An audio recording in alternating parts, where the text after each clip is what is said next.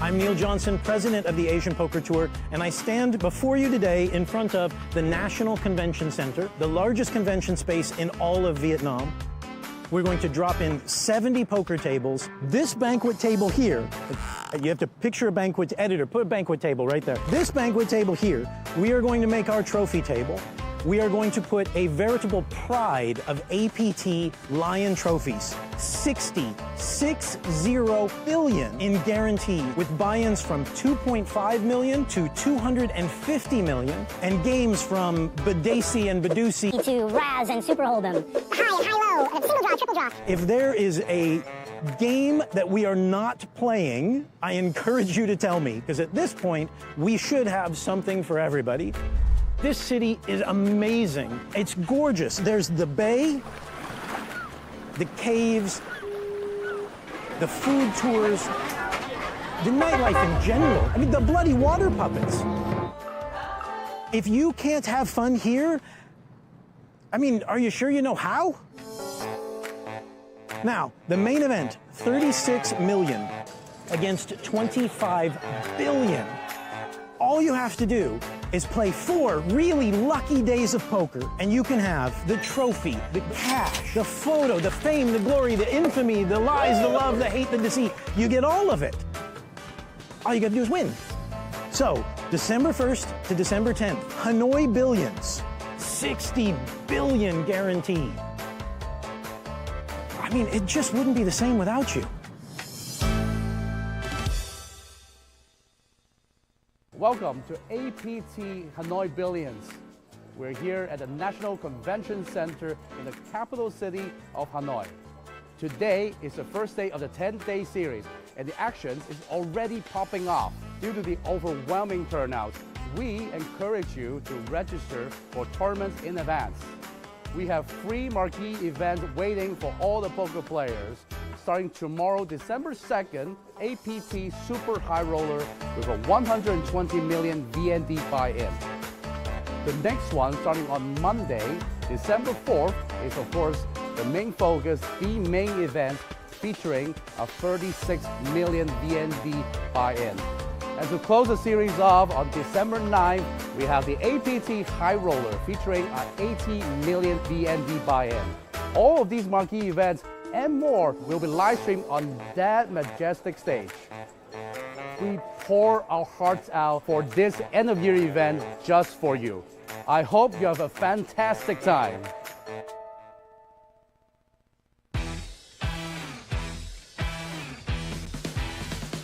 Welcome to Mystery Bounty Hunter Final Day. With 115 players left and a prize pool of 4 billion VND, each player you eliminate, you get an envelope for a chance of winning 1 billion bounty top prize. Let's go bounty hunting! 5 million. 10 million.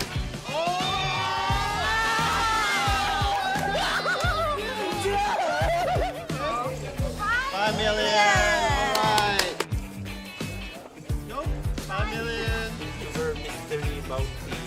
Live draw. You want a lot of zeros. You want 6 zeros. Good. Change the envelope. Oh yeah. Nice. 10 million. Okay, thank you. Oh, surprise! Let's go.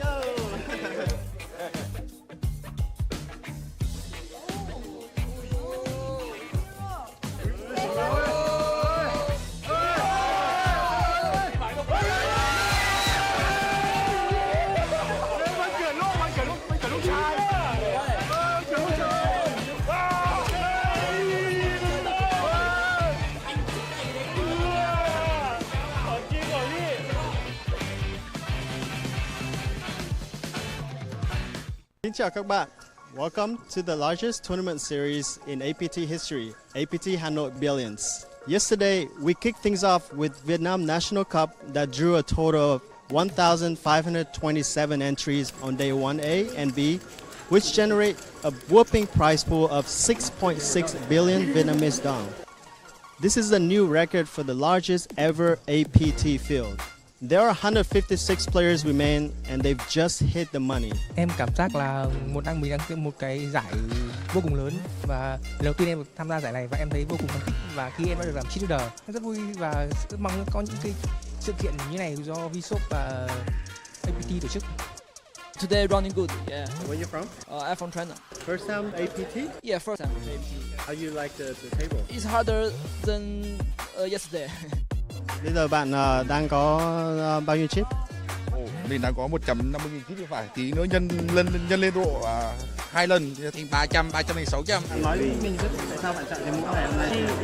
Lịch sử của mình là ngày trước có đi bộ đội, nên là mình muốn đi đánh poker là mình cũng muốn là kỷ luật theo cái quân đội của nhân dân Việt Nam. Hello, I'm Wei Wei from Taiwan. How are you doing today? Not bad, but bib wine is higher, so like everybody like average is 20. So we need one chance, yeah. Stay tuned to find out who makes it to the final table and ultimately gets crowned champion, along with 1.17 billion VND. After 10 hours of play, we have ourselves final 9 players of the historical Vietnam National Cup who will be competing for the trophy and 1.17 billion VND. How are you feeling right now? Feeling great. We started the day with like 60k chips, so now the chip leader it's pretty lucky and play well, so hopefully that continues. Chip leader Alan Pan from China is leading the final table. However, with the blinds getting massive, expect to see a lot of action from other stacks to stay alive. Let's see who becomes the champion.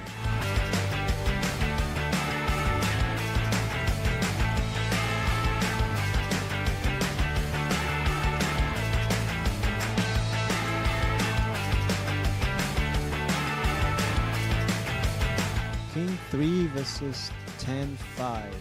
Ooh, king on a turn. Chu Văn Tiến started the final table second to the bottom, but he fought his way to heads-up match.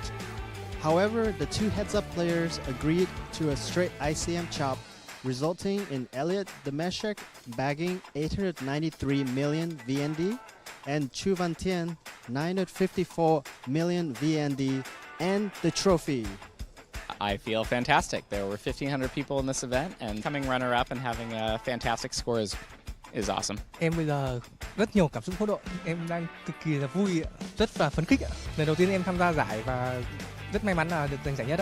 Cái năm này là lần đầu tiên em chơi poker. Sao mà em có thể có những cái khả năng chơi giỏi như vậy? Em cũng có xem những cái live của các anh chị đánh ở trên final table và em cũng rút được nhiều kinh nghiệm ở những cái màn xem đấy. There was just like a lot of build-up leading up to Taipei. A warm welcome to the main stage here is the APT Taipei main event. Highly anticipated main event, if not the most highly anticipated. Seeing the crowd, everyone taking selfies, pictures, there were vloggers everywhere. The atmosphere was just electric. $1,600 buy-in with over $365,000 going to the eventual champion. Number 1 on the Thai all-time money list, Punat Punsri leading the field with a pretty overwhelming 17 million of the chips in play. Whoa, a 5-bet at this stage between the chip leader and second in chips. He's moved all in. Snap call from Punat. Aces for the chip leader. And a 5 IC. Is that ace-5 suited? Off. 29 million chip pot, 10-7-3. Running straight cards or running 5s needed for Chi Wei Fan. And he's dead. That's it. On the turn. Everyone now guaranteed 65,000. And maybe, more importantly, Punat Punsri with 60% of the chips in play. 29 million. What the fuck? I think there was only like 50 million in play or something. He decided to go for it. You need to admire his courage, and luckily for me, my hand held. My name is Punat Punsri. I'm 31 years old. I'm from Bangkok, Thailand. I consider myself someone who has a lot of passion for poker, someone who tries to improve like almost every day I play. It has become a big part of my life.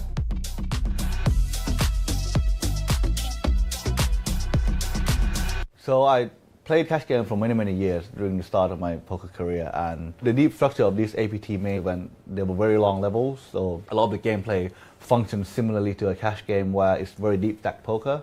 The APT actually have a lot of sentiment for it. I won the championships, the biggest event in the old era version. The euphoria of actually winning a trophy was very unique and different to when I was winning big pots or losing big pots in cash games. So I thought that really ignited my passion for tournament poker, wanting me to improve, and I think it started everything that happened after that. Hey, I'm Ray Chu, Marketing Manager of the APT. Welcome to Taipei. I got super excited actually to go to Taipei because it was the first stop of the APT new era. I've seen a lot of the promo videos on the trophies, on the potentially record-breaking fields.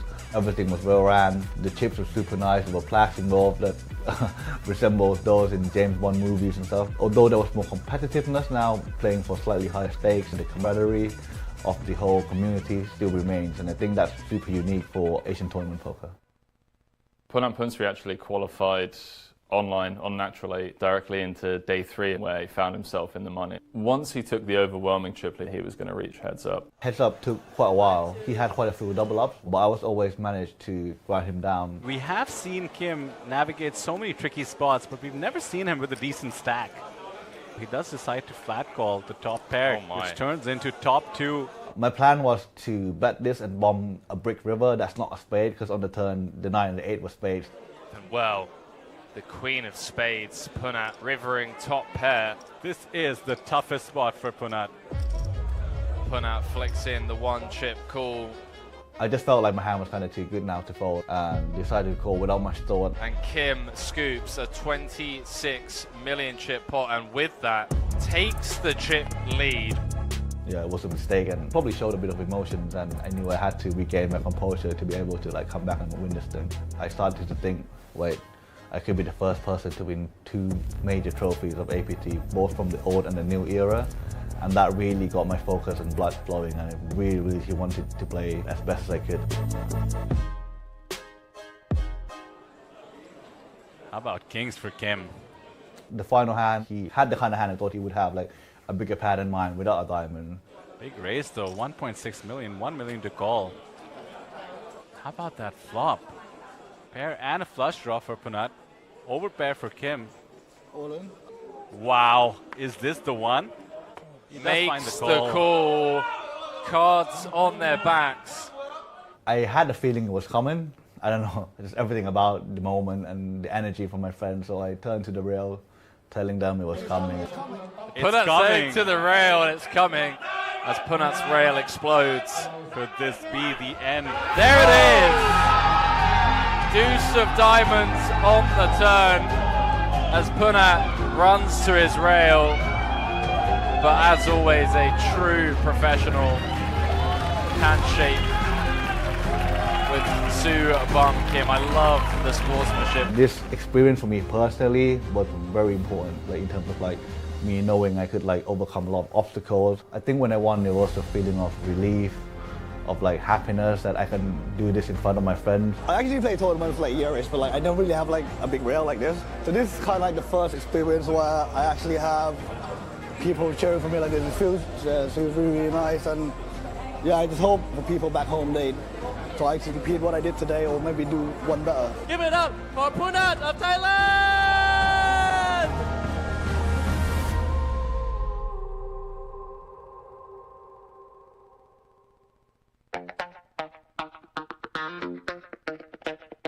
Hello and welcome back. It's the APT main event final day. I think we're really getting a lot of recognition now, not just in Asia, but people from all over the world. I mean, the amount of people from America, the amount of people from Europe that I bumped into. I'm talking, Thai players showing up in force in Incheon. The Thais are taking over.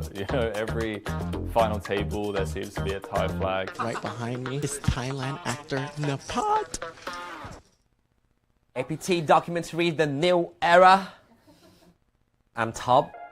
I'm a TV host. I'm a part-time actor, and I'm a recreational poker player, born and raised here in Bangkok, Thailand.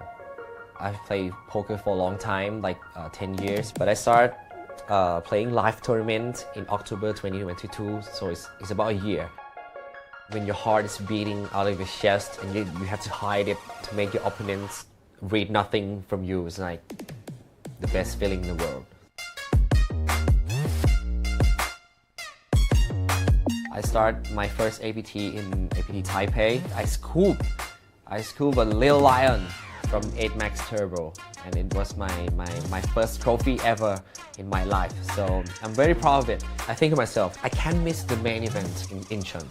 So I going to flight 1C because I don't want to sit long, because flight 1C is a 30 minutes level and I think it's perfect for me. I play day 1C for like 2 or 3 hours and I'm going to day 2. Main event, it become my goal in poker because in Taiwan, people not ship the main event, right? It inspires me, you know, to pursue what I have to do to prove myself in poker world. APT gonna jam from the small with the 3s, and Wan has 5s in the big. Oh! Makes the call with the 5s. Not a bad flop, believe it or not. Some opportunities. Well, there's one of them. Not to be, the 5s are gonna hold. GG's announced. Give me a hug, Greg. Oh, yeah, bro. It was like the best moment ever. Shout out to Thai crew. Shout out to Pipunat Punstri to be my brother and mentor. I did my best. I run so good, and thank you all very much. Give it up for Nepal one more time. 3rd place of the APT main event. I went to cry a bit. Actually, not a bit. I cried a lot with Pipunat and said, I want it so bad. I did my best, bro. He's actually going home with $168,000. He pat me in the back and say, it's poker, it's life, man, and nothing you can do about it. So I have to shout out to him, shout out to Pipunat. He's my mentor, poker vice, and he supported me emotionally also. It's become my goal, you know. I put a post on my Facebook, my personal Facebook, to become a APT main event champion in 2 years. Yeah, I've said it. I know it's hard, I know it's like a mission impossible, but you have to have a goal, right? Thai team are just so tightly knit, and I think if you ever come to Thailand, you see that that's like a massive part of their culture. I'm very grateful and very, very lucky to be circulated by a group of friends who are very, very good poker players who are providing positive inputs all the time. And I think the main reasons I improve as a player is because I always surround myself with people who are better than me. And seeing the different positive traits of each player, it really, really helped my game.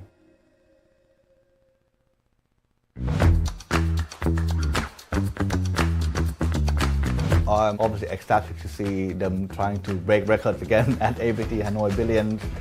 I think there's going to be a lot of people, especially Thais, going this trip. โชคดีครับ APT Hanoi Billions is 100% sure to go for me. I expect people all over the world to be there. I mean, that sounds exciting in itself, right? Hanoi Billions, it's got a bit of a ring to it.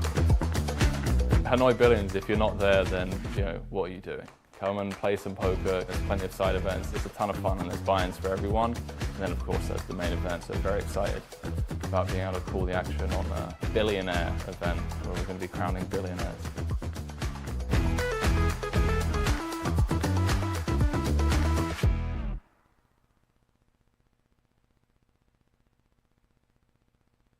The way we launched Taipei, it was tremendous success. We shared every single record possible that APT made. One festival alone in Taipei has more entries than the whole 2017-2018. It definitely exceeded our expectations. Hopefully the momentum continues, and that will be the challenge to keep it going, you know.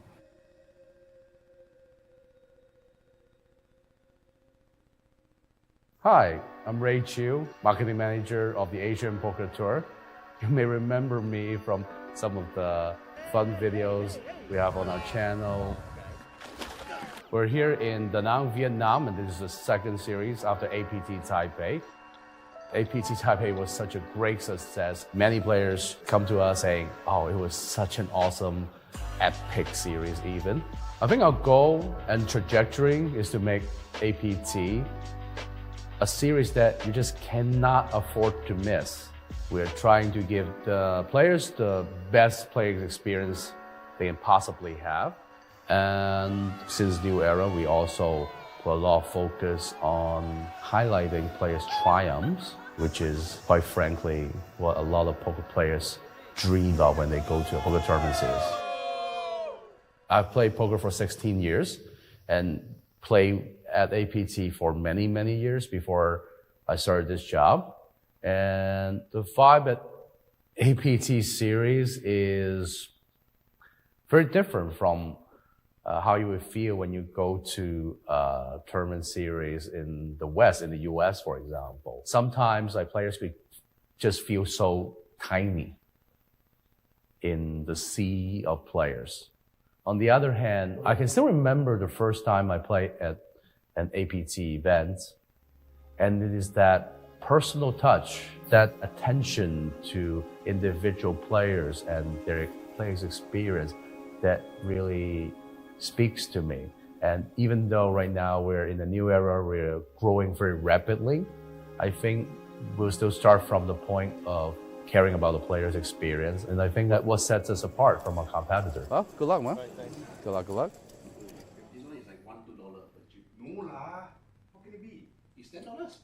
We met playing a home game, and he tried to bluff me with ace queen. I think he 4-bet or 5-bet shove all in pre-flop. And it's not a bluff. It's a bluff. It's a bluff. Obviously, it's a bluff. This is the difference in the level of poker. He thinks it's for value, and I had aces. He was trying to get value from aces.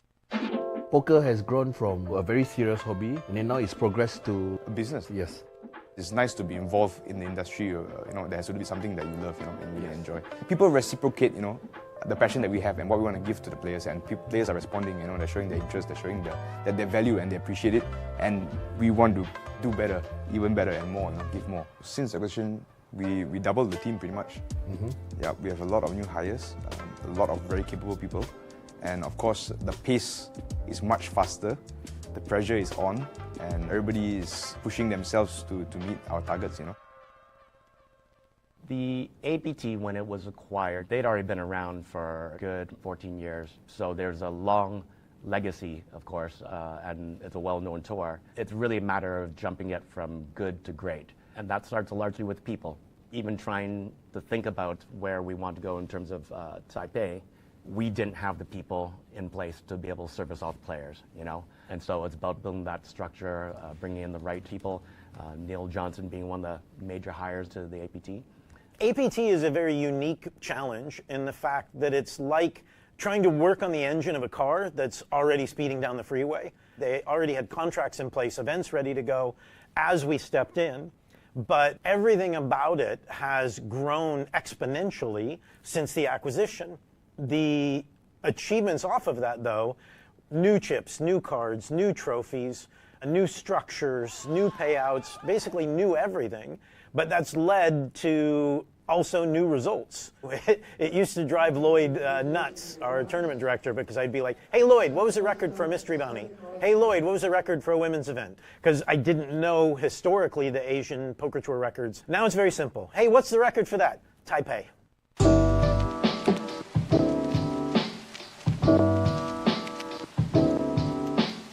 We're meeting Jeff today at the Deuce at Tani, where APT started here in the Philippines.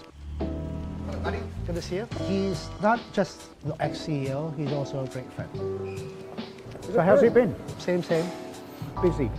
Yeah, really busy. Well, new ownership, new era has been doing pretty well. When I saw that actually the main event in Vietnam, was it Vietnam No, or it's Taiwan? Taiwan. 1,400 for the main event. I believe it was like right around 800 something uniques. Well, I'm proud of it as well, because we started it and somebody's now finishing off and taking it to the next level. And I'm getting interviewed now having nothing to do with APT, and hopefully I'm going to be on Netflix being associated with something. I'm thankful for that, because the bigger APT gets, I'm going to still have a connection to it, and I'm delighted. I wanted to see everybody that's in Asia come to an APT event. Like, we've struggled to kind of bring them all together, and now I can see with the new ownership, it's really, really happening. you and I both knew that for the next step, there were certain things that had to happen. Exactly. And it was a business decision. But you can go on record that we actually didn't accept the highest price for APT. We went with the people that could actually take APT to the next level, and it's all coming true. It's a credit to everyone that was involved with APT.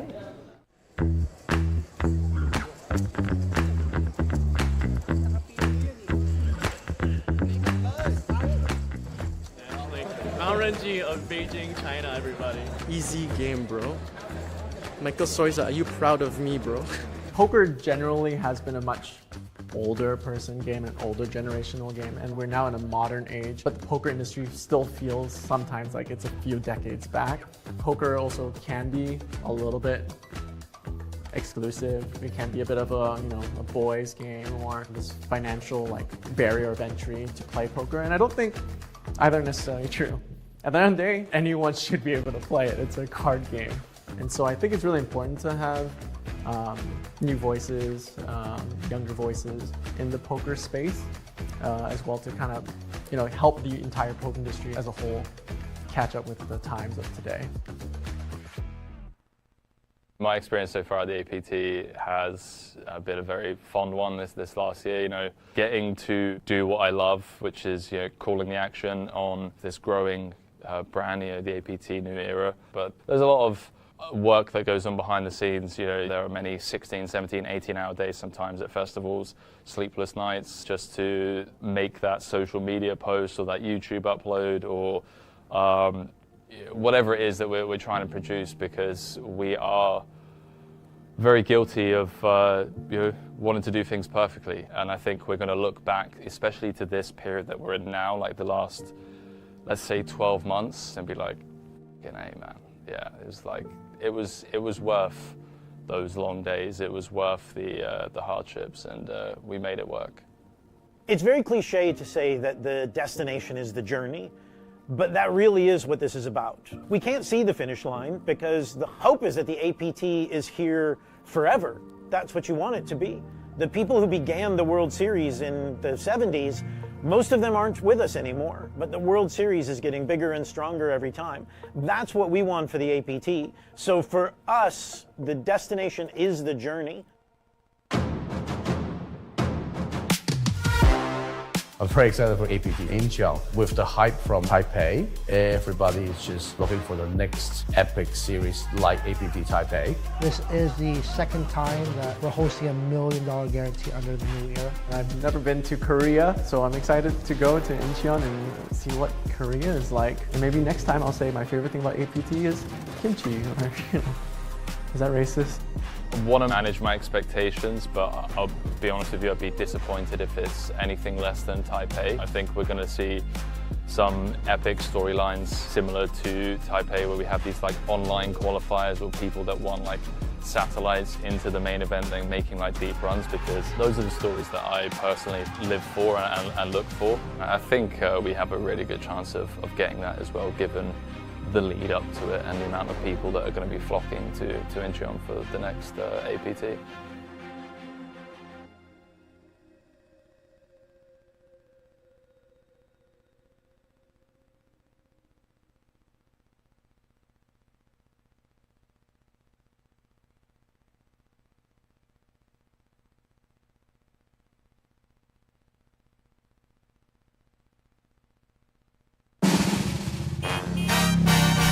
Welcome everyone to the beautiful capital city of Vietnam, Hanoi.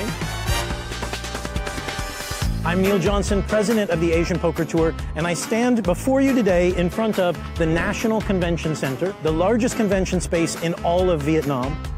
We're going to drop in 70 poker tables. This banquet table here, you have to picture a banquet, editor, put a banquet table right there. This banquet table here, we are going to make our trophy table. We are going to put a veritable pride of APT Lion trophies, 60 billion in guarantee, with buy-ins from 2.5 million to 250 million, and games from Badesi and Badusi to Raz and Super Hold'em, high, high, low, and single draw, triple draw. If there is a game that we are not playing, I encourage you to tell me, because at this point, we should have something for everybody. This city is amazing. It's gorgeous. There's the bay, the caves, the food tours, the nightlife in general. I mean, the bloody water puppets. If you can't have fun here, I mean, are you sure you know how? Now, the main event, 36 million against 25 billion. All you have to do is play 4 really lucky days of poker, and you can have the trophy, the cash, the photo, the fame, the glory, the infamy, the lies, the love, the hate, the deceit. You get all of it. All you gotta do is win. So, December 1st to December 10th, Hanoi Billions, 60 billion guaranteed. I mean, it just wouldn't be the same without you. Welcome to APT Hanoi Billions. We're here at the National Convention Center in the capital city of Hanoi. Today is the first day of the 10-day series, and the action is already popping off. Due to the overwhelming turnout, we encourage you to register for tournaments in advance. We have free marquee events waiting for all the poker players. Starting tomorrow, December 2nd, APT Super High Roller with a 120 million VND buy-in. The next one, starting on Monday, December 4th, is of course the main focus, the main event, featuring a 36 million VND buy-in. And to close the series off on December 9th, we have the APT High Roller featuring an 80 million VND buy-in. All of these marquee events and more will be live streamed on that majestic stage. We pour our hearts out for this end-of-year event just for you. I hope you have a fantastic time.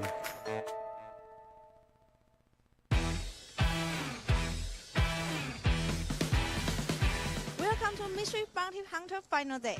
With 115 players left and a prize pool of 4 billion VND, each player you eliminate, you get an envelope for a chance of winning 1 billion bounty top prize. Let's go bounty hunting! 5 million. 10 million.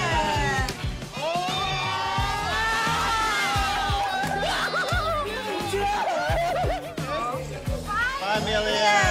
Alright. Nope. 5 million. Super mystery bounty live draw.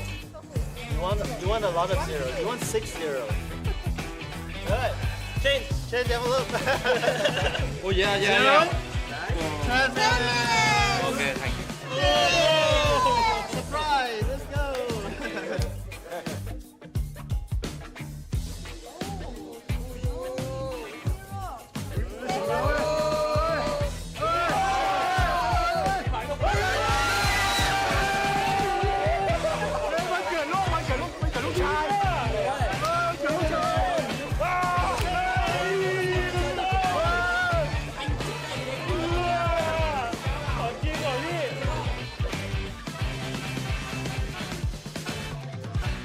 Xin chào các bạn. Welcome to the largest tournament series in APT history, APT Hanoi Billions. Yesterday, we kicked things off with Vietnam National Cup that drew a total of 1,527 entries on day 1A and B, which generate a whopping prize pool of 6.6 billion Vietnamese dong. This is a new record for the largest ever APT field. There are 156 players remain and they've just hit the money. Em cảm giác là đang mình một cái giải vô cùng lớn, và lần đầu tiên em được tham gia giải này và em thấy vô cùng thích, và khi em đã được làm cheerleader em rất vui và rất mong có những cái sự kiện như này do Vshop và APT tổ chức. Today running good, yeah. Where you from? I'm from China. First time APT? Yeah, first time APT. How you like the table? It's harder than yesterday. Bây giờ bạn đang có bao nhiêu chip? Mình đang có 150.000 chip thì phải. Tí nữa nhân lên độ 2 lần thì thành 300, 600. Nói với mình rất tại sao bạn chọn cái mũ này hôm nay? Lịch sử của mình là ngày trước có đi bộ đội. Nên là mình muốn đi đánh poker là mình muốn là kỷ luật theo cái quân đội của nhân dân Việt Nam. Hello, I'm Wei Wei from Taiwan. How are you doing today? Not bad, but the big blind is higher, so like everybody like average is 20. So we need one chance, yeah. Stay tuned to find out who makes it to the final table and ultimately gets crowned champion, along with 1.17 billion VND. After 10 hours of play, we have ourselves final 9 players of the historical Vietnam National Cup who will be competing for the trophy and 1.17 billion VND. How are you feeling right now? Feeling great. We started the day with like 60k chips, so now the chip leader is pretty lucky and play well, so hopefully that continues. Chip leader Alan Pan from China is leading the final table. However, with the blinds getting massive, expect to see a lot of action from other stacks to stay alive. Let's see who becomes the champion.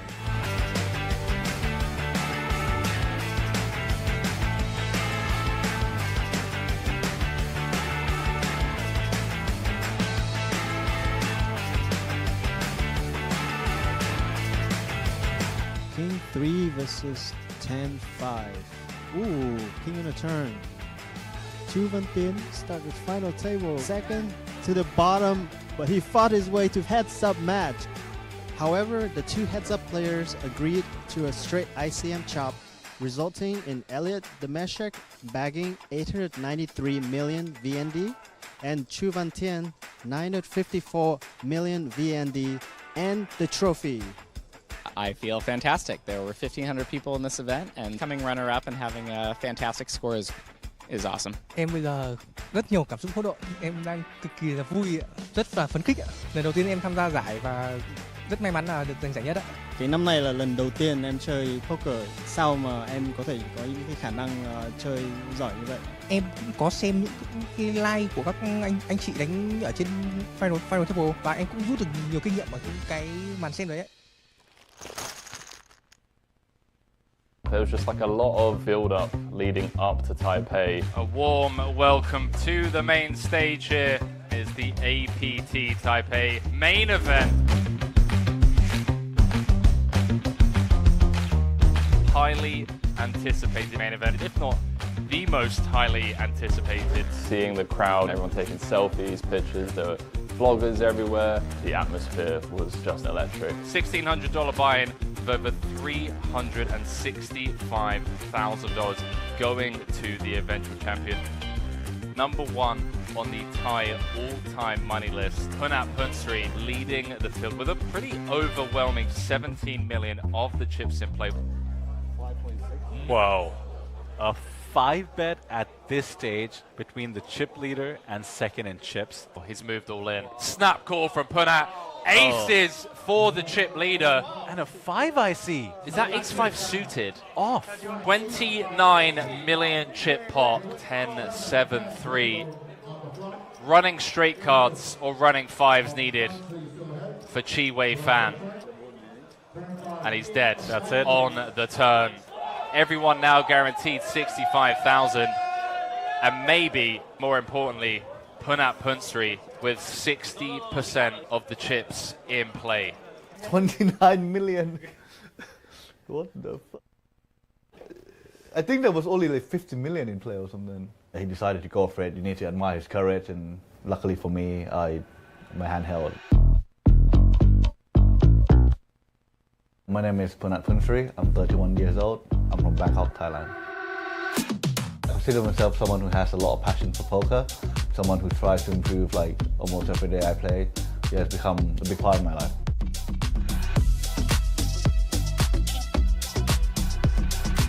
So I played cash games for many years during the start of my poker career, and the deep structure of this APT main event, they were very long levels, so a lot of the gameplay functions similarly to a cash game where it's very deep stack poker. The APT actually have a lot of like sentiment for it. I won the championships, the biggest event in the old era version. The euphoria of like actually winning a trophy was very unique and different to when I was winning big pots or losing big pots in cash games. So I thought that really ignited my passion for tournament poker, wanting me to improve, and I think it started everything that happened after that. Hey, I'm Ray Chu, Marketing Manager of the APT. Welcome to Taipei. I got super excited actually to go to Taipei because it was the first stop of the APT new era. I've seen a lot of the promo videos on the trophies, on the potentially record-breaking fields. Everything was well ran. The chips were super nice. There were plaques involved that resembled those in James Bond movies and stuff. Although there was more competitiveness now, playing for slightly higher stakes, and the camaraderie of the whole community still remains. And I think that's super unique for Asian tournament poker. Punat Punsri actually qualified online on Natural 8 directly into day 3 where he found himself in the money. Once he took the overwhelming chip lead, he was going to reach heads up. Heads up took quite a while. He had quite a few double ups, but I was always managed to grind him down. We have seen Kim navigate so many tricky spots, but we've never seen him with a decent stack.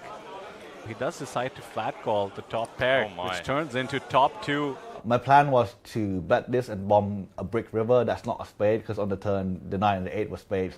And well, the queen of spades, Punat, rivering top pair. This is the toughest spot for Punat. Punat flicks in the 1 chip call. I just felt like my hand was kind of too good now to fold and decided to call without much thought. And Kim scoops a 26 million chip pot, and with that, takes the chip lead. Yeah, it was a mistake and probably showed a bit of emotions, and I knew I had to regain my composure to be able to come back and win this thing. I started to think, wait, I could be the first person to win 2 major trophies of APT, both from the old and the new era. And that really got my focus and blood flowing, and I really wanted to play as best as I could. How about kings for Kim? The final hand, he had the kind of hand I thought he would have, like a bigger pad in mind without a diamond. Big raise though, 1.6 million, 1 million to call. How about that flop? Pair and a flush draw for Punat. Overpair for Kim. All in. Wow, is this the one? He makes the call. Cards on their backs. I had a feeling it was coming. I don't know, just everything about the moment and the energy from my friends. So I turned to the rail, telling them it was coming. Punat saying to the rail, and it's coming as Punat's rail explodes. Could this be the end? There it is! Deuce of diamonds on the turn as Punat runs to his rail. But as always, a true professional handshake with Soo Bum Kim. I love the sportsmanship. This experience for me personally was very important, in terms of me knowing I could overcome a lot of obstacles. I think when I won, there was a feeling of relief, of happiness that I can do this in front of my friends. I actually play tournaments for years, but I don't really have a big rail like this. So this is kind of the first experience where I actually have people cheering for me like this. It feels really, really nice, and yeah, I just hope the people back home they try to repeat what I did today, or maybe do one better. Give it up for Punat of Thailand!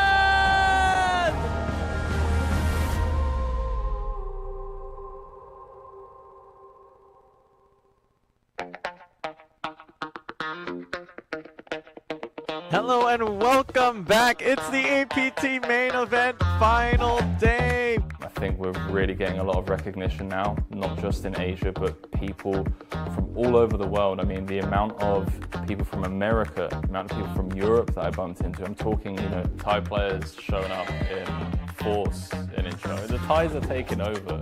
Every final table there seems to be a Thai flag. Right behind me is Thailand actor Napat. APT documentary, The New Era. I'm Top. I'm a TV host. I'm a part-time actor, and I'm a recreational poker player, born and raised here in Bangkok, Thailand. I've played poker for a long time, 10 years, but I started playing live tournament in October 2022, so it's about a year. When your heart is beating out of your chest and you have to hide it to make your opponents read nothing from you, it's the best feeling in the world.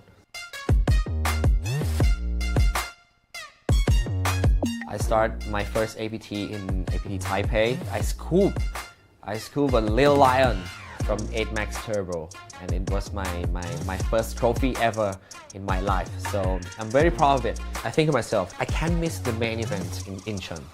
So I go into flight 1C because I don't want to sit long, because flight 1C is a 30 minutes level, and I think it's perfect for me.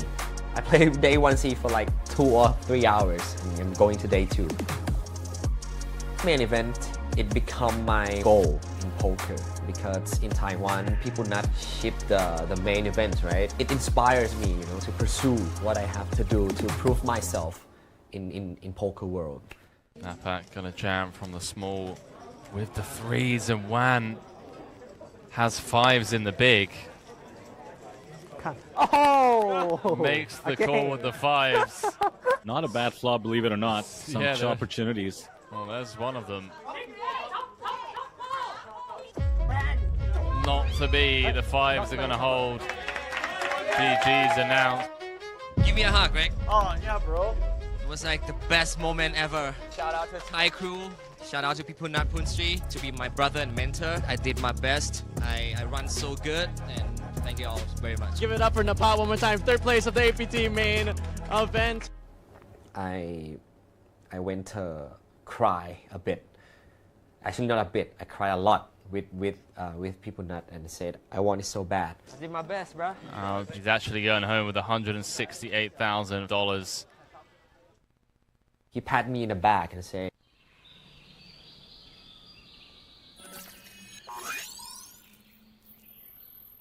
Welcome to Asia's largest online poker room. Our next generation poker software is now initiating.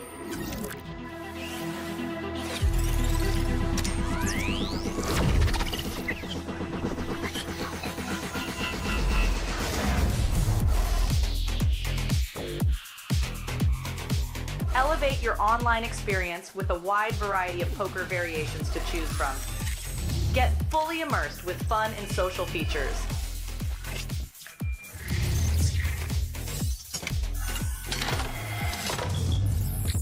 Level up your game with PokerCraft and Smart HUD.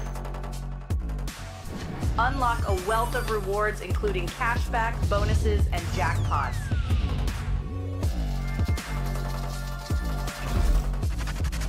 Join world-class poker tournaments featuring some of the world's most renowned brands and the largest guaranteed prize pools in the world. Experience the best in customer service and hassle-free transactions for a seamless online gaming experience. With online poker available on all your devices, you'll be able to play your favorite games anytime, anywhere.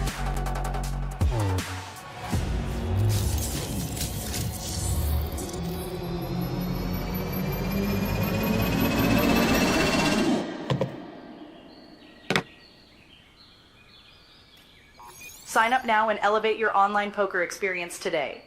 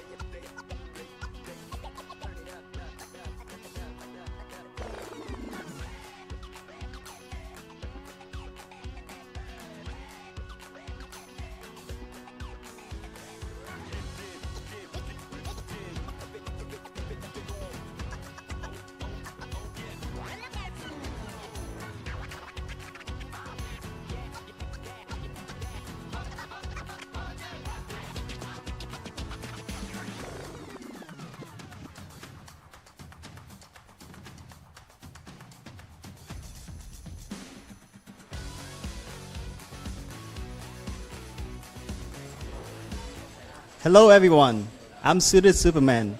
Welcome you to APT Hanoi Billions. Today I would like to introduce you to the final table of 6 players from Hong Kong who qualified themselves through Natural 8 online poker site. They all guaranteed themselves a seat to the APT main event here in Hanoi. Also, for $8,000 prize pool with $1,000 up top and a coveted APT trophy, they are gonna battle it out today on the live felt. I would like to introduce you the players in seat 1, Wulia, with 195,000 in chips. Unfortunately, he cannot make it today. And seat 2, in seat 2, we have Jackie Yim with 254,000 in chips. Welcome. And in seat 3, we have a player with a nickname Edmund with 169,000 in chips.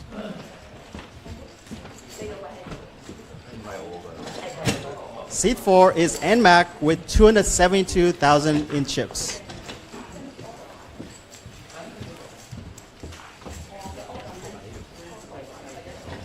Seat 7, I Have a Dream with a short stack, 150,000 in chips.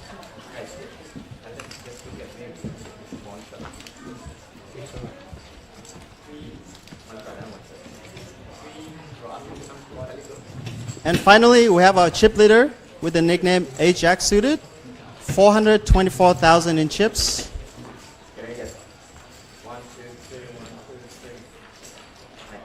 And welcome our dealer, CC. Good luck, players. Let's shuffle up and deal.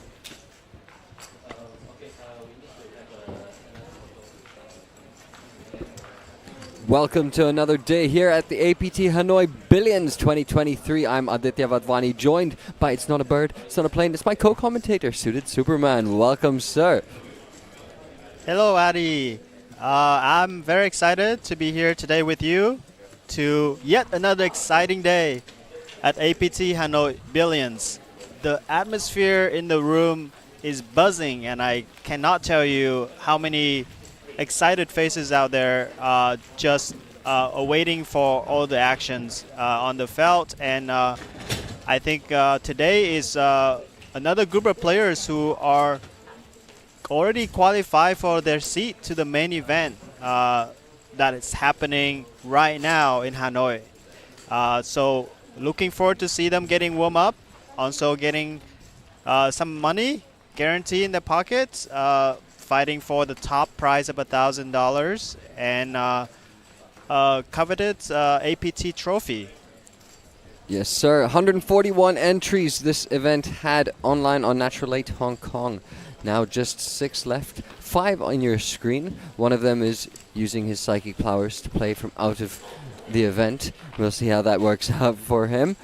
First prize, like you said, $1,000 US. And, of course, everyone getting that APT seat. Now out there, outside in the other events, we've got the High Roller Mystery Bounty that's just kicked off. It'll be day 1B of the main event. Of course, that'll be later on. And yeah, it's been already guarantee crossed as far as we understand for that main event. So things are only looking up and up, and they're already at such a high level. Can't wait for this series to get underway to the later stages. But for now, let's get focused on the players from Natural 8 Hong Kong. Yes, I'm always excited to see how some of this dynamics working out when the players who are playing online qualify themselves to this live stage. And with online, you know, you can't see your opponent's faces and reactions. So we will see how the players today take advantage of that and be able to, you know, use those live reads to make some decisions, and that will be interesting to see the dynamic. One player actually could not make it to the final table today, so his chips will be blinded out in seat 1, and I think he's third in chips, third shortest stack in chips, but still plenty of chips in his stack to be left on the table. So it will be interesting to see how that's become a factor in this final table. Absolutely. I mean, no one wants to have a ghost literally ladder above them, right? That wouldn't be, well, wouldn't be nice. But they're going to fight out as hard as they can. We've always seen that on these APT final tables, people giving it their all. There's, of course, a trophy up for grabs. Out of all the players here, I did do some looking around. I could only really find information on Edmund here, who seems to be a little bit of a fan favorite in the chat already. I can see some support for him. Hello to you guys as well on YouTube joining us, all 84 of you early birds. Don't forget, Guess the Winner contest is on. It's pinned in the chat. Click that form, take part, get some freebies. You know how that works. Edmund, as I mentioned, he's in the top 100 of the Hong Kong all-time money list, has almost 100k in live cashes. So we can assume that he's probably the most experienced live player here. But that usually doesn't mean much when it comes down to heads up. So we'll find out how that plays out.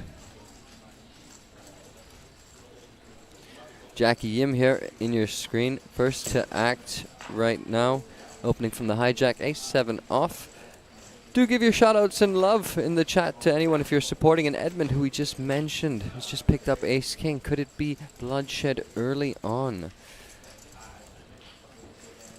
Let's see how the first premium plays. We can see a little bit of nervousness from Edmund, as maybe he doesn't have as much live poker experience, but with the resume like Addy just mentioned, I think he is, you know, like just a wizard online, possibly. It's true.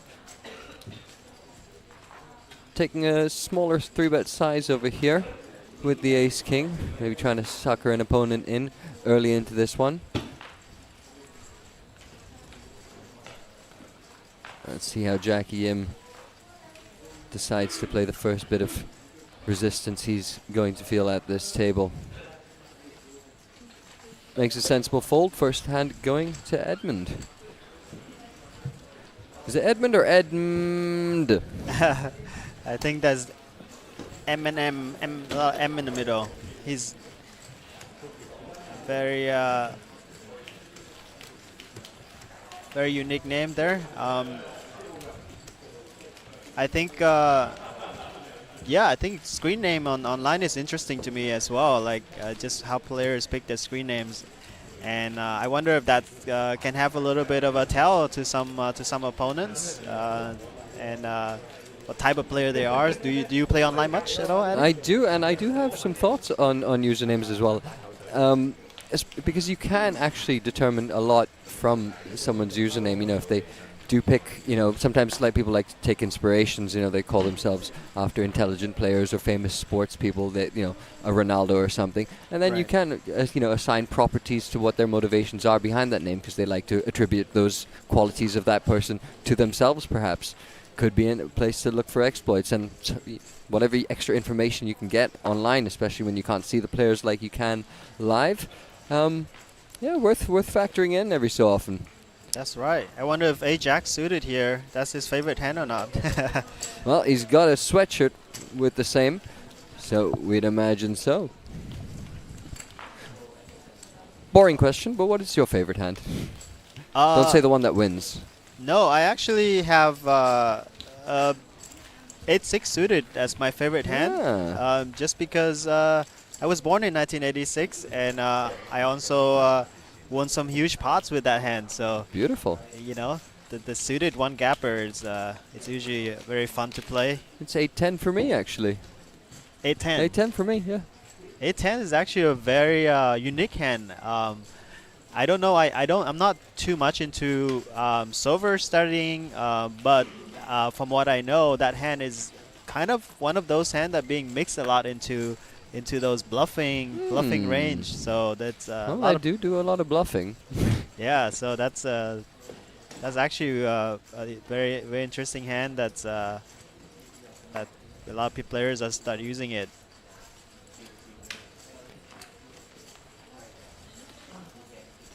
We're both sharing that lucky 8. Yes, sir. And both born in Natural 86. Getting close to that 40 mark, mate. Getting close to that 40 mark. I would not keep counting. I'll stop counting right now. Right then, Jackie Yim here on the big blind with a suited 7-3. Does he choose to defend? I'd be happy to see it flop. I have a dream with the initial raise. I just noticed a player in seat 2 just had a walk from the small blind, which is very interesting. I think the big blind was, oh, not seat 2, I think seat 6. The player in the big blind was absent, so the button actually just let him walk from the small blind, which is interesting because I think I would thought that those are the good spots to just steal some chips, giving the small blind a pretty bad odds to defend our position. I do have some news for you guys regarding that Guess the Win contest that's running in chat. For all of you watching online on YouTube, that contest will close. Registration closes at 3:30 p.m. HKT. So get your predictions in soon.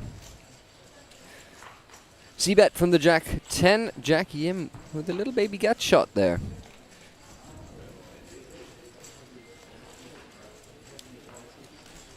Yeah, Jackie has a pretty good check raising candidate here, I think. But maybe with another heart on the board, he would go for it. For the hope of turning some equity on the turn, additional equity. But with the 7-3 of heart, he decided to make a tight lay down. I think these players are going to play very cautiously just because there's one stack not being in action, so we probably will see a lot of waiting for the stack to be dwindled down a little bit more.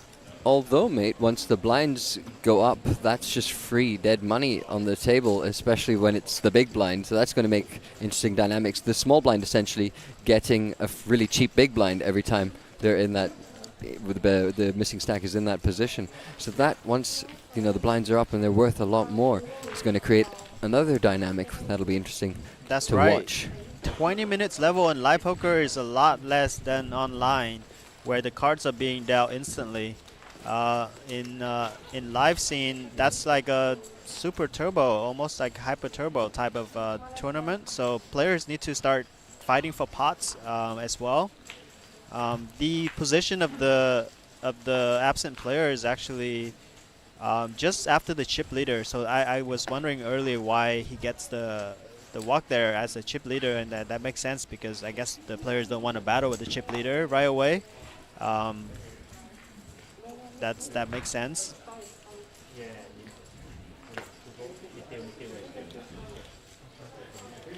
A very favorable seat draw for the chip leader.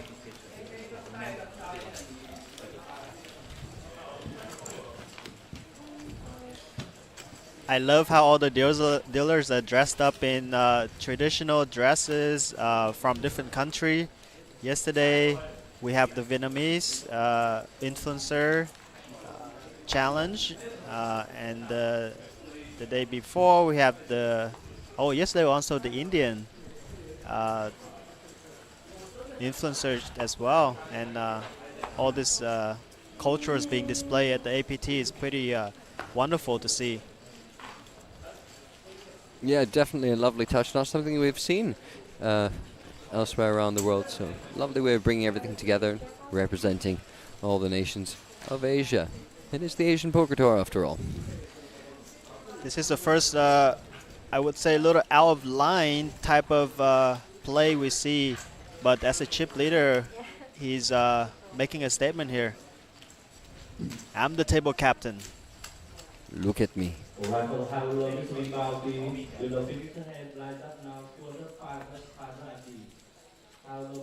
Michael Thorne in the chat says, click thumbs up, people. I couldn't agree with that more. Mystery. Oh, King Deuce. I thought we was going to get to do a mystery hand with Edmund. I thought Mystery Bounty would be one. I'm always that is running outside. I always get super excited. I'm getting a lot of FOMO because I like watching the envelope being opened. It's a really cool thing. Yes, that was fun. The player who won the 1 billion VND, he had 4 bounties, and he designated each of the bounty for his family member, his daughters, first, second, third daughter, and his wife. And right away, the first envelope he opened for his middle daughter, he won $1 billion. So I think $1 billion Vietnamese dong. So I think, you know, hopefully that goes to his daughter's college fund. You said dollars for a second. I was about to ditch you and just run and register right away. I'm out of here, mate. You do the commentary. I'm going to go hit that $1 billion. That's very, very cool stories which being built every day here. Every day is a record-breaking day here at APT Hanoi, including the main event, which all eyes are on. Yesterday, we had the record-breaking first flight of the main event, surpassing APT Taiwan main event by almost 50% in entries, in combined with the online qualification from Natural 8. Flight A already exceeded the guarantee, and we still have 3 more flights being played out along with satellite Sorry events. to cut you off there. Edmund, and you know what's really interesting is Jackie, there might be some dynamics building now between Jackie and Edmund, because every time Jackie's open, he has been 3-bet by Edmund. This time, massively, went for it all. You wonder if that's gonna tilt Jackie at some point. That's been 3 hands he's opened, 3 hands he's been 3-bet. Yes, that's definitely worth noticing. With this hand, Jackie is going to have a tough time to make the call, but I think he definitely wanted to, you know, find out what's his opponent's up to here. AJ suited, our chip leader at the moment, looking very comfortable. The blinds are still relatively small. That's going to pop up in the next 5 minutes, and the jumps are well, they're fairly chunky. They're not nice slow jumps. They're pretty well. They're relevant to the structure, obviously. So, like we said, can't wait around too long, because as my suited Superman mentioned earlier, this ain't online poker. This is the live arena. Although I must say, props to the dealer getting the hands dealt super fast, bridging that gap somewhat. Jackie M. Are we going to try again? If Edmund picks up a hand here, I really want it to happen. Just, you know, 1, blood, 2, dynamics.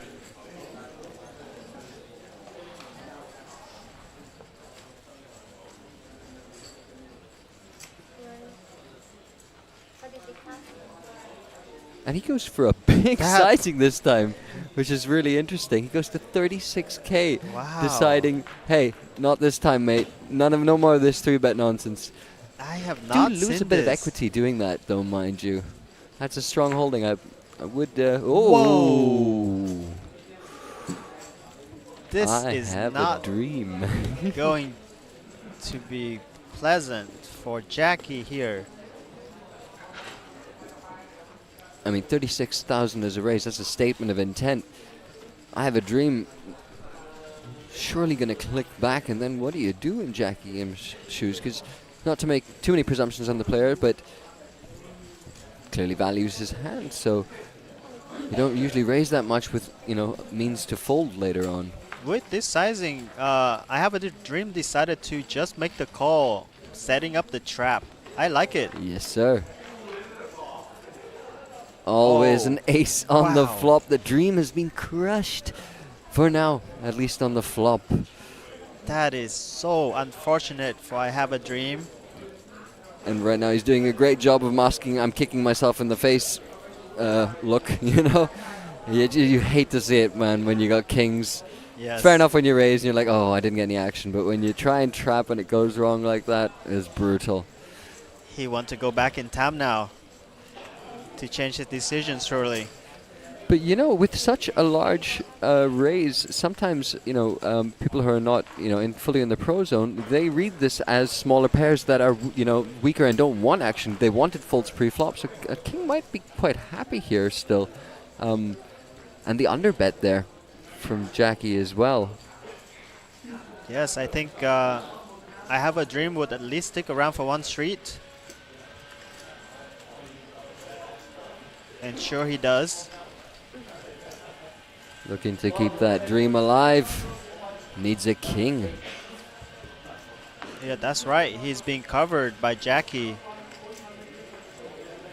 by 4 big blinds. So he's a player at risk here. The pot has swollen over 130,000. And I Have a Dream only have 90,000 in his stack. SPR less than 1 going to on the turn right now. What's your move here, man? I would actually have loved the check back from Jackie here, as when I Have a Dream just make a call from the big blind. I don't think he have many hands that connected to this board beside some strong aces.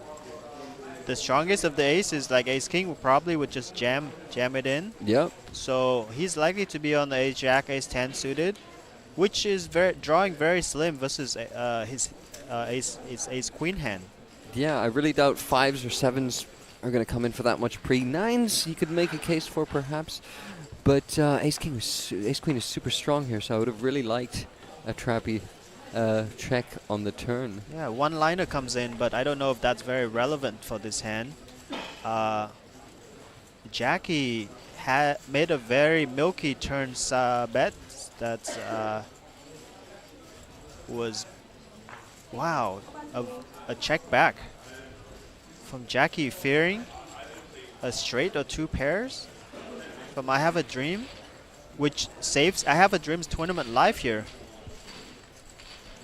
You know, I think the presumption is right there. He thought there might be being a medium pair, and 8s is possibly one of them. 9s is possibly one of them. So, yeah, okay, I can understand the check back. Fair enough. He did face resistance the whole way through, mind you. You do have to give your opponents a little bit of credit at some point. King's a little disappointed there. Yes, but he probably very happy now that he did not stick it in pre-flop and possibly got called and be out by now. Instead, he still have 9 big blind left, which is still plenty to work with. So when it comes to trapping with aces or kings pre-flop, I know everyone says just don't bother, just raise. You just want to do that. But when do you find it is the most appropriate or the most efficient to actually do the trapping? I think with those hands, obviously we try to have a situation in a heads-up spot where we don't have too many opponents in the hands, too many ranges in the hand to be, content against. The equity split goes down. With heads-up situation, especially hey, from... sorry. It's like fate. Ace Jack suited with Ace Jack suited. Dominating Jackie's suit here. Sorry, you were continuing your thought there, mate. Sorry, I just got super excited. No, that's completely fine. This hand might be a very interesting hand if a couple of diamonds showed up. Sure.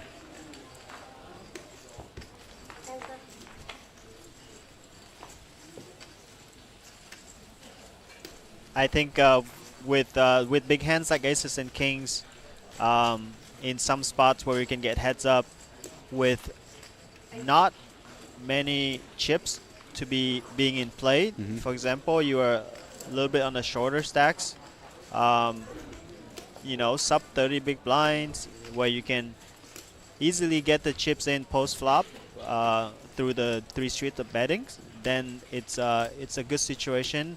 Also, in some cases where you have a very wild and bluffy opponents, where you want them to fire multiple street of bluffs.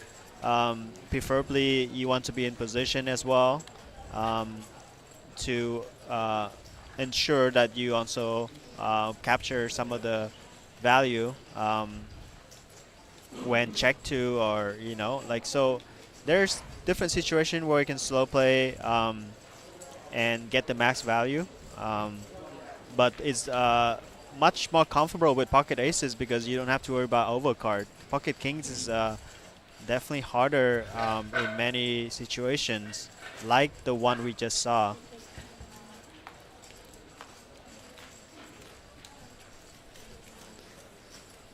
Ace-Jack suited right now, cannot lose this hand unless he's bluffed off it. You were saying? Oh, I was just thinking, like, it's so rare for aces and kings. You know, you have to have those hands. You want to also get the most value from the player. So I think with somewhat of a tighter range open, then you can make a more aggressive plays, knowing that they have stronger hands that can call the raise, or other. On the other hand, if you are getting an open from late position, for example, or some small blind, you might want to work in some traps because a raise there might just end the hand, and you might be disappointed for just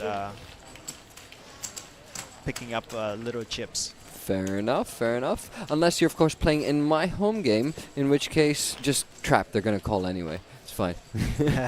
They will make 2 pair once in a while, and you will cry, but that's the nature of the beast in our home game.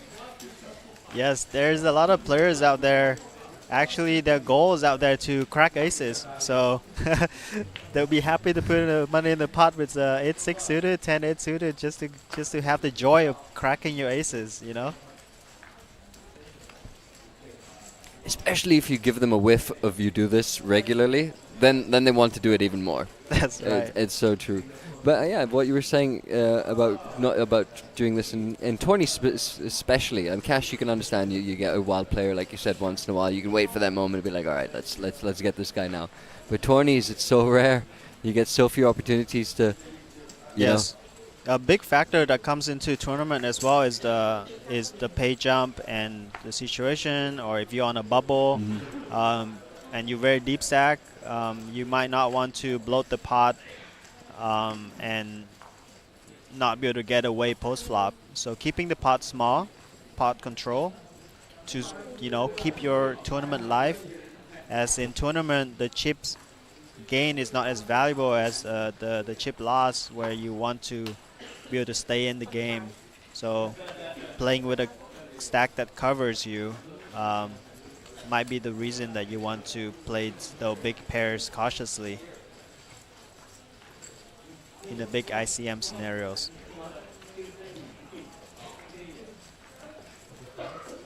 That might be a reason I have a dream just flat with pocket kings, knowing that there's an abandoned stack that just there. And thankfully so, he does not get a call from the ace-8 off of NMAC right there. That would have been fairly close. Again, that missing stack a factor. Blinds are up now, 4K, 8K with the big blind ante. Hello everyone in chat. If you got any questions for us, you want to know more about the APT, this event or anything else, do let us know. We are here behind the scenes bringing you all the action.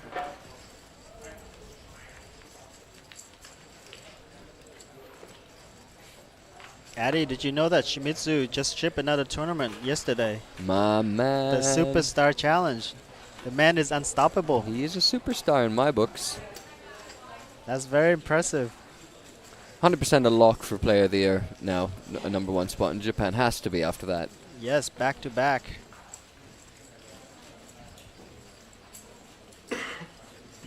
Once again, a reminder, the forum will be closed at 3:30 p.m. Hong Kong time. That is for the Guess the Winner contest going on in YouTube right now. 134 of you. Good afternoon. I was going to say morning. It is the afternoon. Ace-Jack suited have a very good situation developing for him. He's having great position. He's having a player with 10 big blinds and a player that's not there. So he is allowed to just relentless steal the blinds. But Jackie Yim is going to try and keep him honest here from the big blind, calling the min raise.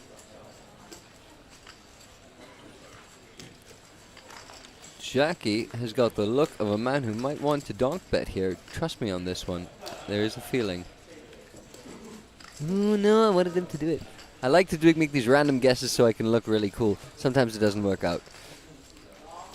Yeah, he does have that look for sure. Well, he had that hand and then that flop, and he's like, I think the only way I win this. I maybe think he make a was bet now. trying to remember if you have a king of club or king of spade and was unsure.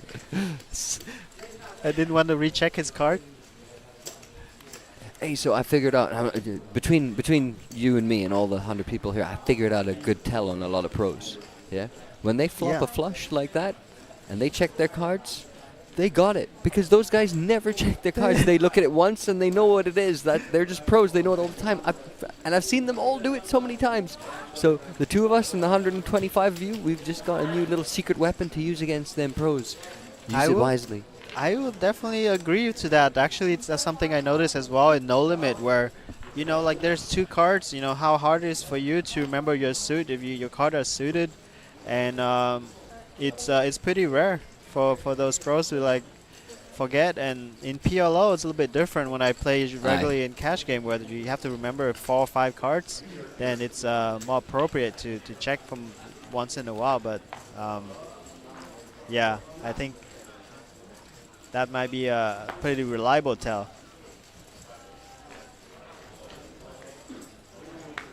Until they figure out that you know, and they would fake give you that tell, you know? Unrelated note, any pros in chat, make yourself known. I think poker is such an interesting game where there's so many levels of strategy, and that's what make me love the game the most. There's just so many adjustments and, you know, like psychological warfare within the game that's just go beyond just the cards and the math and the statistics. So I was working on something many years ago when I was big follower of mentalism and like neurolinguistic programming and stuff. And what I wanted to do, and I hope my home Game Boys aren't watching, at least not the ones from back in the day, because what I was trying to do is, because we used to play a couple of times a week, getting decent volume against each other, and with NLP it takes a little time to program people essentially, right? Yes. So what I was trying to do at that point is get them to, you know, react in certain ways to keywords that I would say that would prompt certain aggressive or passive behavior from them. You know, if I said like carrot, that they just feel like I'm weak or something, you know? And I was working on that, but we never got to see that bear any fruit. But it was, I felt there was a vibe there. It was just not a very easy thing to do. It's a very specific one table that you're going to play against for a lot of time. You know, exploit, but there was potential there. There was potential there. Yeah, definitely. I think as human, it's very hard for us to like just conceal a lot of this emotion or tells, and that's why I love watching live stream a lot, like this one, where you get to see close up the action, the players' reaction, where their eyes looking, how their face looking, and also get to see their cards to see their verify that and validate that. So it's very fortunate that APT is able to broadcast to us every day throughout the series. Final table with live stream, whole cards of players from all over the world. And speaking of which, after this event we will also have the N8 Thailand edition of this same format, the hybrids, where they start online and finish up live over here. We had India, we've had Hong Kong today, we have Thailand later on. And AJ suited with Queen 10 suited, opening from the hijack. Jackie M with Ace Queen. Again, Ace Queen worked out last time for Jackie. Let's see how he plays this hand. He is covered by the chip leader. I think I might just flat here on the button.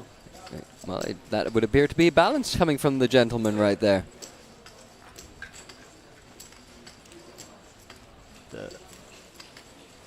The big blind is also very short.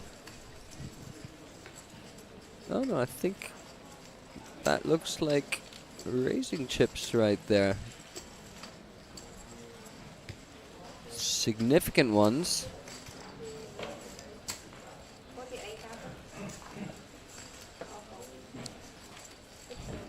And that gets threes to get out the way rather rapidly. For your information, the chips in play, the blue ones are worth 5k, I believe. That's correct. And the yellows are 25? I believe the yellow chips are 1k. They're 1k, sorry. Yes. Those were the yellow plaques, which That's were right. 250,000. My bad. Yes. Slight. I'm just missing a 0. The blinds are 4,000, 8,000 with 8,000 ante. Julia still hanging in there with 20 big blinds. Almost get a ladder up.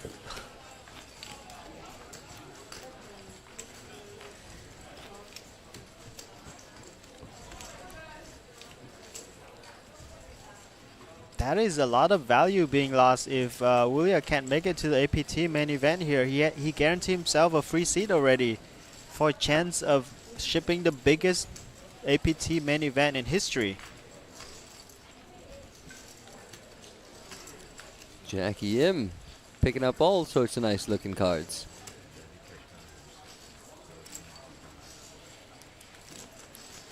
Jackie Jim's showing that he is not worried about being bust out. He's very aggressive, very determined to win every pot he's contested for.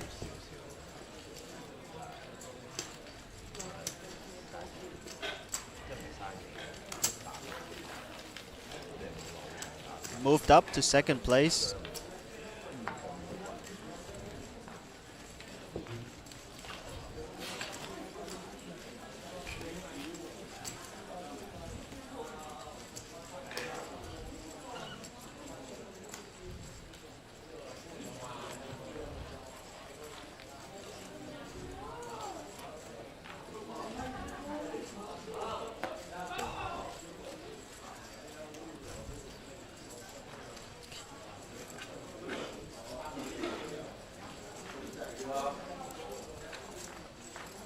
And this is where I often get a little worried when I've genuinely picked up a bunch of hands and then I pick up ace-3 and I want to play. He doesn't though.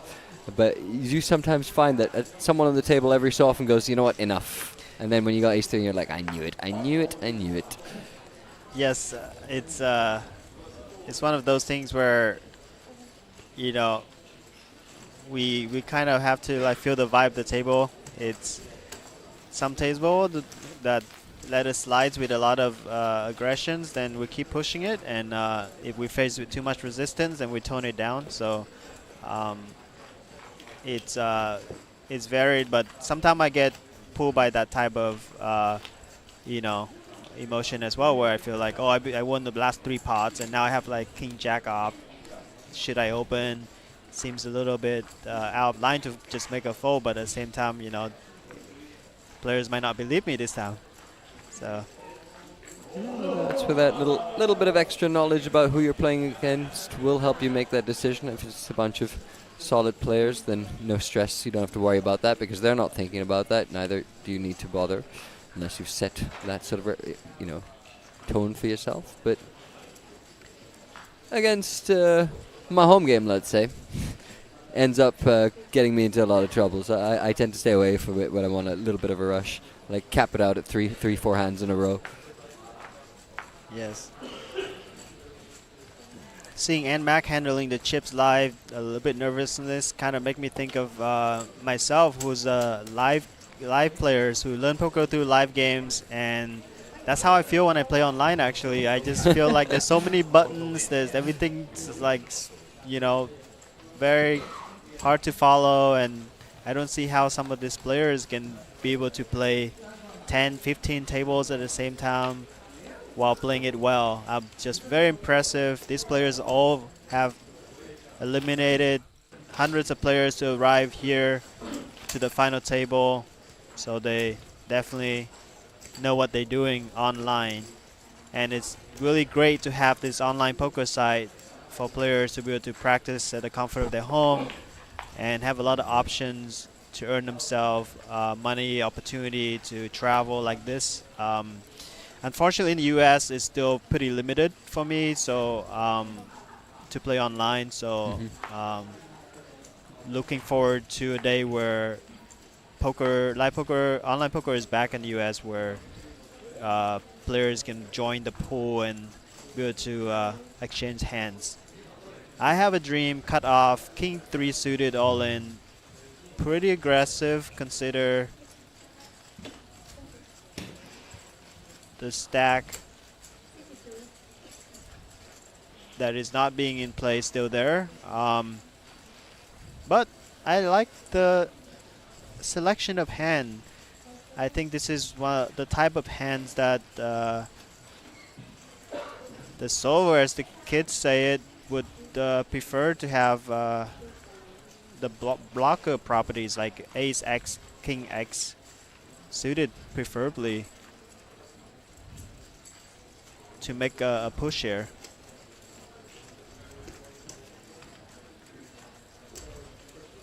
As you get shorter stack, hands like this go upper in value as opposed to suited connectors, smaller cards or smaller pairs.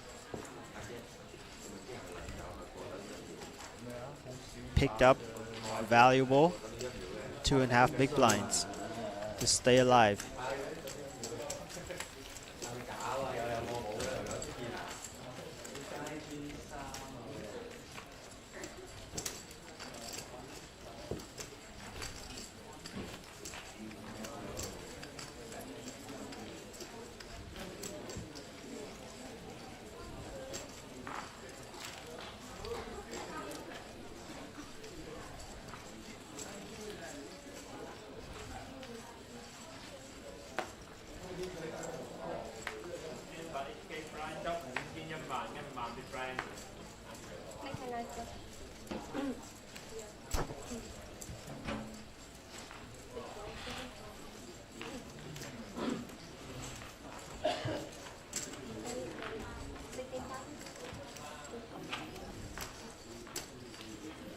I really like ace jack suited table demeanor, very stoic, very focused.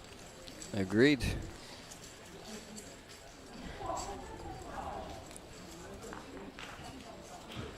And he's not just waiting for good hands, he get in there using his chips. Jackie also in there battling, flattening the small blind with the ace jack offsuit. And Edmund gets a lovely price to peel. The first three-way pot. Let's see. Ace, 3, deuce, rainbow. A great flop for Edmund. Let's see if he can hang on to it.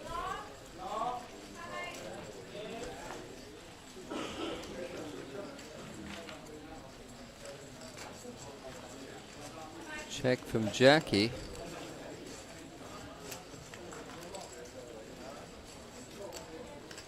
And Edmund's ace is really well disguised here out of the big blind, so I like the check right there as well.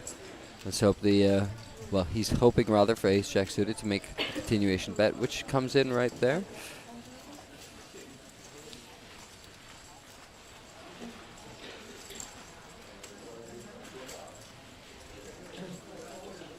The small continuation bet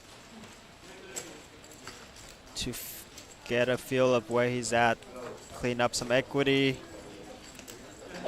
I like the fast call there as well. It usually tends to look weaker than it actually is. Ooh, and that's not the best card for AJ suited. Again, gonna be hard to put his opponent on an ace. Yes, I think ace jack suited, think he was bluffing, and with this card he might think that he has showdown value and might try to take it to showdown.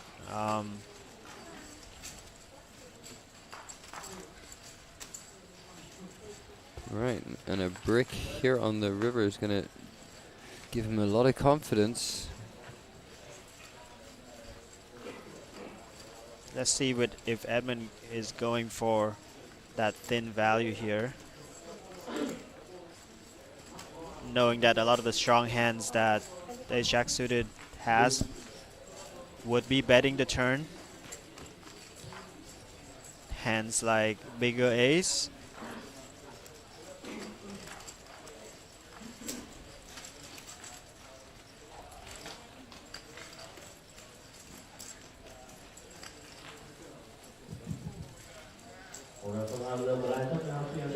And it's a good sizing as well. He's getting value from a lot of the mid pairs and king X, putting ace-jack suited whole range in a very tough spot. Let's see if the chip leader can make a correct laydown.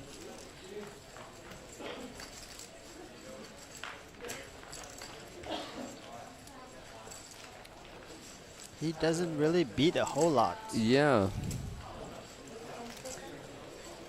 The occasional 8. Again, it's from the big blind, so there's all sorts. Huge fold though, well played. Getting some spidey sense to go there. I think I probably just make a crying call there, to be honest. Very good fold indeed. I think he factors in the fact that Edmund make the call on the flop of ace 3 deuce, which is a which narrows down his range quite a bit. I think a lot of his gut shot might go away, and a lot of his pairs like threes or deuce might check back as well, and so correctly narrow him down to a top pair type of hands and make a very good fold there. Well played, sir.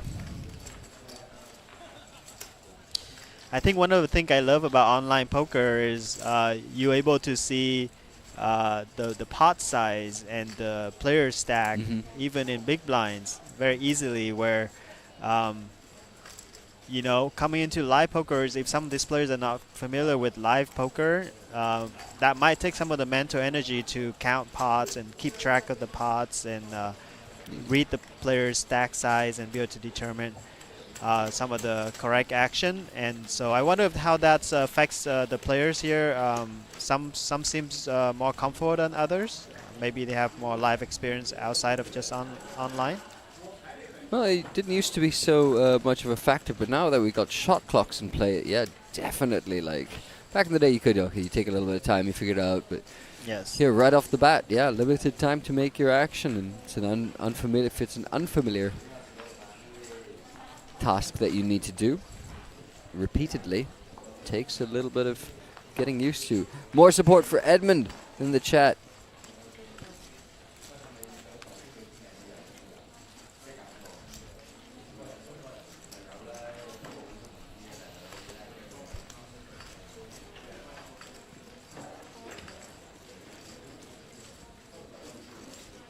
And Mac, who's been fairly quiet so far, I think looking to put max pressure on the big blind, who's short, who's actually picked up a hand here, does make the call.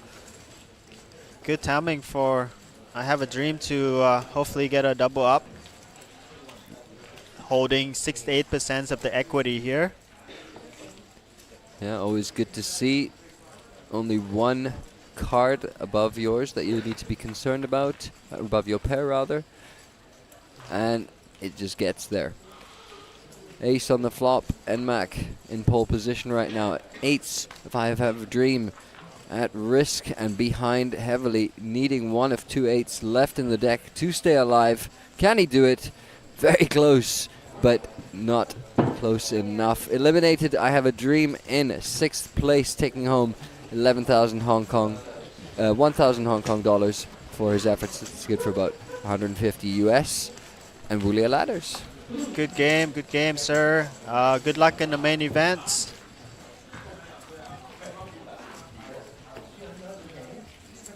Wulia, congratulations, sir. Wherever you are, if you're in the chat. If you're in the chat. give tell us yourself your a clap. strategy. Yeah, tell us what's going through your mind here. It's a little tight for the style of play that you've chosen to do. A little tight for my liking, but it's working out. You just made an extra $100. Congratulations.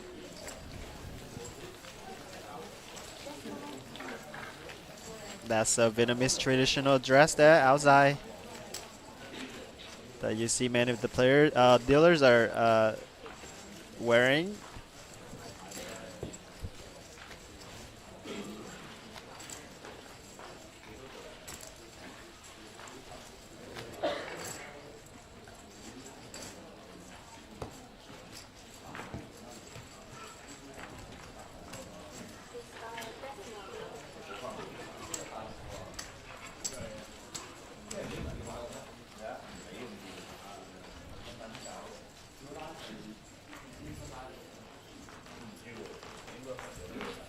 Addy, have you had a chance to check out some of the nightlife in Hanoi at all yesterday? No, not at all. We got off a little earlier yesterday, and I was thinking about it. But honestly, once I reached my hotel room, I just sort of faded immediately. I got some calls from all the Indian boys when they finished up their session. They're like, come out, let's go grab a bite. I just didn't have it in me. Yeah, well, we have a players' party on December 7th on Thursday night, so hopefully we can make it out for that and enjoy a little time away from the table. 100%. I apologize in advance for the day after, where I will be a little groggy in the commentary booth, but that's all right. I've let you guys know in advance. Rajiv in the chat says, Addy, what's up? I'm good. I'm having a great time here in Hanoi, casting for this awesome event. We're getting to see all sorts of players from Asia clash, bring in their skills, bring in their fun, bring in their styles. From the Shimizus of Japan with the relentless aggression to the super tight Wulia, whose poker face is so good, I can't read him. I just can't read him. Yeah. One of my friend who's playing the APT right now, he's from America. He was asking me like if I have any tips on the player pool here at the Asia Poker Tour. How do you proceed? How do you see the players from different countries playing? Is there any pattern to the player from Japan, from Korea, from China, Vietnam? So he was curious to see like what's my thoughts on that, and I wonder myself. I have not had too much experience playing in Asia. This is my first time actually going back to my motherland and be able to be here, and I got to play a couple of events yesterday, and it's very fun. It's definitely very fun environment. We have a mixed pot of all different cultural, different player pools that comes here, and everyone's so relaxed. It's something that I have not experienced in the live poker scenes in the US, where players are just chit-chat in their own language sometimes and enjoying and cheering for each other in at each other's tables, and yelling, and it's a just high energy environment, and everyone's so happy. The floor, the staff, everyone is very professional, very welcoming. So it's just a very world-class experience playing here in APT Hanoi. Yeah, big shout out to everyone working tirelessly behind the scenes on this fantastic series. Big shout out to them.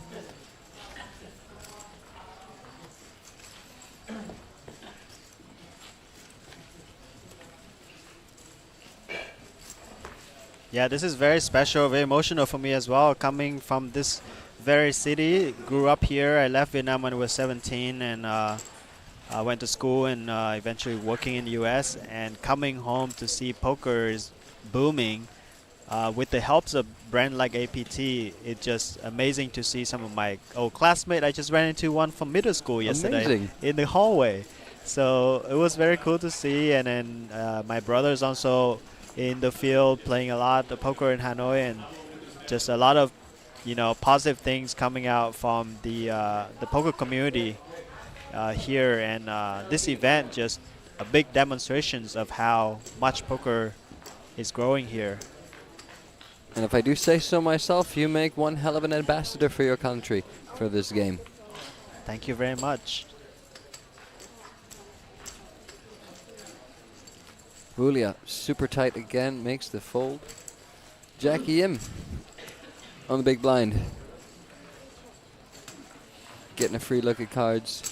I'm really surprised at the... I was just going to say, the limp there, right? Yes, I think a Jack suited maybe noticing that Jackie is very, very sticky lately and really just did not want to make a raise. But I think with this hand, it's going to be very hard to connect and be able to put a lot of pressure later on. Let's see what his plan is. Jackie spiked the deuce on the turn, which takes the lead. I've got to be a little bit careful with his finger tapping away there, because that can be read as a check sometimes. Right, that's one of those live poker thing that maybe online players is not cautious of. Could be a... It's a thing though, like that's my edge has never been the maths side of thing, but I do fancy my perception as being fairly top tier. Like, and it is small things like that okay, that we're not reading into that, but just the fact that we've noticed it, your brain automatically just goes there. You're looking out for any little thing, right? And every so often it gives you a little bit of a pot of gold, you know? Right. Yeah, there could be maybe an uncomfortable thing. The odd vein pulsing, yeah, the standards, but it's one thing to say them, it's one thing to learn them, it's the other thing to like actually spot them and then figure out if they're genuine or not. Right. Some of the unconscious ones, yeah, harder to fake, but now that live tells sort of have been sort of not phased out but are less prominent, they are becoming more reliable as a result. Because, you know, the newer crop aren't actually paying attention to them as much, which is something that, again, the 140 people here and you and me can exploit moving down the line. Yes. Yes, I talked to one of my good buddy who's a very strong poker player, Alex Foxon. Oh, yeah. And people often wonder why he stares at his opponent so just for a long period of time, and he's...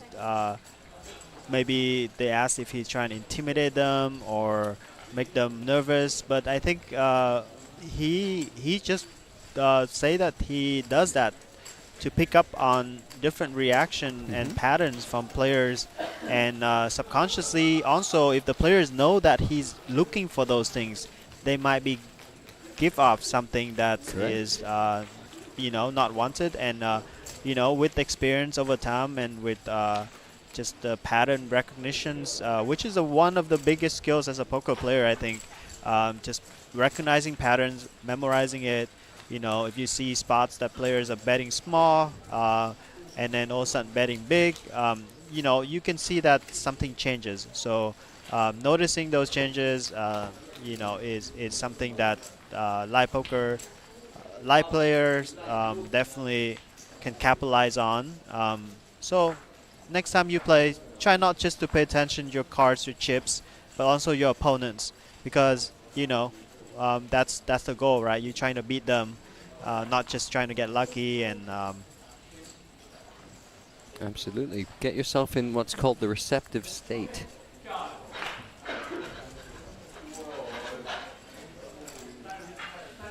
Rajiv, I have multiple guesses on who that could be, or who you could be rather. So you can end the mystery for me, if you will.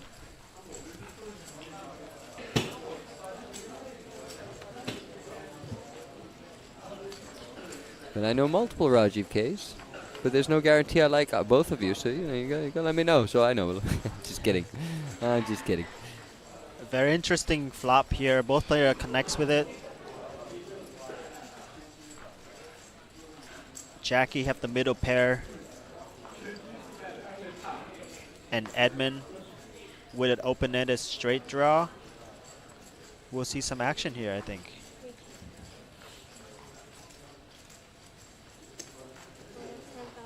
Edmund is going to go with the 1/3 pot size bet. Ah, is that my fellow Cindy in the chat? It is. I believe it is. IPC is a good reference. Jackie decided to turn his middle pair into a check raise move, and I'm not sure if he's trying to protect his hand or he's turning it into a bluff.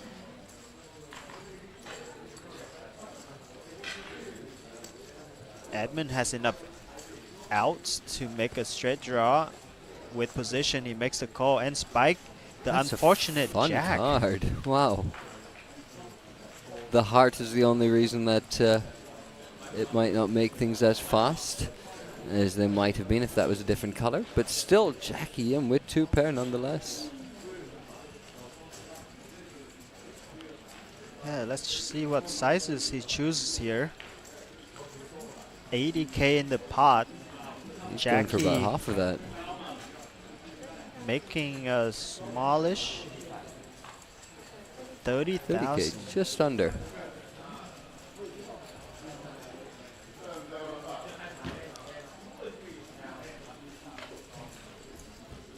Blind versus blind. I think Edmund's still going to make the call here, having top pair and still beating a lot of hands, a lot of draws, like 5x, 9x. The occasional 8-9.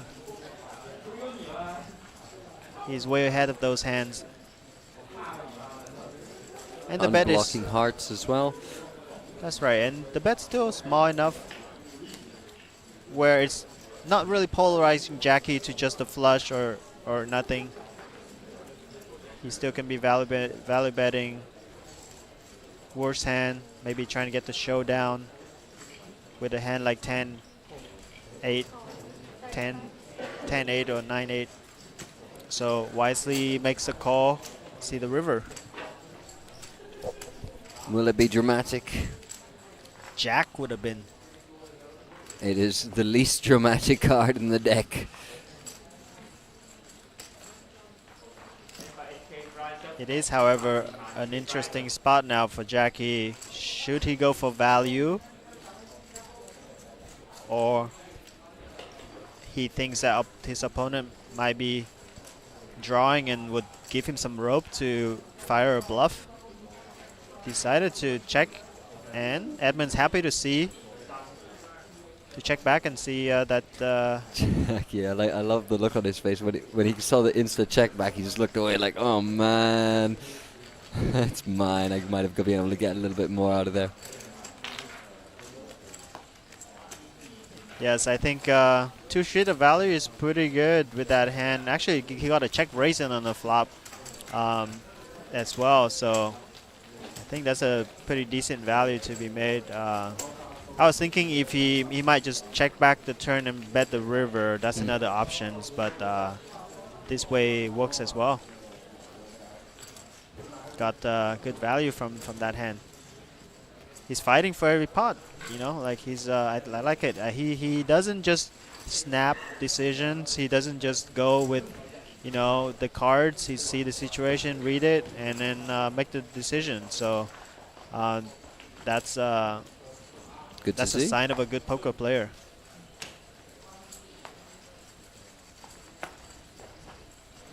Queen 10 under the gun. 5 players remaining.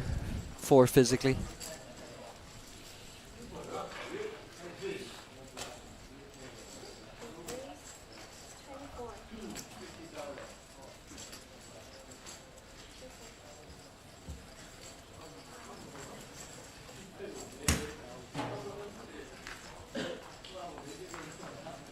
Let's see if Jackie want to get involved.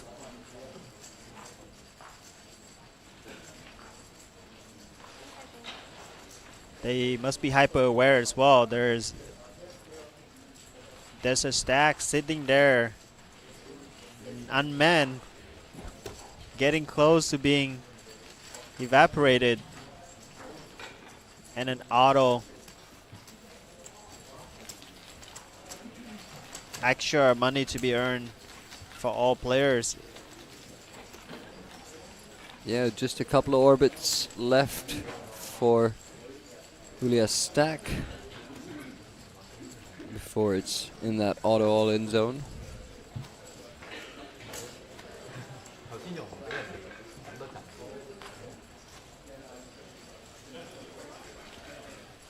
$100 is not a huge pay jump, but you can do a lot with $100 in Hanoi. I haven't spent more than $100 since I've been here, honestly. Yeah, it's amazing. All the amazing street food in Old Town quarters, you still can get it for just $1 or $2. That's the part about my city that I love the most. You know, just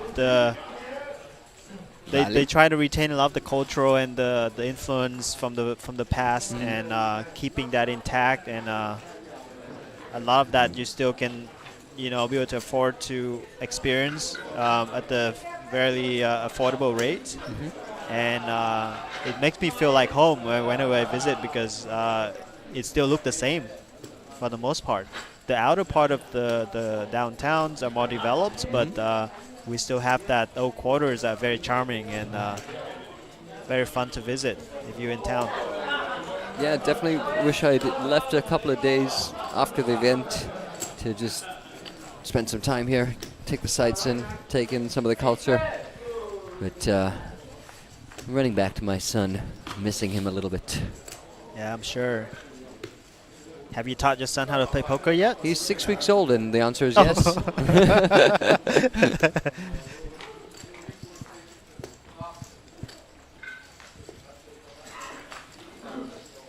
Interesting. Sorry, I have to be balanced to say I miss my wife and daughter too, otherwise I'll get grief for it. Yeah.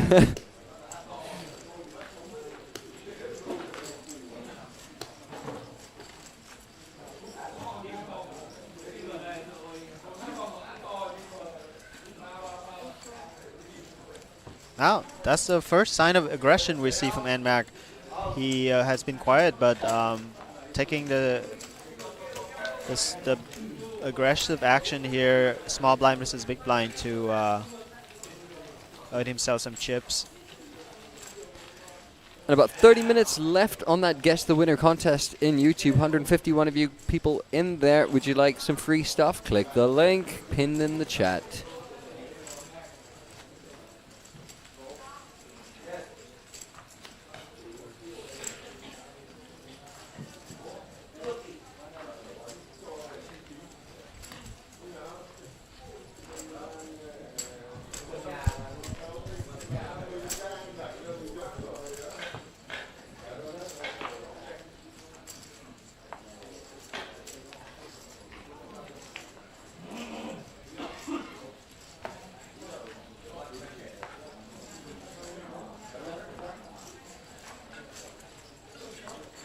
Jackie always taking the same amount of time for his action, trying to give up nothing.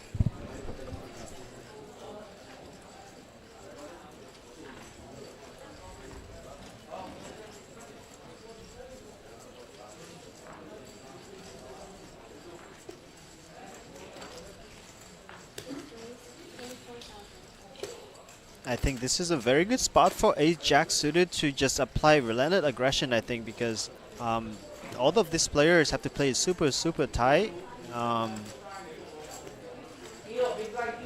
with very similar stacks. Well, his favorite hand, he has raised it.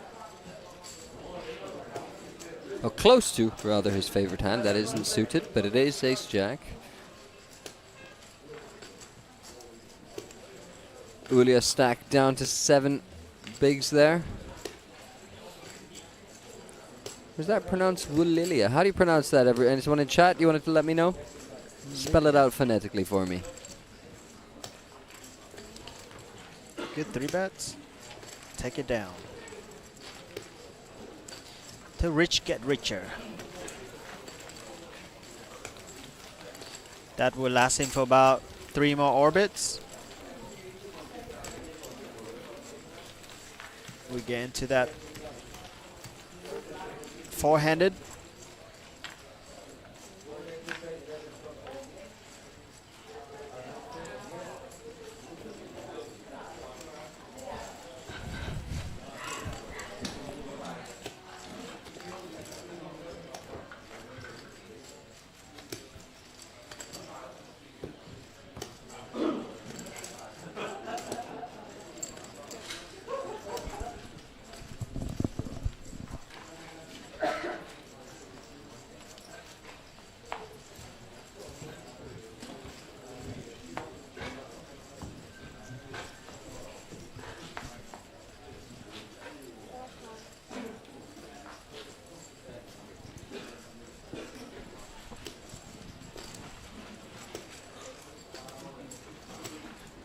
Let's see if Ace-Jack suited is going to play the 3-2 suited. And he does.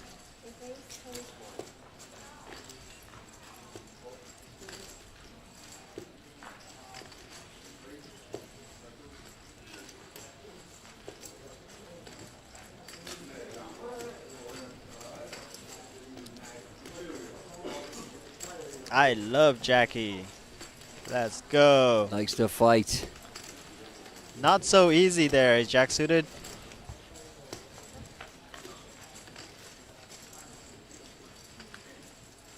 Gets a piece of it.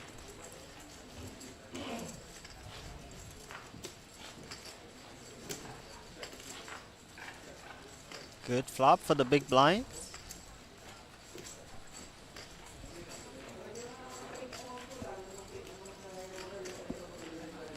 The nut low for a jack suited.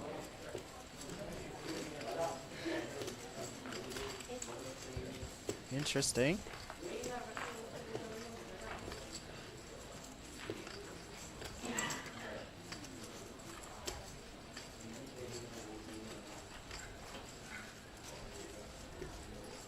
Ten of diamonds. I think Jackie might put in a small bet here just to clean up some of the equity that's of hands like overcards that might hit and outdrawn him, and when so many draws out there as well, I want to put in a bet to charge that. Ryan in chat wants to know where the fifth player is.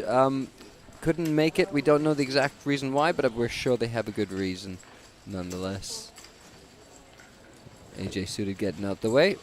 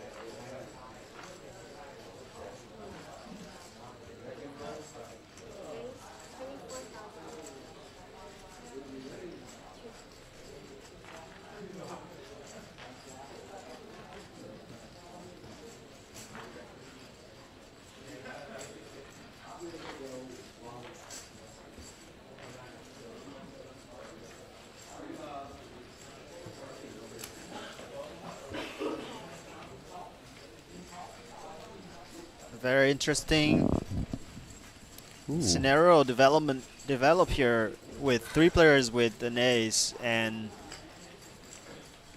ace jack suited opened the action and a cut off, got called by Jackie, not making the 3-bet this time, and that brings in Edmund with the suited ace 9. Ace on the flop, please. There it is. There it is, the case ace. Suited Superman is also psychic. Who knew? Check the suits. All right, we're all good. Top pair, top pair, top pair for all three players. We shall see blood. Excellent. A lead by Jackie. Pretty unorthodox.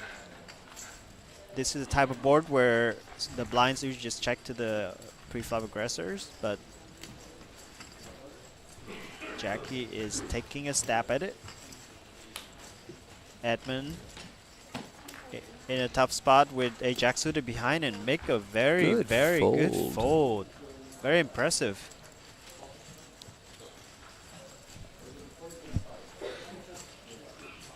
Doing his fans in the chat justice. Does Edmund getting out the way? Go ahead, mate. You were going to say something nice. No, I think that's a very good fold that a lot of players don't make. Without a backdoor flush draw, it's going to be tough for him to realize. And with the player behind as well. Jackie, yeah, but this hand is almost too strong. It's just turned the nuts, redrawing to the ultra uber nuts. Yeah, very good card for Jackie. He now beats Ace King. Pocket jacks, pocket tens even. So he's comfortable. AJ Suited can only chop this pot at best.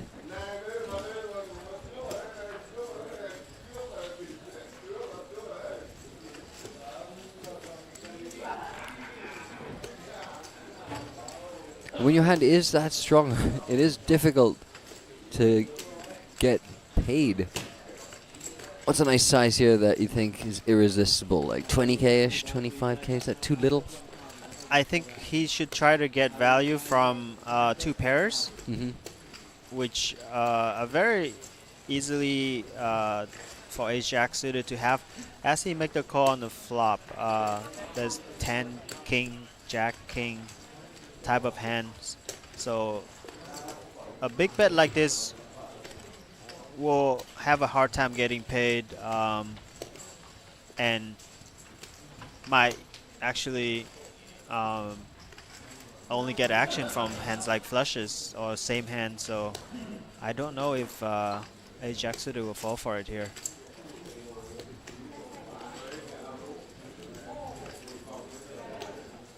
His hand is quite weak at this point, and make a wise lay down.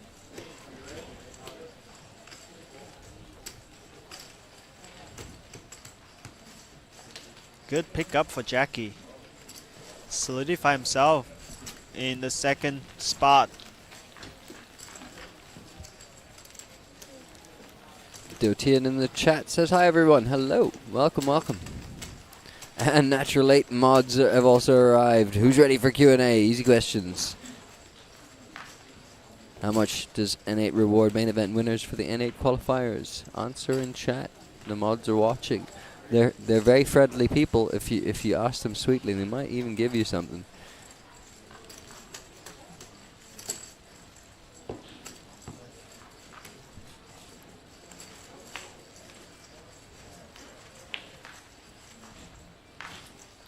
This is a very focused table. No conversations being made. All business.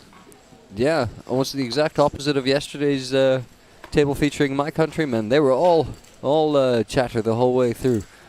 They were discussing their strategy like mid-hand with pre-post and like during each hand. It's quite nice to see. Came as a group, played as a group. Jackie M. Oh. Ace-jack suited versus Mr. Ace-jack suited. Let's see which one wins. Surely beating Mr. Ace-jack suited with his own hand will send him to the land of tilt. No one likes to be beaten with their own weapons. I like the call by Jackie. I think he... Oh, he's making a 3-bet. Okay. Very good price though, a min 3-bet.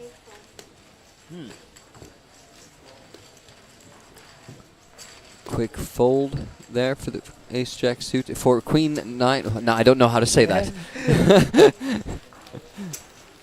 Jackie took over the chip lead for the first time.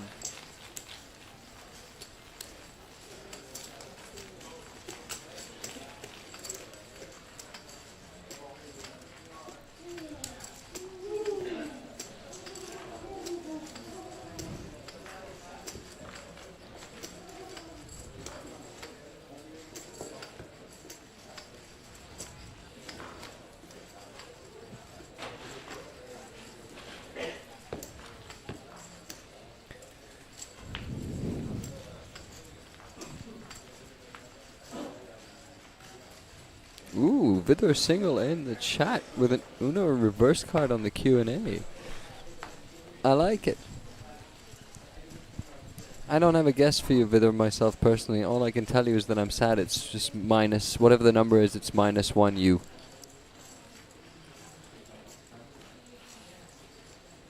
Edmund with 16 big blinds.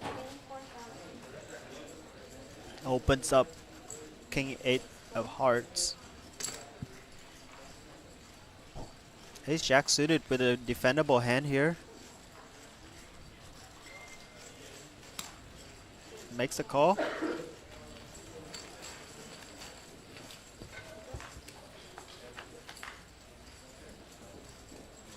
Oh, bingo. Wow, action flop. Computer says yes.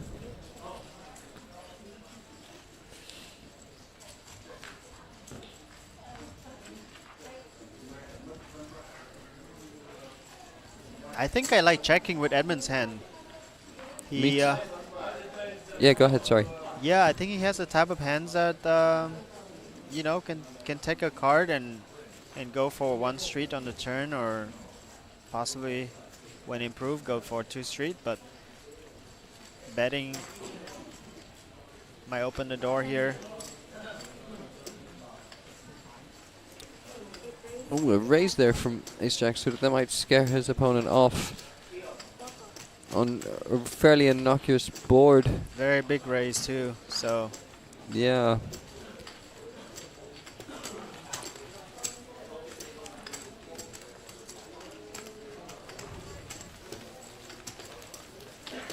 He overtook the chip lead.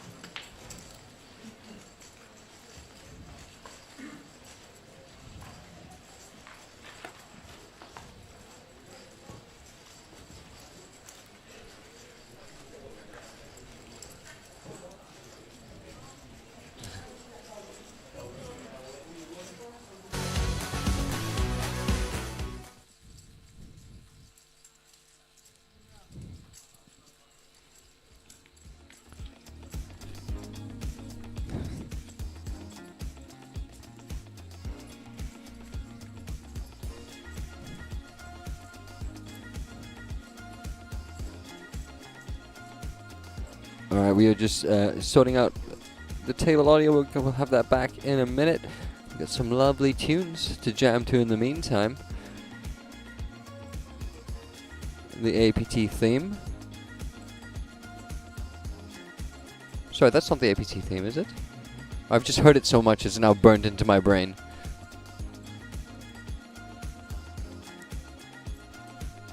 I've been told just some stock music.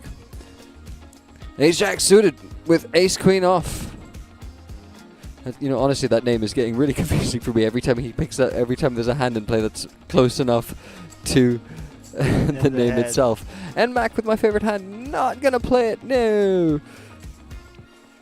3 big blinds left for Rulia. I'd lay like 80 something to 1. That's on ladders. I wonder if he gets to actually play his last hand when being dealt. Yeah, wouldn't that be baller if he turned in when it was like just like Pocket 1 chip aces. left? Because technically, the hand can't be killed, right? Oh, I guess it can be because there's no player at the table. Yeah. How many entries? There's a question in the chat. How many entries? How many entries enter this field? And is it really live or on a delay? It's on a 30-minute delay. That's to protect the integrity of the stream, of course. And we had 141 entries in this event. It was a live. It was a hybrid event that started on Natural 8 Hong Kong, and then they brought the final table lists down here for the action. And now we do have that dynamic in play where it's free chips sitting in Wulia's empty seat there. Just money waiting to be picked up. And 2 pairs. Not the hand, 2 literal pairs, 1 folding. Edmund with the raise from under the gun with 9s. Ace-Jack suited has now got King-Jack off. I have to say it slowly so I don't trip up over myself.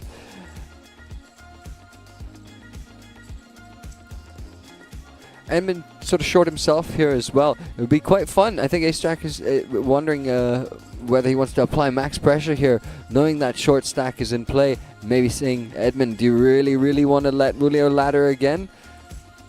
I think that's going exactly through his mind in this moment. Yeah, that's a pretty good hand.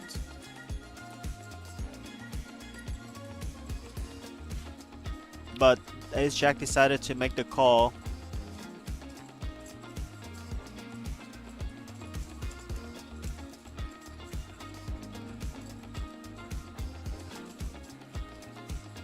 That might bring in Jackie for a great price.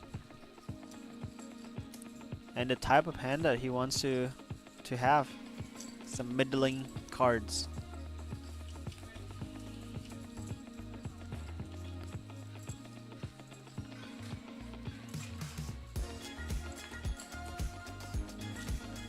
Righto, middle pair for Jackie. Second pair for Edmund. King Jack. I did it wrong. Ace Jack suited with King Jack. Not catching any of it. Does have live cards.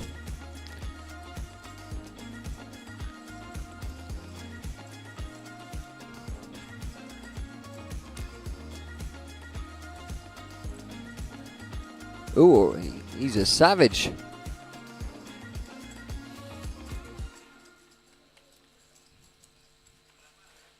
I think Edmund's hands is a little bit face up when checking, with just a fairly dry flop, to be honest. Queen 5-3. So Ace Jack suited recognized that and made just trying to take away with a few bets here. Jackie. Yeah, ooh, Jackie. Not convinced. He is going to help Edmund get away from the best hand. Impressive from Jackie, because you'd imagine seeing someone bet into 2 players, one of them being a short stack who's raised under the gun, is not the easiest call to make, honestly. Yes, but he has proven to be battling for every pot and not letting go just yet, picking up more equity in his mind in the form of a flush draw, but he did not know Ace Jack suited have a higher flush card, so a diamond would be disastrous for Jackie.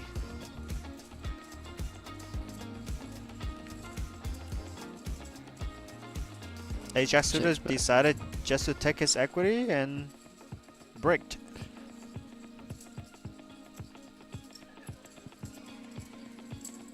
Yeah, and I mean, now the queen on the river shouldn't really change much, to be honest.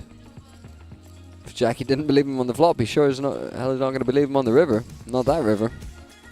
Yeah, I don't see there's much value here to be made. Might be best to just take his hand to showdown, but he decided to make a block bet. A very small bet of 16,000, 1 big blind. It's like... It's actually kind of cool. It's like turning a hand into a semi-bluff almost, you know? In a weird way.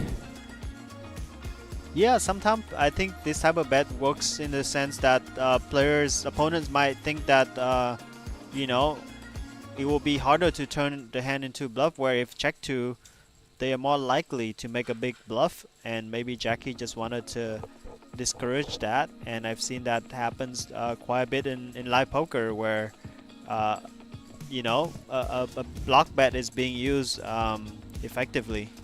Yeah, I mean, you can obviously target hands like Ace-3 with the Ace of Diamonds over there. That would have been quite cool.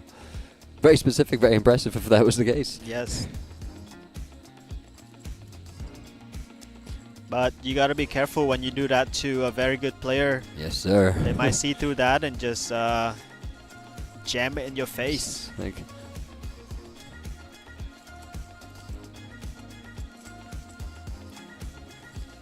how many entries entered the main event until now? I don't have the exact figure, but you can head to apt.poker to check out the coverage over there. They do a fantastic job as well, keeping us up to date with all the ongoings out on all the events happening here at the National Convention Center in Hanoi. Jackie in with pocket sixes. I like doing commentary to music, to be honest. It's giving me a vibe. It's quite relaxing. Maybe next time we'll get a little DJ and they can like sort of ramp it up as the hands get exciting and stuff. That'd be cool. Edmund is very short now, waiting for Wulia stack to go out before making any play. Handcuffing himself to probably a short stack, very short stack himself as well, so. And it sounds like we've got the audio back from the table. Well done, team. Giving me, as soon as I hear chips again, I get a sense of calm just washes over my body. I feel like I'm home. Therapy. Therapy. Like instead of white noise, like I would just prefer, that's my, instead like noise. my version, it's just chip noise. Yes, I can't remember how many nights I fall asleep watching poker videos with the white noise, white chip noise.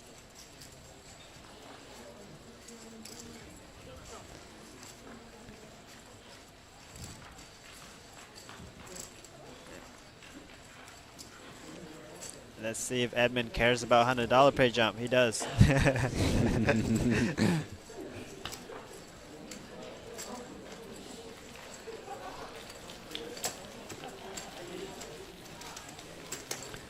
Wulia now will be auto all in on their next blind.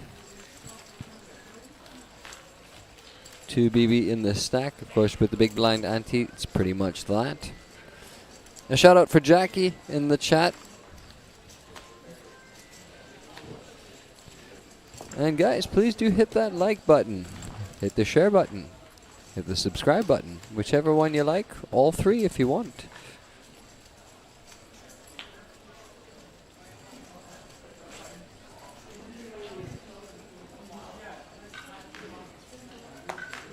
And that auto all-in hand will be the next hand, in fact. And that's why we're seeing a lot of quick action here. AJ Suited just getting a walk. That I'm going to call him AJ Suited. That there it is. That works for me.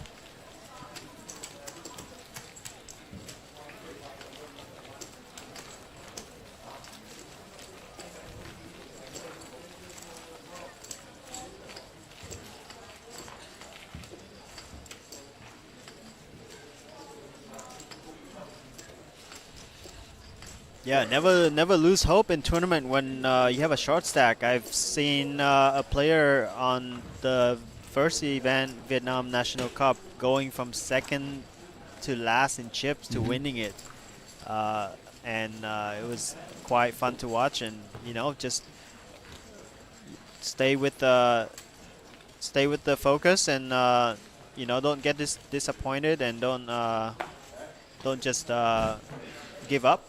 With a short stack, with tournament, chip in a chair, anything can happen. Yeah, and honestly, the type of energy and vibe it gives you when you do start to make that comeback. Like there was a gentleman in India at a series a couple of years ago, came back from an ante, back from an ante and shipped the whole. I think it was a high roller, if I'm not mistaken, or a mini high roller, something like that. And he was just looking completely dejected because it was a huge cooler. I think. Queens into kings, and he was on the receiving end of some bad news there. Down to off an ante, and then just kept doubling up, and like back to back hands, and then before you know it, 4 hands later, and he's like sitting there with half of the chips in play. You know? Wow. Yes, what a rush that was for him. Yeah, then I mean, fine. That up till that point to get him, you know, recovered 4 back-to-back hands where you do get doubled up is a little bit of the lucky side. But then, after that, there was just this new demeanor of his face, and he just was like, right now we're not going to ruin this opportunity. And then he just played some blinding poker. It was amazing. Wow, ace jack suited, calling from the small blind with 7-5 and flop. Ooh. Way good.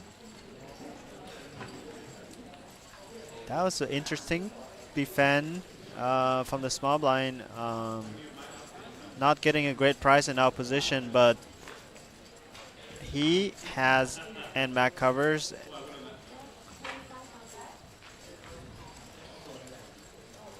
And outflopsing him in this spot. With that, the elimination of Ulia as well, actually, in this hand. We are officially four-handed. Hey, well, Ulia could have a better hand. We don't know yet. I think he's folded because of a race, so he did not get to realize his... Oh, maybe he can. He's all in pre. But is his hand dead if he's not there at the table? I wonder. Oh, yeah. I'm not sure, actually.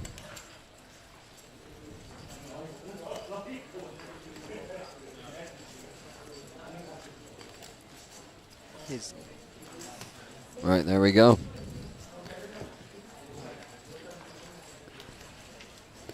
Yes, I think his hand is mucked once he's not at the table. So, oh, he still have a chip. He still has a chip. That's maybe why.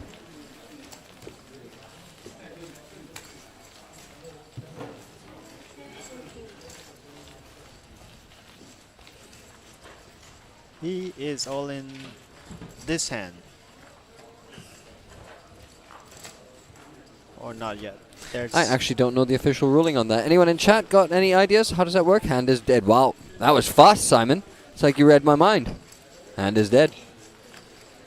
I like it. I like it. Well done, mate.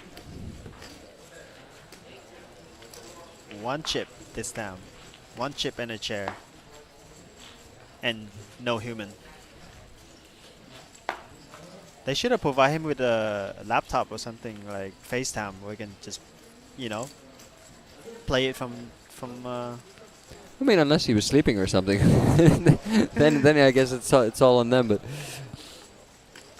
can't speculate. Yeah, I've always wanted to do that though, like just play a live any live event, even a cash game, something, but just play it like the new hybrid. Yeah. Jackie M about to put it back to AJ, suited with his own hand again. You gotta show this one. Yeah. Stacks are even, by the way. Yeah, and Julio's actually still in, so. Yeah, mind you. But Jackie doesn't care. Battle time.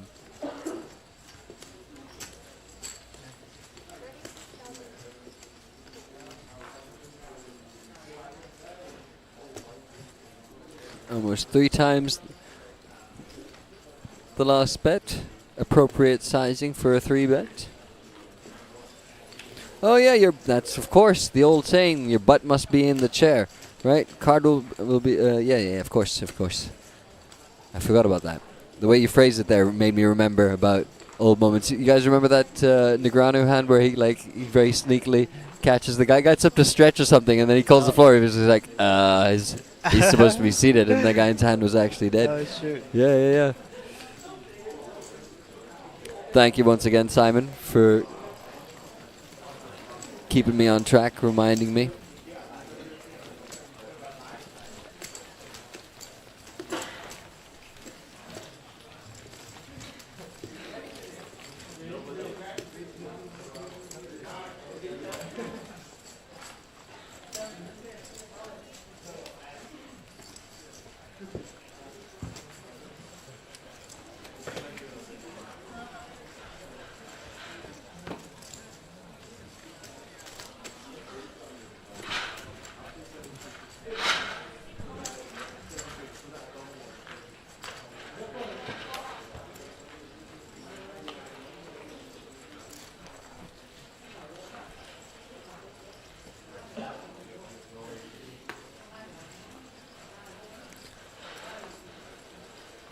I'm very impressed by Jackie so far.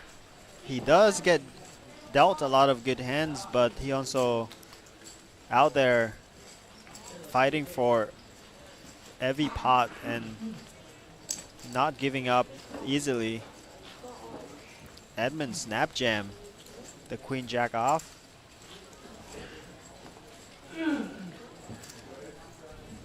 Jackie get a decent price, as an all-in is only 5 big blinds, 4.5 big blinds.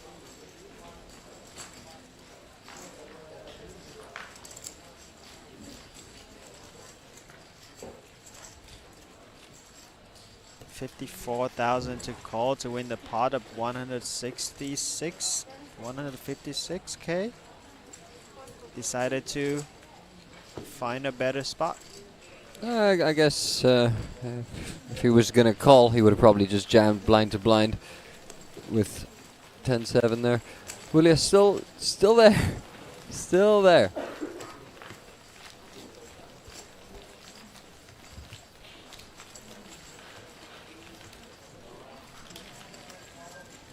There were only six. There were only 6 remaining. This was 141 entries played on Natural 8 Hong Kong, and then 6 of them flown down here, given a main event seat as well.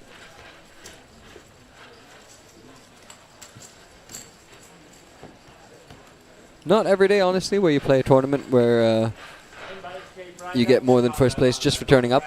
Yes. It's kind of cool.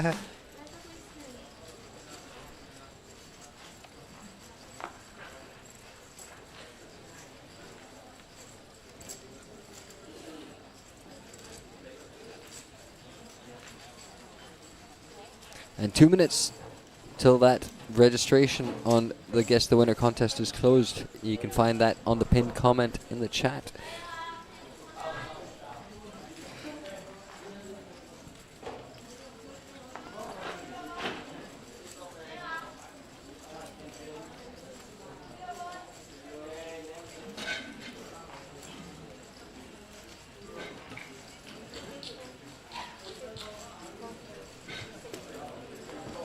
Easy pickup for a jack suited.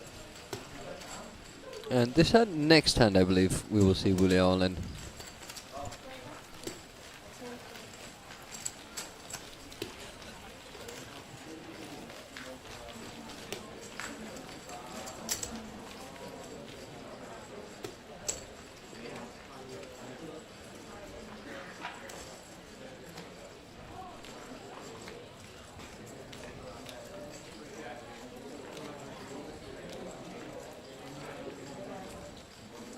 Yeah, that was I Have a Dream.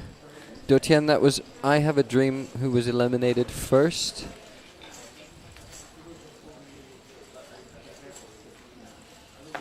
Yes, that was a big cooler with Pocket Kings versus Ace Queen of Jackie, and Jackie was fortunate to spike the ace on the flop to take most of I Have a Dream stacks.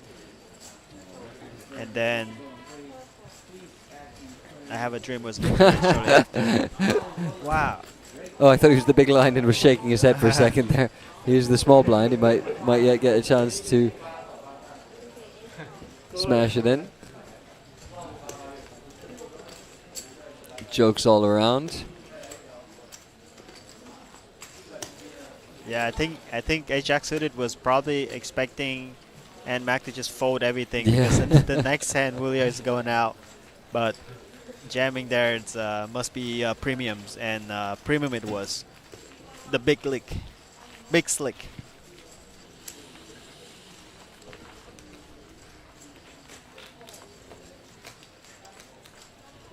I love the digital panel behind the final table there. I've thought about putting Mario Kart on it pretty much every day as I walk past it.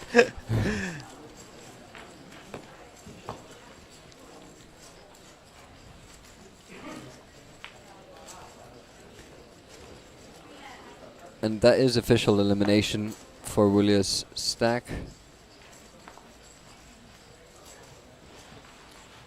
He lasted for 41 hands. Impressive. Indeed.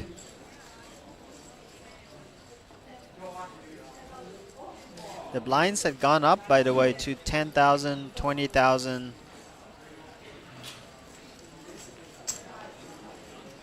And Edmonds is effectively going all in for 5 big blinds.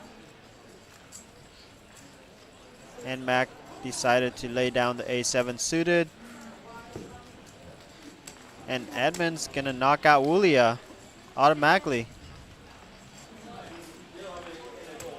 And now we are officially down to 4. The numbers and the visuals finally matching. What's the first prize for first, and how much was the buy-in? First prize is 8,000 Hong Kong dollars.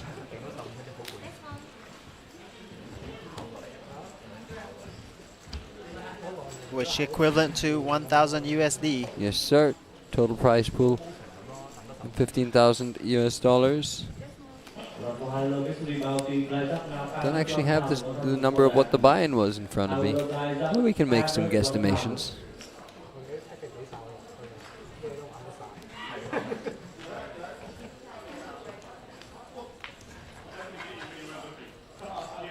What's with Wulia? Wulia's out already. The time bank chip. I think Jackie is the only player with in the big blind in this hand, so the graphic a little bit off.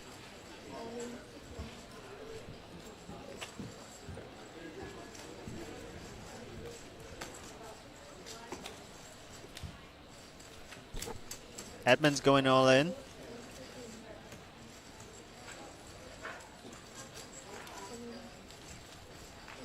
Decision on Jackie.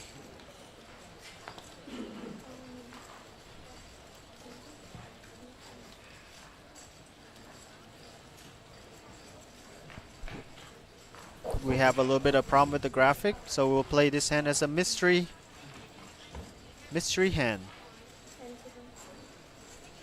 All right, live reads and play. Let's do it. What do you think Jackie has? Put your guess in the chat, please. I'm so glad you said. I thought you were going to ask me, and I said to panic.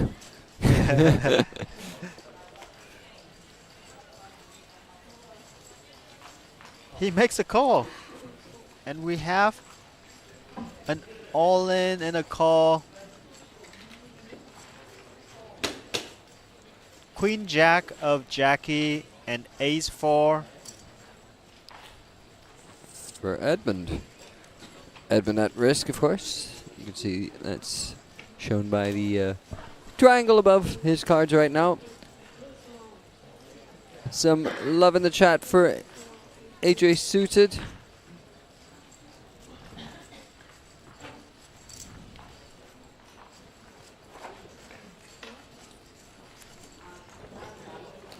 Edmonds needs to hold to stay alive. Wulia's spirit is still with us.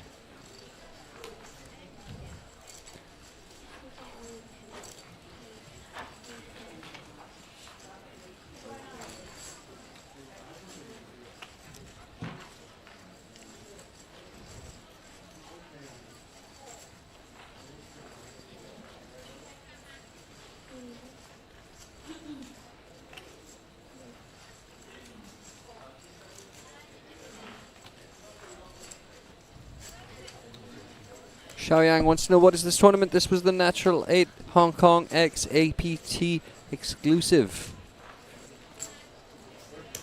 A hybrid event that saw players play online and bring the final table down here in Vietnam.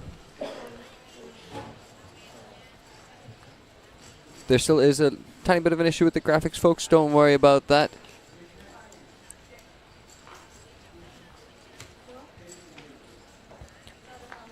And here we go. Here's the run out for what is currently the action between Jackie Yim and the all-in Edmund, who needs to fade a queen or a jack to stay alive in this one. Ooh, a picture, but not the queen or a jack. One card remaining. Here it comes. Oh, it's a 6. Double up there.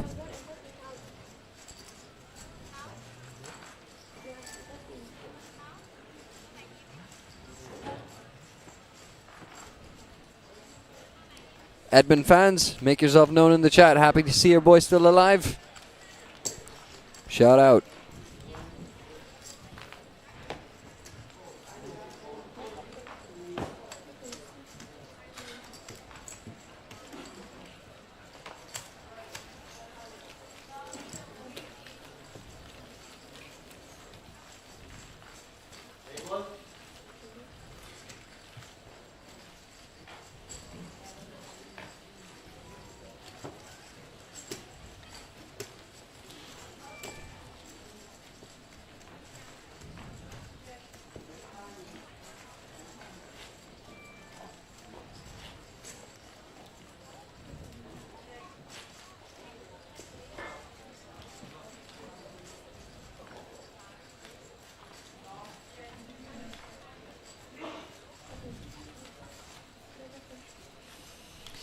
Edmund is still in, not eliminated like what you see. He's still there with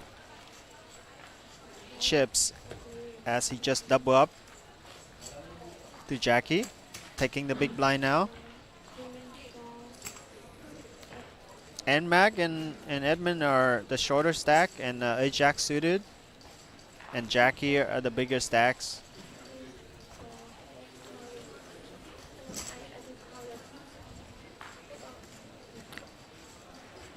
That's another all in there from Edmund.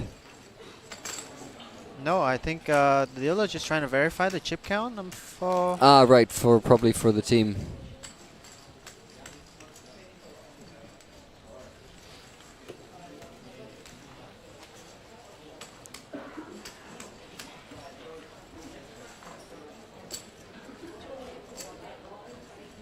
$226,000. Dotin says, I personally think Mr. All-In Edmund could be a champion. He's got the look of a champion. Yes, a lot of things can happen with this fast structure, and as far as I was able to tell via the internet, he's done close to 100k, or probably more. His largest single score was something like 94k, I believe. He's also 94th on the Hong Kong all-time money list. Ace Jack suited with another pretty hand.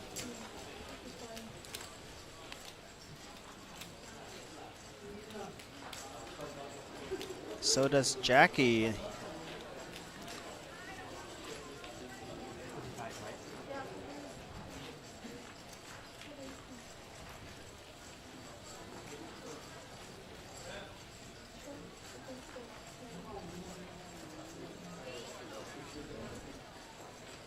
Let it go.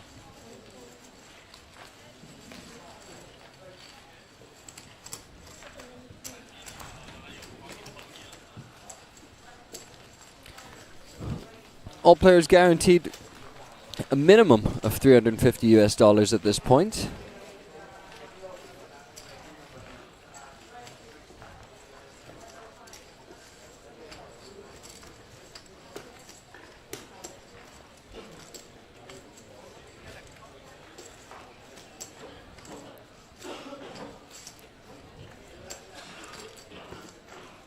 And 183 of you in chat as well.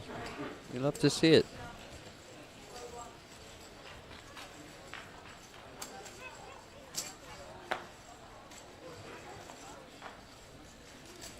But only 10 likes. We can do better. Come on, folks. Any of your friends here on this final table, you owe them a little bit more support.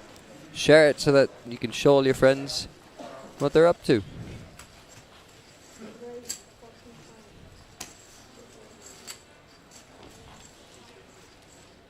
Jackie pick up the Rockets.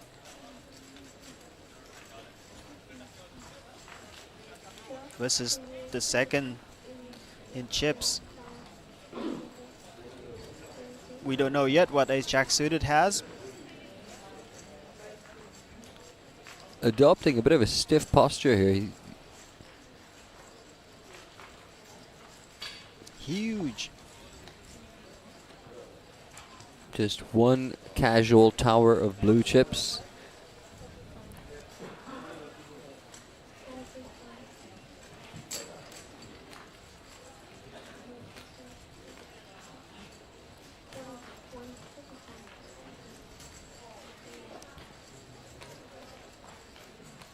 We don't know what AJ Suited's hand is just yet. We do know that he's asked for a count. That number is 135,000 chips. What do you think here, Addy? What hand would you stick it in? 25 big blinds with 2 short stacks still alive. Ooh, what hand would I put it in with? Yes, in this spot. The whole, all of it. You mean? Like what hand would you go with? What's the What's the threshold? You mean? The threshold, yeah. I'd say probably Jacks plus. Pocket 10. Tens comes close. Yeah, close. tens comes close. All in it is. Snap call, of course. This is huge pot. It's kings. Pocket kings. That's a bit of a nit roll. Oh, actually, he was trying to make it look weak so that Jackie can call it maybe in Oh, of course, right. But it is. We keep forget we can see the cards. We can see the cards. It's not that simple. A huge wow, huge cooler. Whoever win this pot will have a huge advantage for closing out this tournament with 2 short stack behind. 6-4-4 so far. No king to be seen for a jack suited. A jack on the turn. That means 2 kings left in the deck and 2 of diamond is not one of them. We lost. Ace jack suited. Wow. And the 2 short stacks, we must be thinking, what just happened? How did we get that jump right there? We thought we were going to have to fight for that. But a massive cooler. Kings have not run too well on this final table for anyone. That's what we lost our first person with. That's what we're losing our 4th person with. That Just is 3 left. Unfortunate for ace jack suited. Yeah, sitting there looking a bit stunned. Right, I mean, understandably so. He came in as a final table chip leader, play very well, put on a lot of aggressions, ran into a cooler spot with Jackie, who has been very aggressive all day as well, battling. So, understandably, he cannot lay this hand down. It's the 2nd best hand in poker. How can you? Yeah, absolutely. We were here contemplating 10s plus and all. He had kings. Got it all in there. Got a call. That's everything he wanted to. That's exactly what he wanted until his opponent tabled pocket rockets. So gross. C'est la vie. Such is life. Such is poker. However, a jack suited is still sitting there at the table. I wonder if the graphic is wrong and he still has chips left. Possibly. I guess that's why we're just getting a perfect count right now. I apologize about saying nit roll earlier. I didn't realize that he was. I thought he was facing an all-in decision. My brain just kind of went bloop.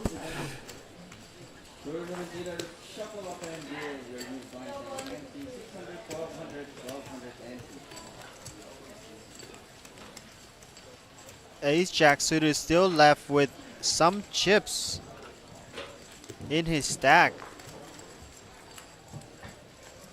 Not an insignificant amount as well. Are we at 15? Are we at, well, the blinds were at 12k last or 14k, I believe? I believe it's 20k big blind, so he has about 5 big blinds left. Not insignificant, honestly, on a final table, especially when you got 2 other short stacks. But honestly, Jackie M, this is just the best situation that he could be for. His major opponent of AJ Suited, who is the other big stack, now becomes his best friend because that allows him to just apply pressure at will. Right, very fortunate situation for Jackie.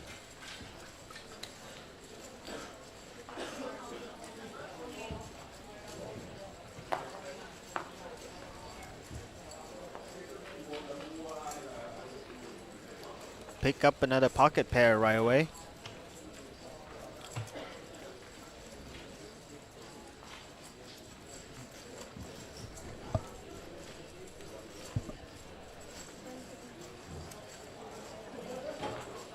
This is why poker is so unpredictable. You could sit there all day playing perfect poker and ran into a cooler spot, and whatever you do doesn't change the fact that all the chips that go in the middle.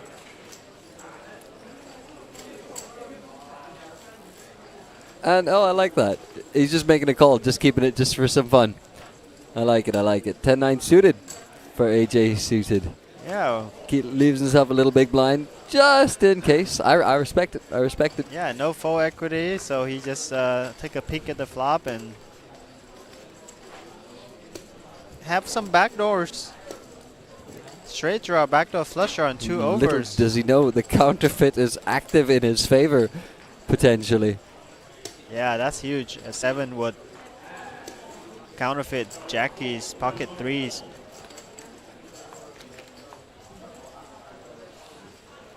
And 10-9 suited have 40% equity here. 40% chance of winning the hand.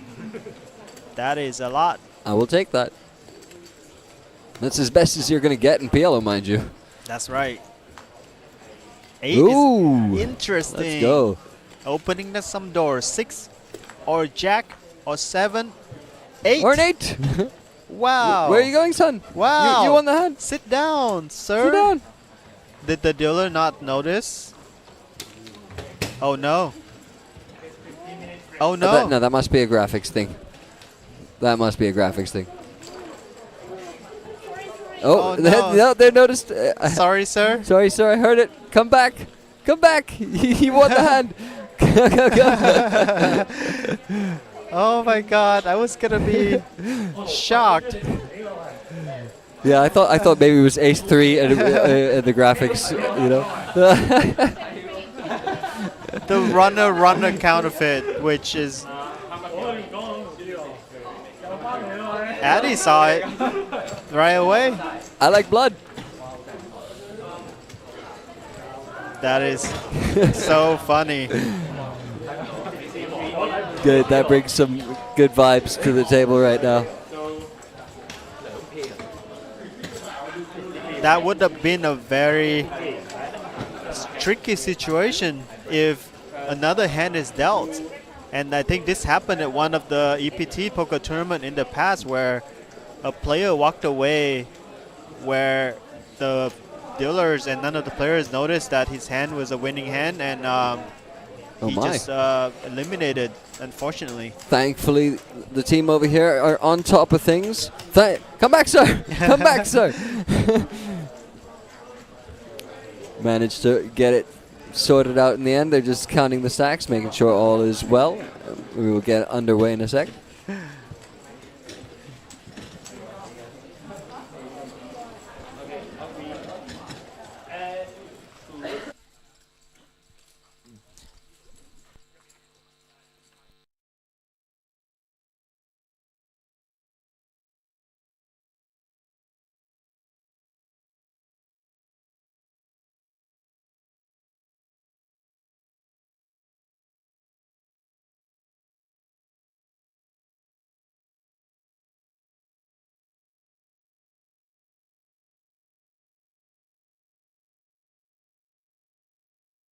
Variety of poker variations to choose from.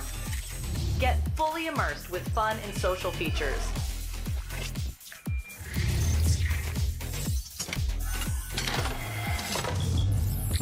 Level up your game with PokerCraft and Smart HUD. Unlock a wealth of rewards including cashback, bonuses, and jackpots.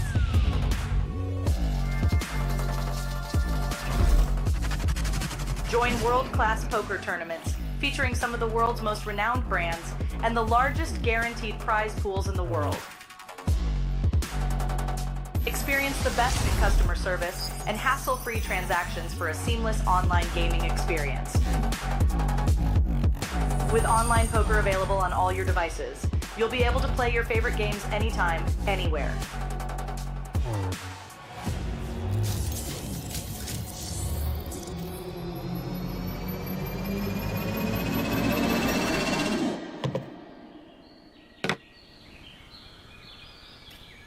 Sign up now and elevate your online poker experience today.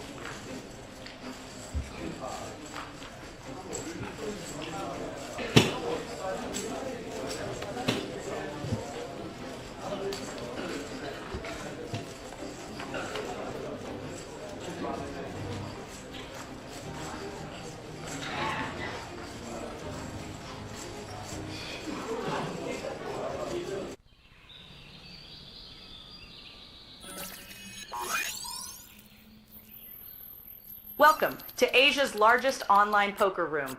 Our next generation poker software is now initiating.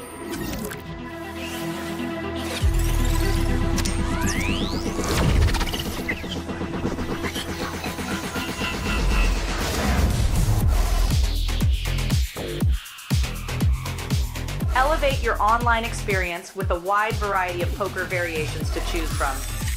Get fully immersed with fun and social features.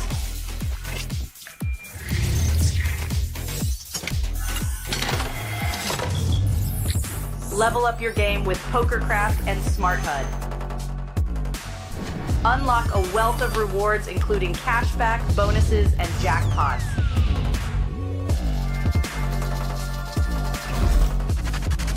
Join world-class poker tournaments featuring some of the world's most renowned brands and the largest guaranteed prize pools in the world. Experience the best in customer service and hassle-free transactions for a seamless online gaming experience. With online poker available on all your devices, you'll be able to play your favorite games anytime, anywhere.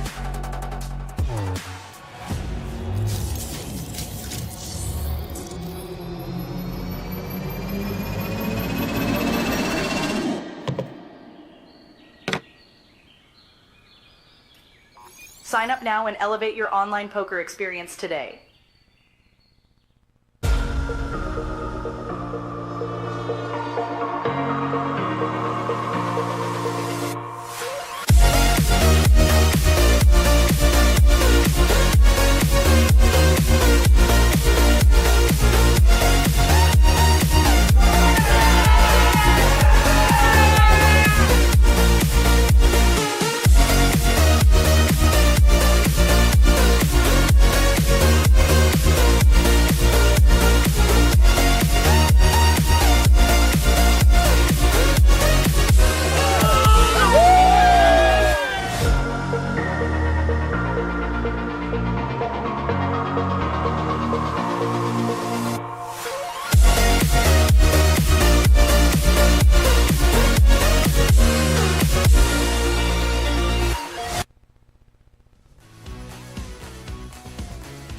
And we're back with the N8 Hong Kong x APT Hanoi Billions 2023 final table.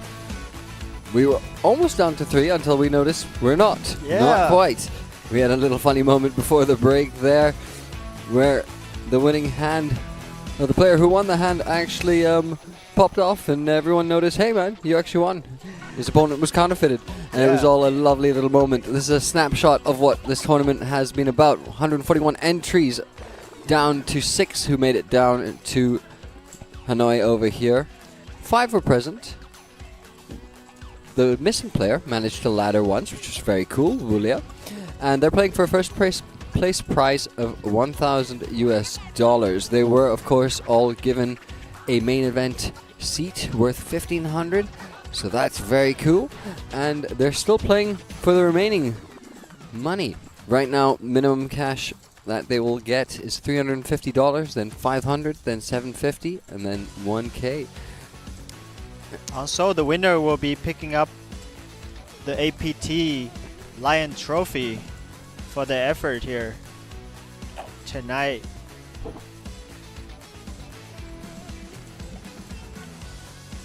Yeah, if anything, that poker teach me, it's not over until it's over. Yes, sir. As you know, like even if you think you lost, make sure you double check your hands. As it could, it's with human error, anything could happen. And here we have it, Mr. Chip Leader won. Ace Jack suited is still here with his smile on his face for the first time. Yeah, new lease on life. He's free roll his tournament live right now. Welcome back everyone in chat as well.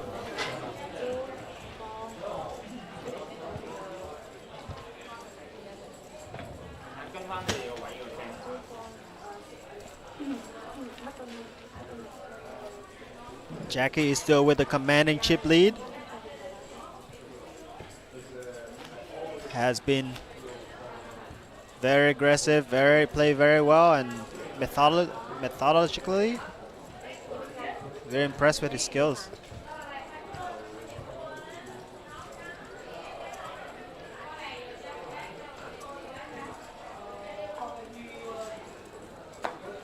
This isn't the only table like this we'll be featuring. Up next, later on in the day, will be the Thailand version of this event. And of course, going on is the main event, Day 1B, as well as the Mystery Bounty High Roller, and a bunch of others. Many, many, many, many events here. Over 90 events in total. 95 were scheduled initially. We had so many people turn out for the main event, we had to let go of some of the smaller ones to make room.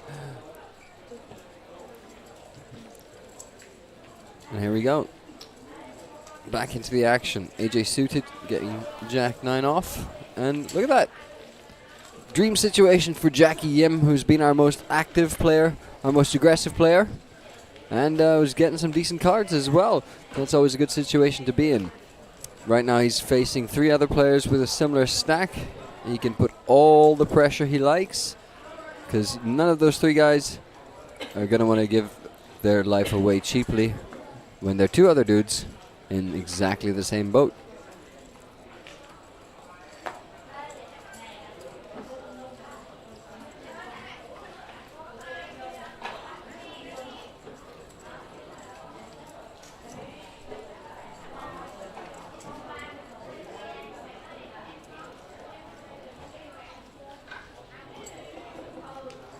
Jackie has one of the worst hand, but will play as a limp.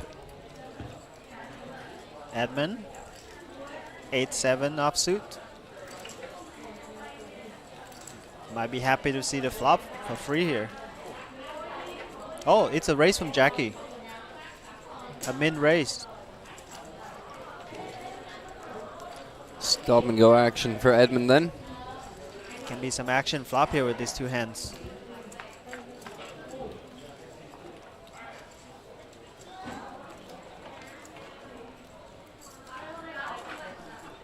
Queen, Queen 8 connects with Edmund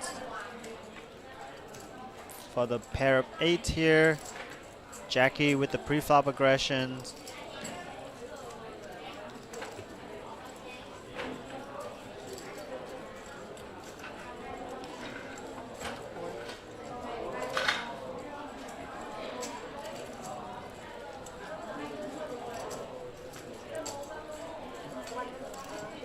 There you go, all in from Edmund.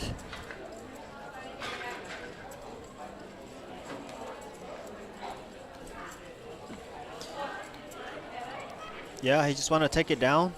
Yeah, surprised to see the tank here. Every chip matters for Edmund's stack, and yeah, I don't understand the tank, but maybe he just want to give up that he has a decision, and you know, maybe something like ace high or something like that. Fair enough, fair enough. He wants to give his short stack opponents the impression that he's not just going to try and randomly bully them. He has actually got holdings that he's doing it with.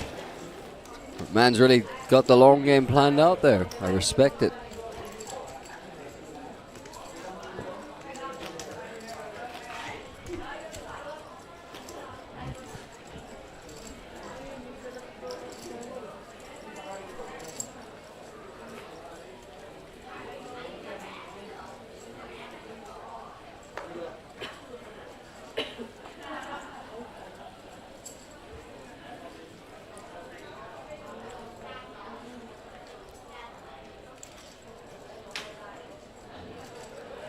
Jackie with the jacking.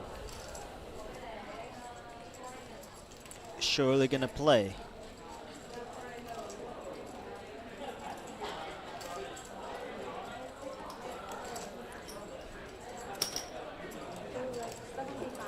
Makes it 3 big blinds to go.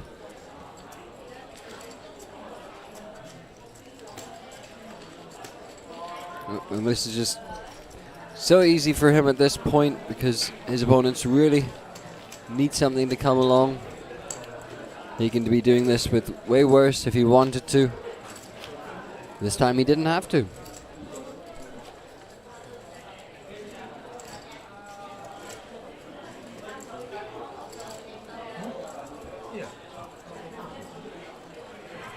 Oh, he still had his king jack in hand.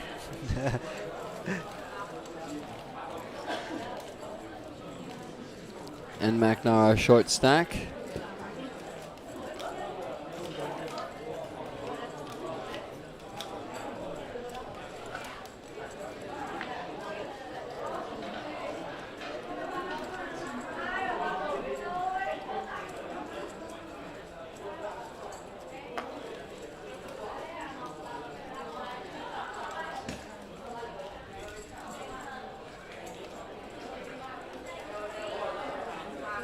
I'm still honestly in favor of still opening rather than allowing the shorter stacks to collide and just get one person back on that 20 big-ish sort of level. Yeah, it's not a bad idea to just be staying a little bit on the tighter side. Just pick the spot where you don't want to give up too many big blinds for the short stack. Play the hands that you most likely to commit. Like the king jack suited earlier, I believe he just raising big and not giving the big blind a good price to see the flop and connect it and maybe just jam all in and putting him in a tough spot. So raising 3 big blinds, half of this big blind stack was a correct adjustment. I like to see that.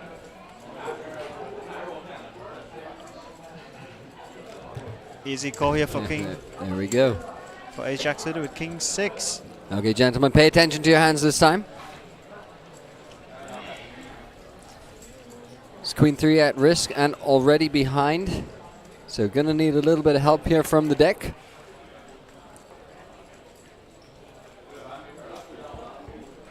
None so far.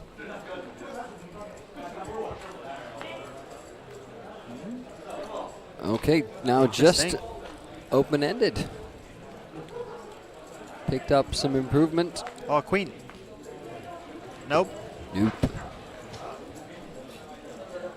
Eliminated NMAC in 4th place for $350 US.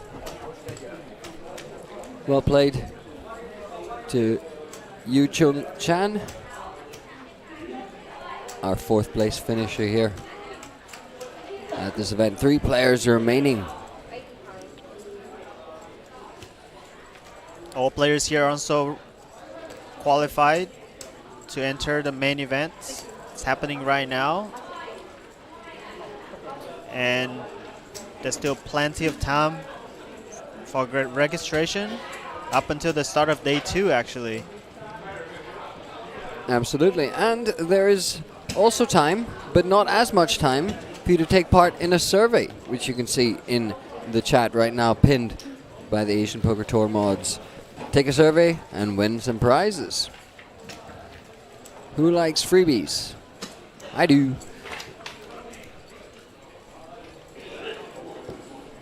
There's a jack suited out the door. Earlier in 4th place he thought. Now he's back playing 3-handed, second in chips. And it's all possible now for him.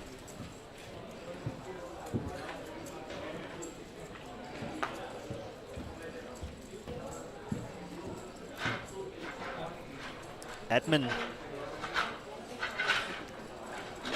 going all in for 9 big blind with king 10.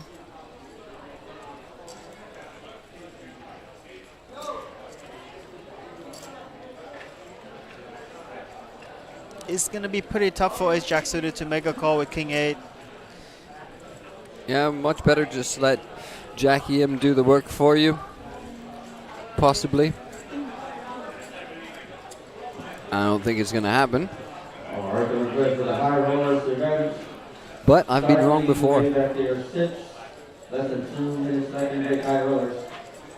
We saw Shimizu on the super high roller call off, I think, almost 10 big blinds with 6-3 at one point.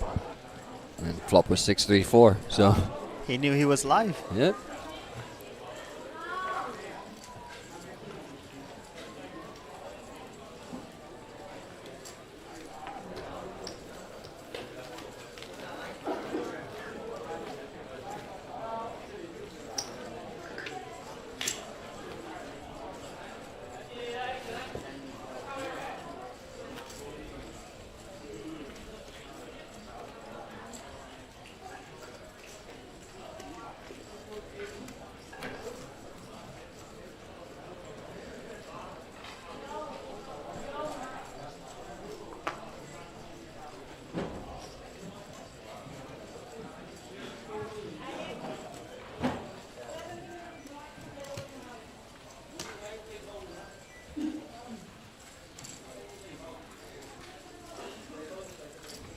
blind to blind with quite a weak hand indeed. Does he want to use that advantage or give his opponent some free chips? He does. Oh, and psychic fold there from Jackie Yim.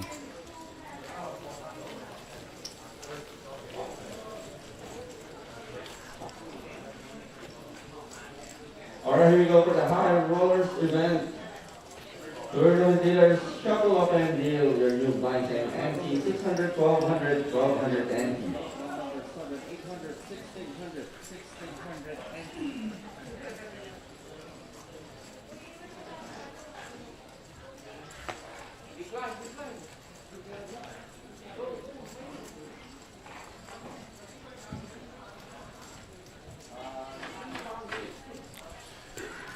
Jackie Yim has an ace on the button. Expect a raise.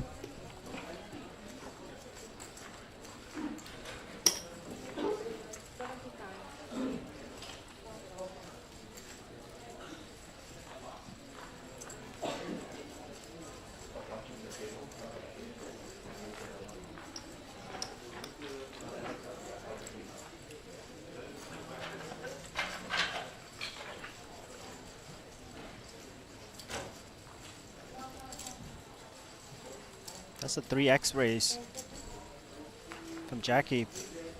Not giving a good price to a jack suited.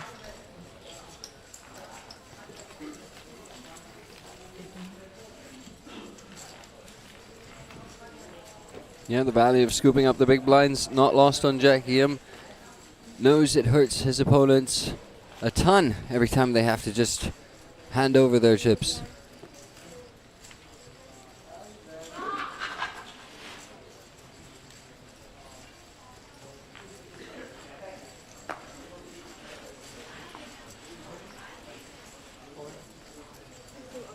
Edmund is still alive and has quite a few chips in his stack to play with, says Dotian in the chat. He's all in right now with ace-4 suited, a fine holding short-handed.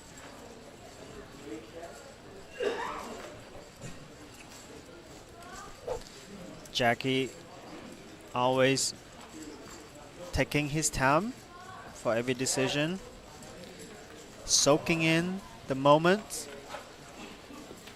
being here at the main stage of the APT Hanoi Billions at the National Convention Center. So, although you know the way things are gone, if I was a betting man, I would say my pick here is actually AJ suited for the reason that he thought he was gone twice. It wasn't just the one funny hand, also the Kings versus Aces cooler that he faced, which could be devastating not just to your stack but to your mentality at that point, you know? Right. And he's bounced back just fine.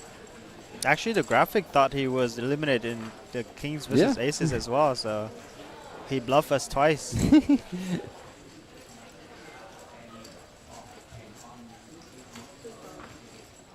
Discipline.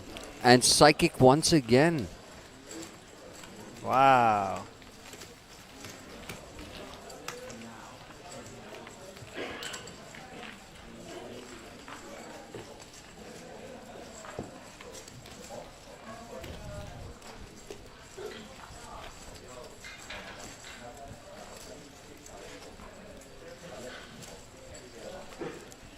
Any of this player here could take over the chip lead with a double up, so anything could happen here, three-handed. 3 big blind raise incoming, you think? That has been the case thus far. I think so. Be 3 of those watermelon and lime chips in the front. Maybe even an all-in would be appropriate. Just a min this time. Ace-4 suited for AJ suited. 10 big blinds. Slam dunk all in for you? This might be an all-in. I think it's a very good hand heads up and definitely good enough to stick it in. And Ace Jack suited agrees. Tough spot though for Jackie. His kicker is not the best, and he's not suited.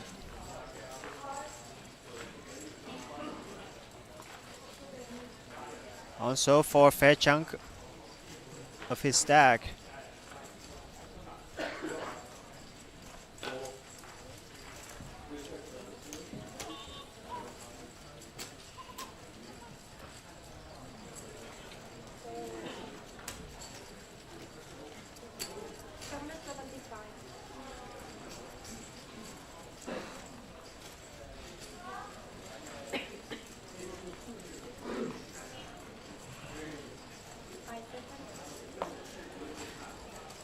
Thinking about it, thinking about it. Third of his stack to continue. Yeah, a lot of the time Jackie will be drawing the 3 outs.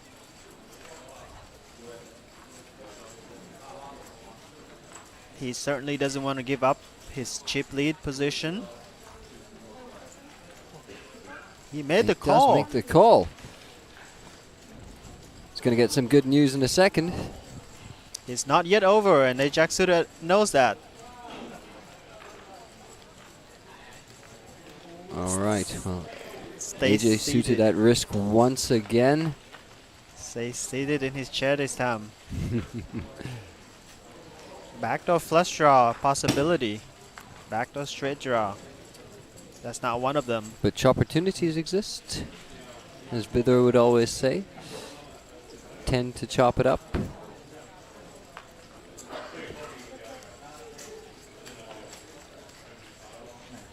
Queen is another chop, actually. Yeah, Queen is another chop. I just realized. I paused for a second, realizing I said that I didn't want to go back on it, and then this happened. It's all right. Chop it up, gentlemen.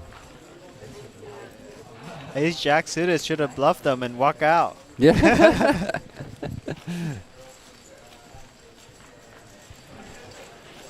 There you go. The blinds at 10K, 25K.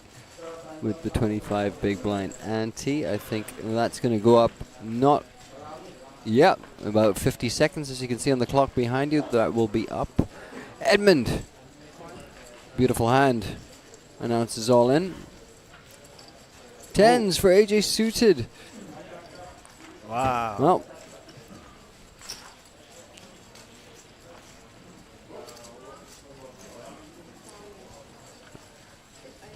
he's also all in, and you want to just end it here, Jackie? You're live. Yeah, he's considering. That is the laugh of someone who wants to do it really badly. But do you really want to triple up someone else, but at the same time almost always effectively guarantee yourself a heads-up match? All right, look at the percentage, Addy. 33, 33, 33. A Whoa, dead, whoa. even fight. All said and done, though, actually, in this situation, is it worth that? You do guarantee pretty much that you knock someone out, but you then do triple up your heads-up opponent. And Stevens.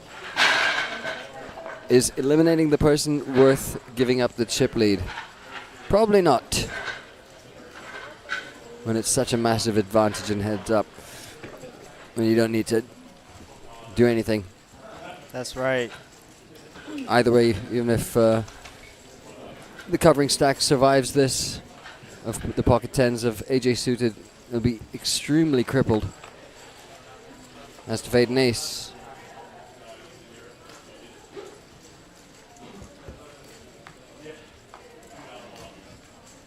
Of course, Edmund is the one at risk, needs to catch an ace and an ace only now.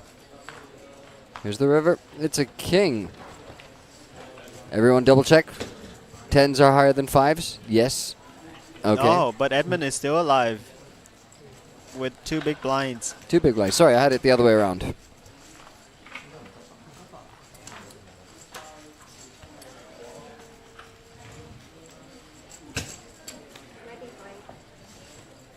Chop, chop.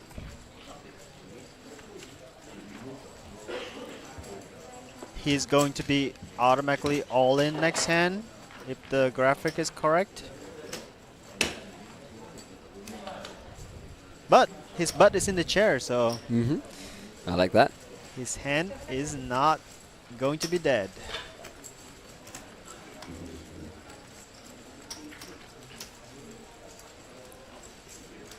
And AJ Suited, he's now got as much as Jackie Yim. He's coming back for revenge for his kings. Yes. We are having the blinds gone up now to 30,000, 60,000, I believe.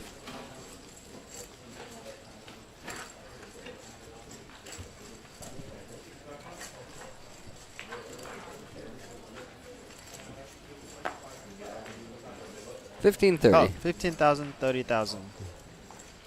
That would have been a savage jump, mate. That's right. A fine hand for the auto all-in of Edmund, a suited king. No complaints there. And I expect Jackie will probably just take this one for a spin.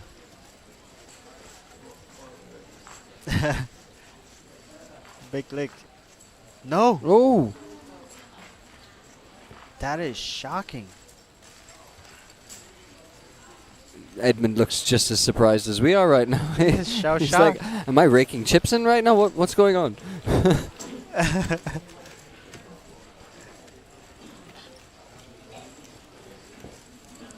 Perhaps wanting to keep him alive so that he can try and do something to AJ Suited somehow. That's a very good point, actually. Sometimes the chip leader likes to have pressure on the other mid stack, keeping the short stack alive.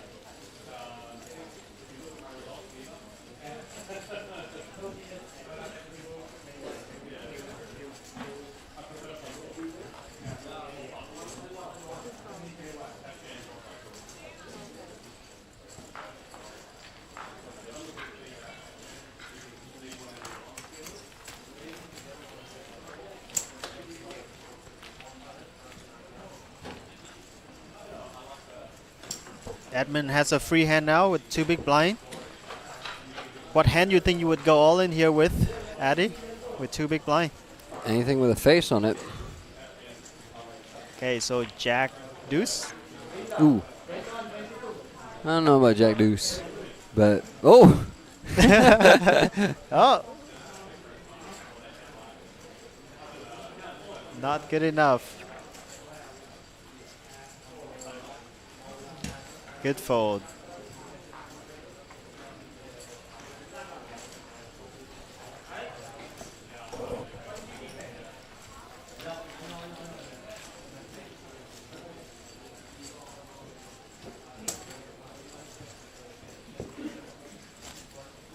Exactly 2 big blinds, in fact. 60K flat.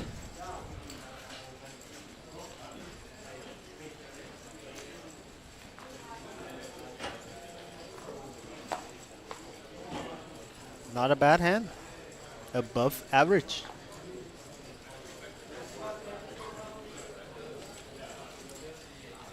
I wonder if there's merit for both of these players just to try to get the 4 cards in and, you know, trying to eliminate Edmund. Yeah, I would make a case for that. And this time Jackie says, let's go. He is ahead. He is dominating his opponent. He is in very good shape to take this down. There's a lot of chopping scenarios, though, with these 2 hands. That is also true. Let's see the run out.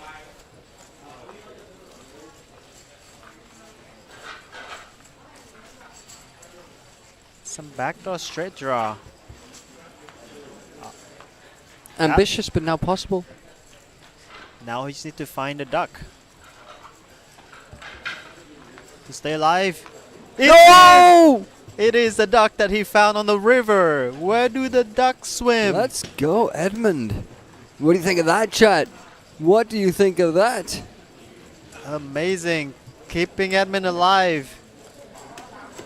These are not influencers, guys. These are people who played on Natural 8 Hong Kong and legitimately got their way through to this final table.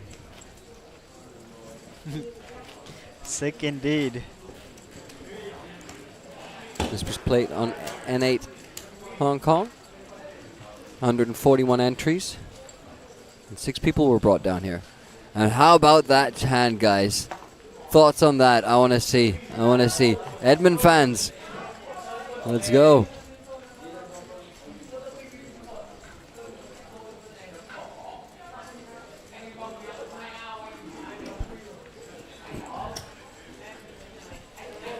King 10 for Jackie.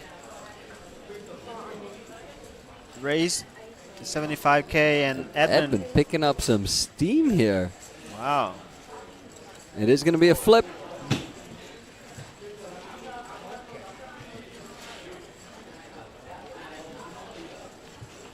And you can't help but root for him after that. Can he do it again? Get another double up? Can he do it? That's a good start.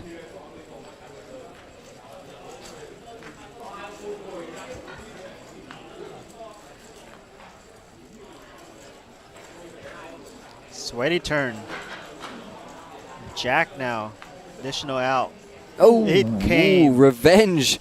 Revenge for Jackie M after getting rivered. Rivers the man right back. Takes the scalp. Eliminated in 3rd place. His fan favorite in the chat, Edmund. Great effort for Edmund. Unfortunately, not able to win the flip and eliminated.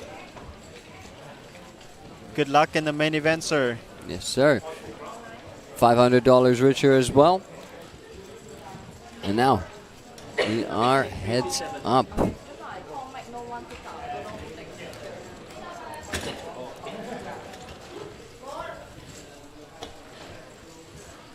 So it's been quite a fun one, matey. What have been your standout moments for you so far? I think we're going to take a look at some highlights. Let me know which one you enjoyed the most. Yes, there's a lot of fun hand and a lot of interesting run-outs for the all-ins hands. And I think the players are playing very well. I'm happy to see these 2 heads up, as they have been showing the most aggression, and they deserve to get to this point. Each of the player guarantee $750. They battling for the top spot, $1,000. And also that beautiful trophy that you see there on the table being displayed. And also a seat for the main event, which is happening right on the floor. Sorry, I'm laughing at the chat. No problem. I'm laughing at the chat, that's all. Dotien, I think, wanted it to be done there. He's like, why did you say deuce on the river? We didn't do it. We didn't do it. We didn't do it. We just... Yeah, and these were some of the moments from earlier.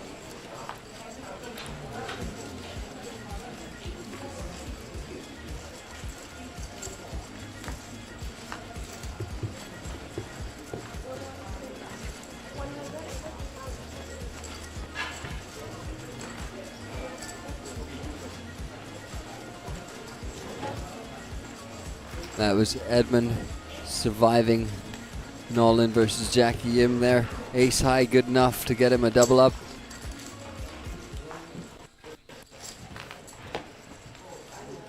And he hung around for long enough, but this is one of the biggest hands that we had.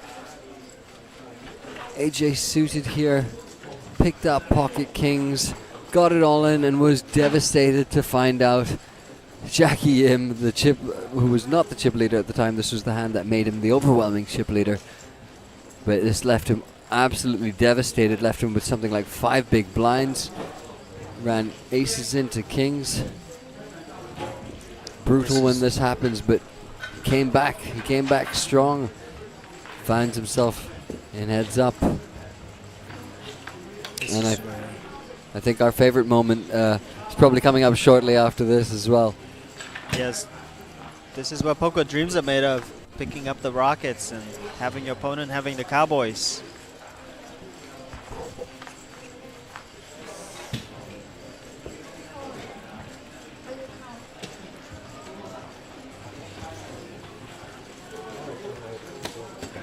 Yeah, look at that. You can see in the stack there, Jackie had over 60 big blinds at this point. His opponents all had less than 15. And this was a crazy moment. He just had 2 big blinds here, and he decided, instead of going all in, he did a little bit of, let me take a look at the flop, leaving himself 1 big blind. It came out that he decided to get it in nonetheless. And then we had a little bit of drama. Check this out. 3's obviously ahead right now. Everyone's all smiles. Jackie Yim thinking, all well and good. I just have to avoid some of those cards to come, and I'm going to take that scalp, and we're going to be moving on in the tourney. And the deck had other plans. We were sitting here in the booth talking about 7. Could make a chop. We saw the 8 and we were like, oh, how exciting, he's open-ended now. And everyone got so excited with those various outcomes that when another 8 came on the river, none of us here, except for me, mind you, but none of the players over there, including the man himself who had won the hand at this point, took off, got congratulated by the losing stack, was almost out the door until, wait for it. One of the staff member recognized it and tell the floorman to come over and correct the situation just in time before the next hand is being dealt. That is the key in poker. If you're in doubt of anything, make sure to check with your floorman or your dealer before the next hand is dealt, because when that is done, then the deal is done. So very important to double check everything, double check the chip count, double check your hand. So a funny moment we had. This was NMAC who went in for his 20 life here with his last 6 blinds. Got himself called by AJ Suited.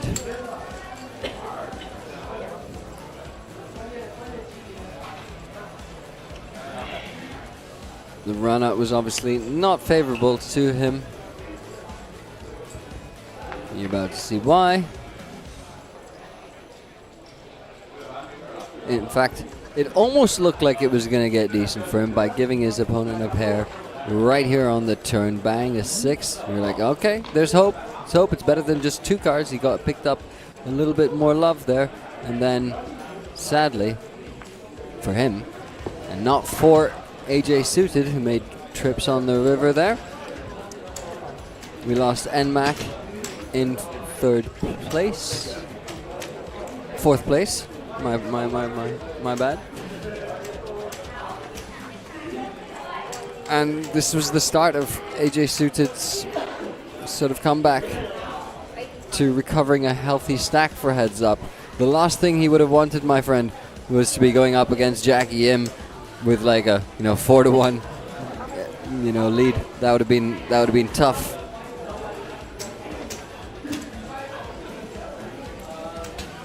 Edmund, that you can see sitting there in the middle of the table, was about to have a bit of a roller coaster himself. This was a moment right here where Jackie Yim was considering, do I go for some fun? Do I get involved? He really wanted to. It would have meant a guaranteed elimination for one of his opponents, but it also could have meant he would have ended up heads up with an even stack of his opponent. But, of course, the upside that he was considering is that he could just end it all. Just finish it all here. He thought about it for a moment.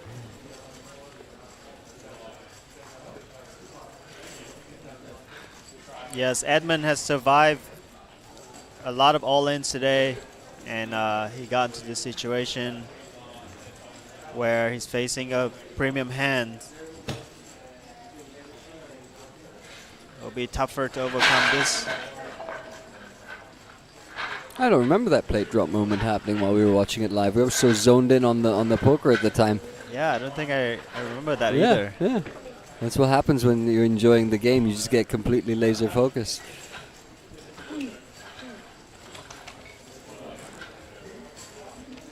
And yeah, Edmund found himself in a bit of a tough spot here, given that only an ace was needed.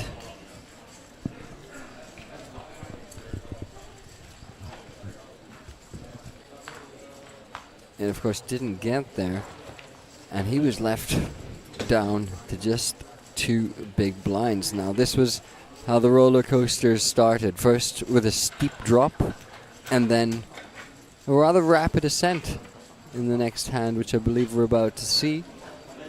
He was auto all in.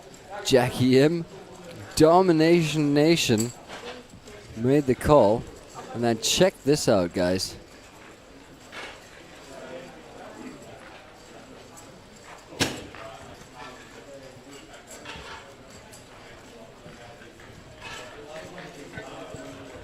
Was resigned to his fate, sat back in his chair, ready to accept the walk towards the exit. That was a nothing real board. Suited Superman had the good graces to say, hey, there's a little backdoor straight there. It's And all about the back door. yes, sir. And wouldn't you know it, miracle on the river, bang! The wheel comes through for Edmund. He popped back up to 3 bigs there. But after picking up a legitimate hand later on, Jackie Im was out for revenge. And revenge he would have in fitting fashion from his perspective anyway. About to serve up a dish that was very familiar to Edmund, just not the way he would have wanted it.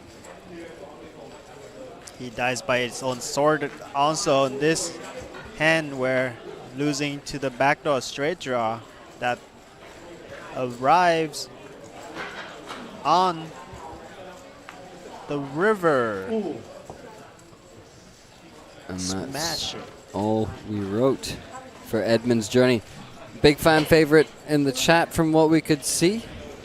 And we were left with only 2 then.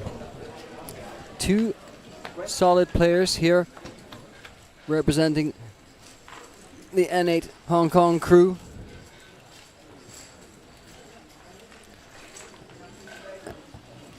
And we will take a short break here. We continue to watch some of the highlights. Me and Suited Superman are going to discuss some fun stuff. We'll be going to the table very soon. You guys check out some of these hands.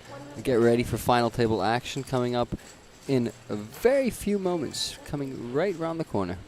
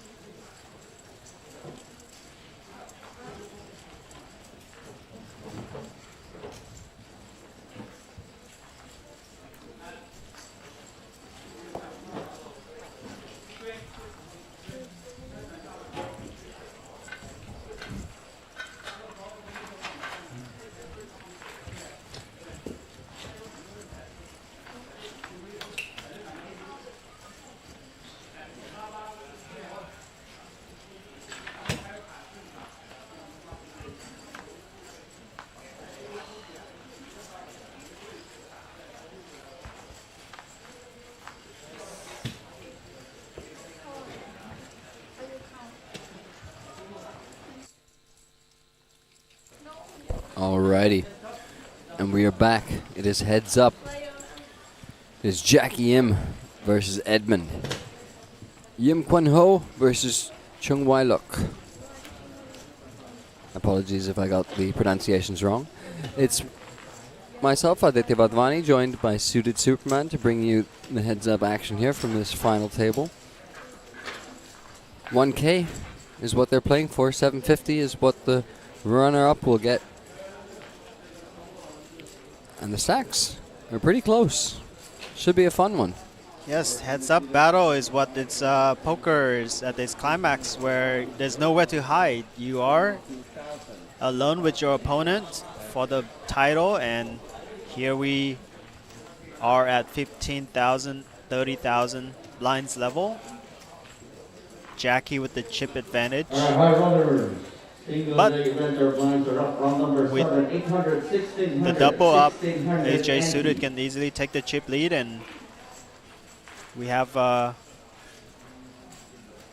two tough opponents. I would say the toughest opponents of this final table. Battling it out here. First hand with AJ Suited raising up. And Jackie defending with a pretty 7-6 suited.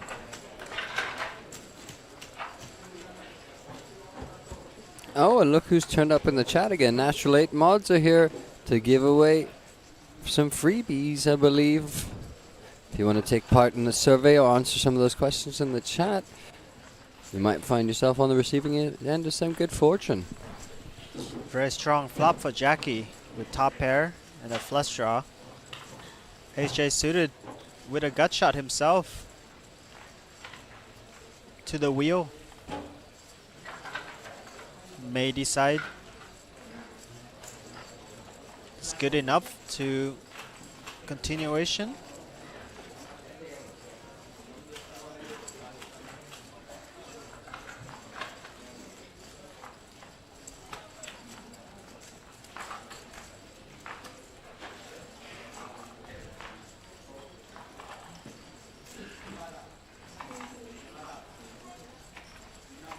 Decided ace high might be good sometimes.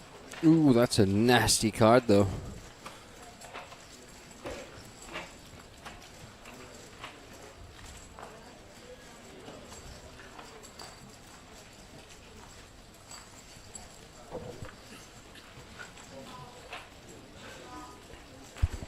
How does Jackie Yim get paid here if you're in his shoes?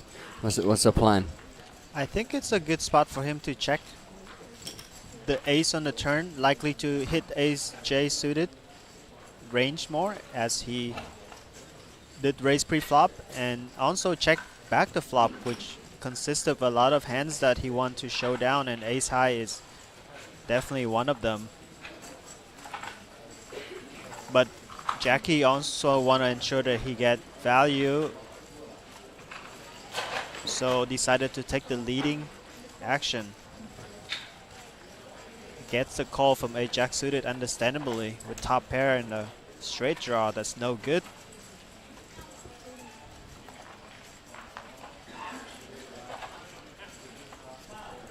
King doesn't really change anything here as far as the players are concerned. Jackie Yim looking to get some value. Yeah, that's a very tough card for AJ Suited to get away from if Jackie decided to make a bet here that is not too big. Yeah. As a lot of the draws also bricked out. It would be fairly reasonable to assume, as played, the King of Diamonds might bet the turn like that as well.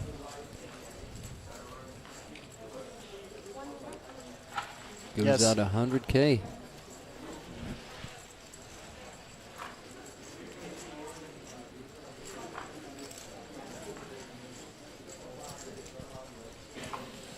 Yeah, that's a good sizing from Jackie. I think he knows where AJ Suited is at. Targeting the top pair type of hands that can't really call a huge bet with the flush and the straight out there. And may think that Jackie is going thin with the King of Diamond, like you said, that bluffing the turn and then just trying to get some value on the river. So I don't think that AJ Suited can get away from this spot easily, given the price he's given. Makes the call. and got shown the bad news.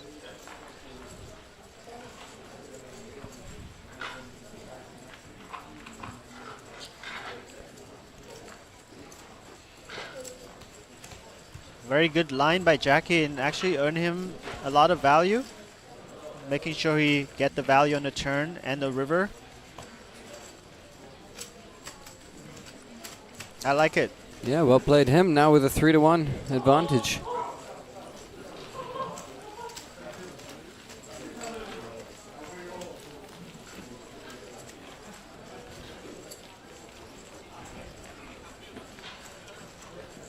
$179 of you beautiful people in the chat right now. Do drop a like. It really helps, as Vidar always says, the algorithm, so that this content gets seen by other people in the wider world of the internet, as well as the world itself. Let's show what poker is all about in Asia.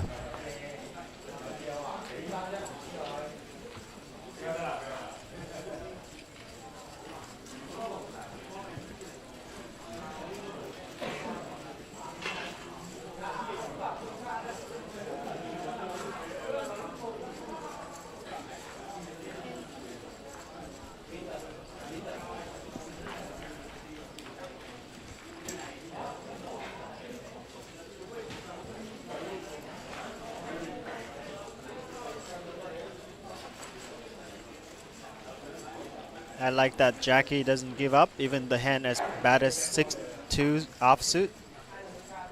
The big blind ante really giving Jackie a great price to come in to see a flop, and he get the C3. Ooh, this could be a little bit of trouble. It's hard to make a pair, and heads up, they always say.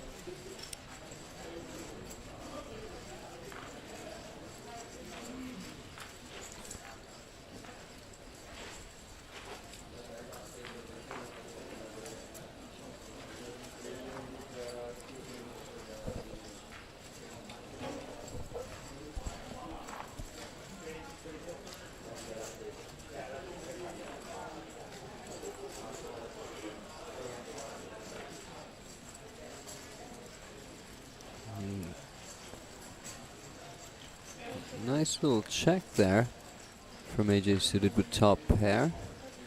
I mean, Jackie M likely to c-bet. And Jackie, mind you, is going to be suspicious once he sees the action now, unless it's a raise, in which case he's going to probably just be like, well. Yes. I think HJ suited just wanted to win the pot right here, right now, and don't have to make a tough decision when overcards come. Yeah, absolutely fair.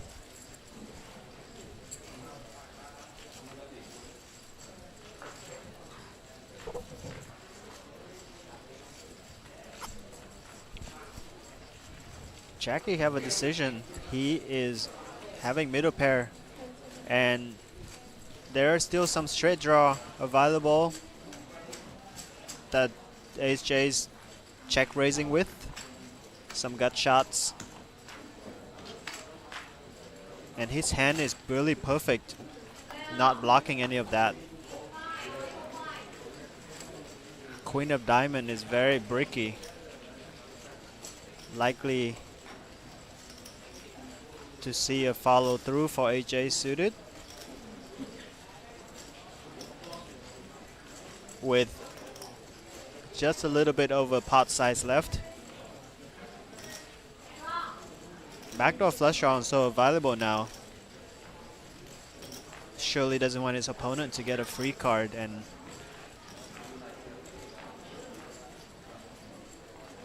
might not know where he's at on the river. So I think I would like to see a shove here by AJ suited, but let's see how he plays it.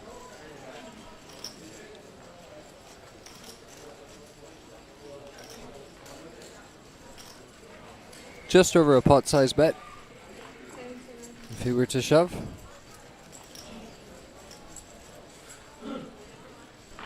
And he heard Suited Superman loud and clear. Says, "Okay, boss, I got this."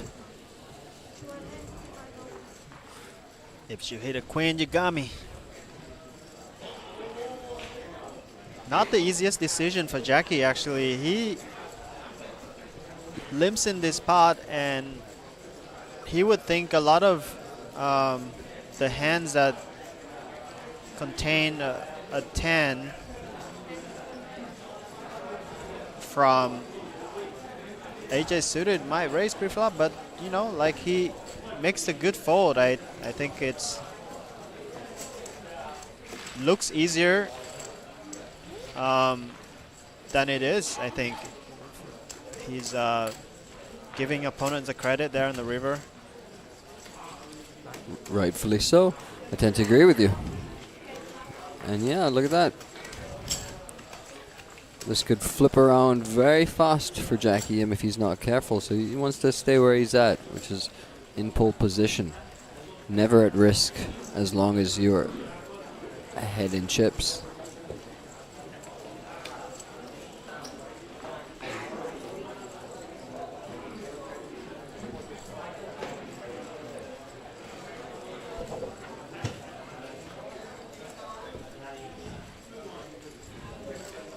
I noticed his sweater have Ace J, but it's offsuit. Addy. You know what? You're right. You're right. Listen, if he doesn't manage to win this, don't tell him, because that's just like double burn. But if he wins, you can probably mention it.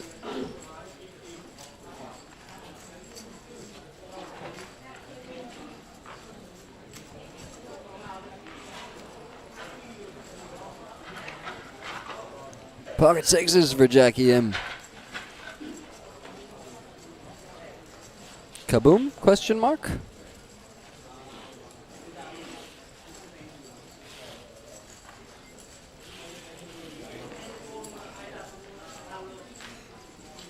Raise incoming.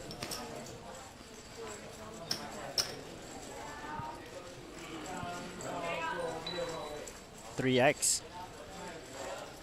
All right, yeah, the blinds are up to 2040 now.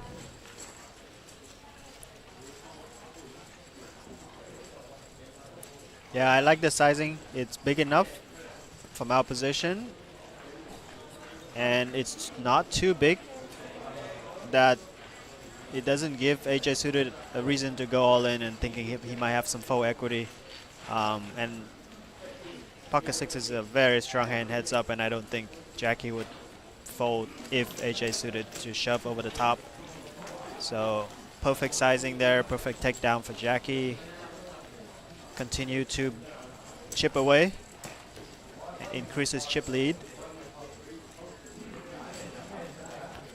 and a step closer to the Lion Trophy. Yeah, tough right now if you're in AJ Suited's position. Just 10 big blinds every time it's the big blind. He's perhaps to put in like almost a quarter of his stack, which is kind of brutal. He's got, what, 400K or so?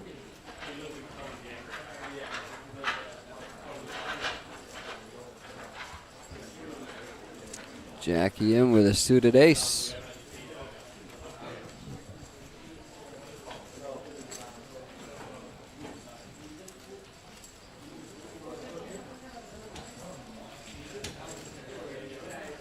It's a good shoving hand.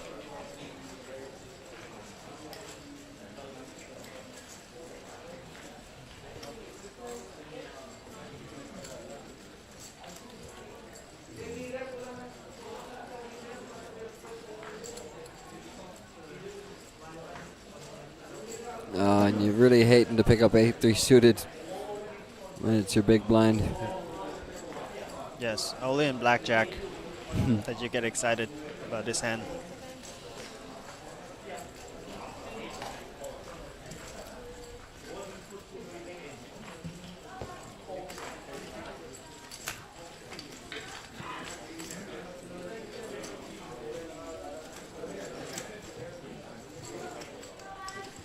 So AJ suited getting closer and closer to the end. Jackie getting closer and closer to the top.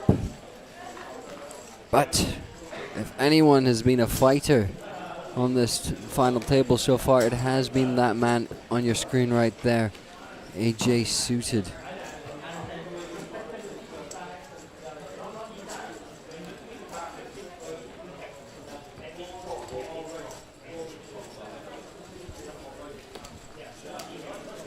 You can see just on the left of the screen the trophy that they're playing on. It's just out of focus right now, but it is a beautiful new era trophy here at the APT. Jack 6 Suited. This might be a little bit too weak with 7 big blind left. He still can survive another round or so, another hand or two, and still have some full equity, but he decided to limp in. Hope to see a free, a cheap flop.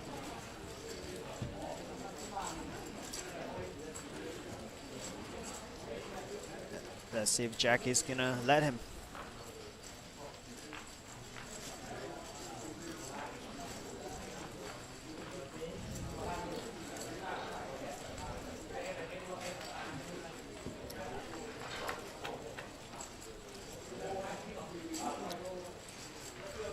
Jackie flop top pair.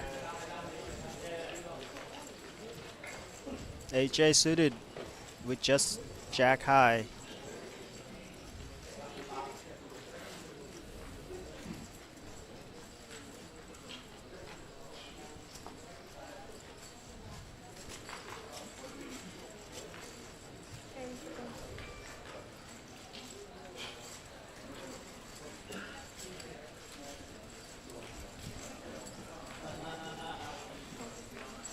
Coming out the flop gates firing.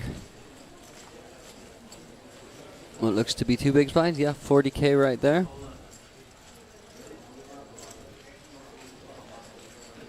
Nothing really to work with here for AJ Suited beyond what would be quite a spectacular bluff, to be honest. Wow. Oh, but a non-believer we have from the short stack. Not sure about that one, matey. Yeah, I'm very surprised at the call, not having too much chips left. Not many turn cards that you can believably bluff. Not having the suits for any backdoors. Just an overcard.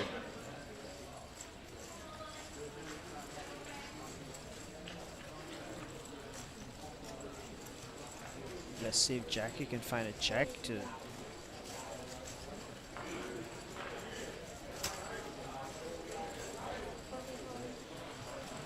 Hand should be over now. Another single big blind bet there. That's a cheeky one. That's a cheeky one. I like that from Jackie. Pure bleed. Very clever. Milking. In case your opponent have some random high cards.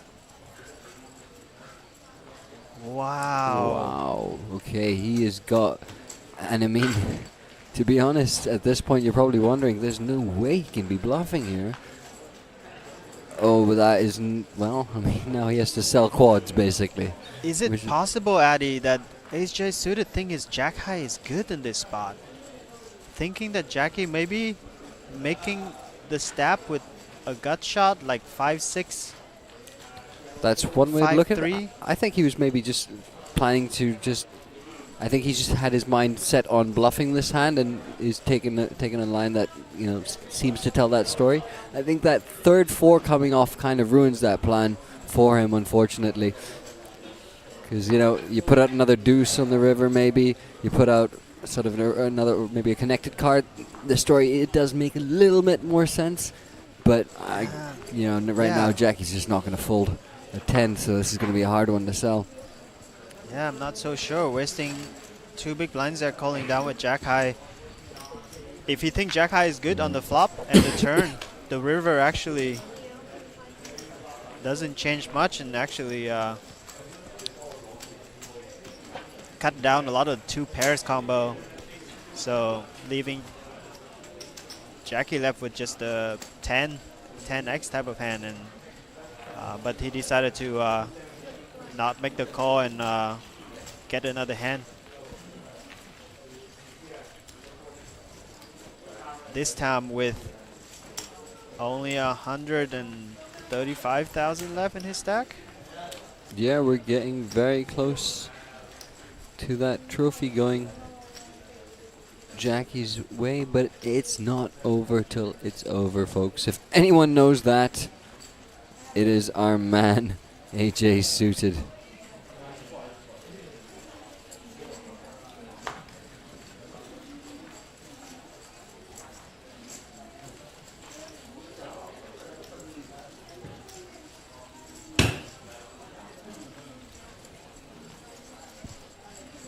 I think, yeah, I was gonna say this one he might need to let it go because there's really no forward equity there. Absolutely. No need to get him back to 10 bigs if you're in Jackie M's shoes. Again, that big blind ante is just devastating at this stage.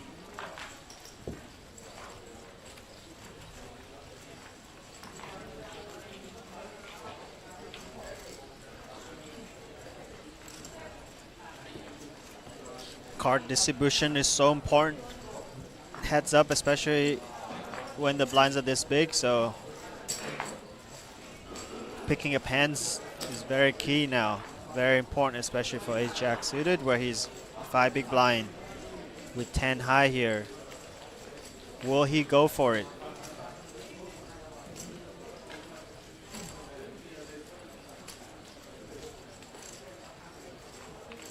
It is near the crust. He does go for it. Let's see if he's going to get any resistance. We've seen Jackie make some big folds with a great price before. For even the 3 big blind shove, I think he folded 9-6 suited. This time, 5 big blinds with slightly better hand, Jack 9.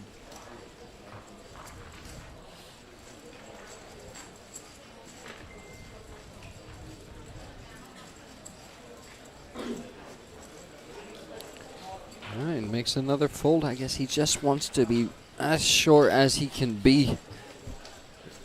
Yes, doesn't want to make it difficult. Wants a nice, easy decision to get that trophy. I hate to break it to you, Jackie. Your opponent wants to win. He's not going to let that happen. You have to sometimes force the hand. Even if it's the hand of fate that you're forcing. Yeah, it's tough to make that call, but sometimes you have to consider the price you get and consider all the ranges of hands that your opponents can have, and you know, sometimes you gotta gamble. Or as we like to call it, a calculated risk.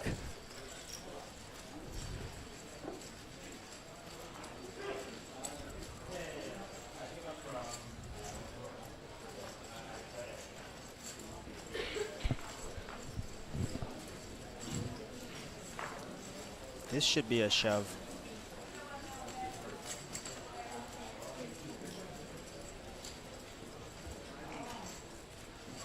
This will be a shove.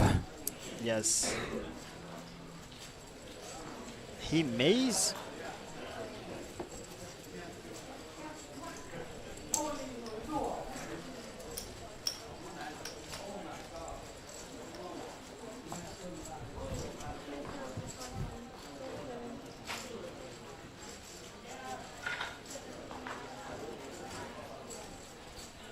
Right then, Jackie M. Well, I honestly don't want to make any guesses anymore. But I'm willing to let you guys do it in the chat. You think AJ Suited is going to make a spectacular comeback? Or will Jackie M finally find a spot where his opponent cannot come back from and finishes him once and for all? We will find out. Heads up, play continues right here at APT Hanoi Billions. It has been 68 hands so far. This is where we're at after that many hands. Jackie Im in commanding position, has been pretty much leading, not just with chips, but also in aggression throughout this entire event so far.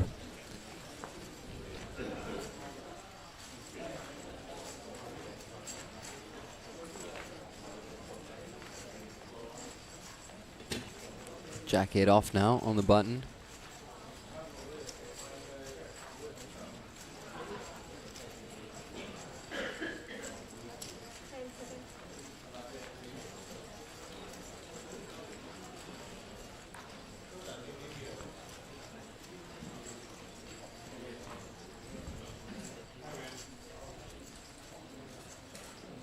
A lot of Jackie fans in the chat.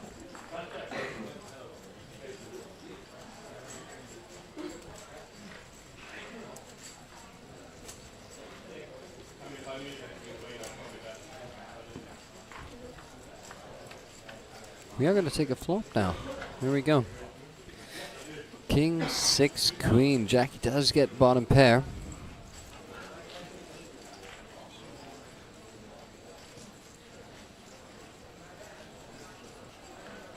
Really hard to peg your opponent down when they're playing consistently, even if it's not in line with traditional heads-up ranges.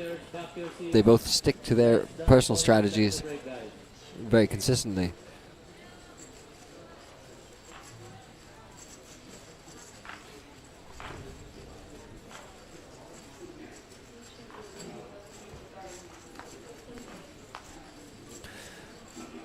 And the dangers of letting your opponents have free cards is that sometimes they get there.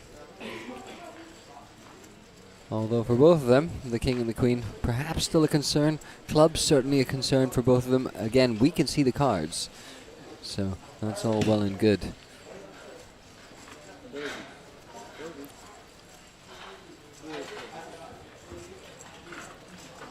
Ooh, AJ suited. Okay, he was just playing with his chips. I thought he was reaching for chips instantly there. I jumped the gun a little bit. But now that he has picked up a pair, there's one card to a flush, which does actually come through along with a one card straight. So,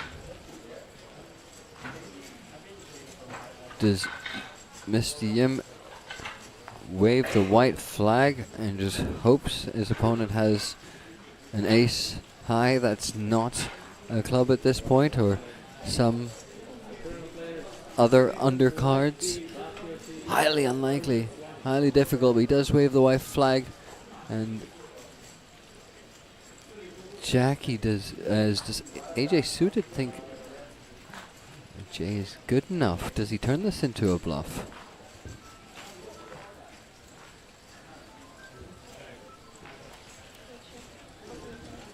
Checks right back. Gonna get some good news. So he's back up to 10 big blinds. Not only that, but I think the blinds themselves are not far away from creeping up once again.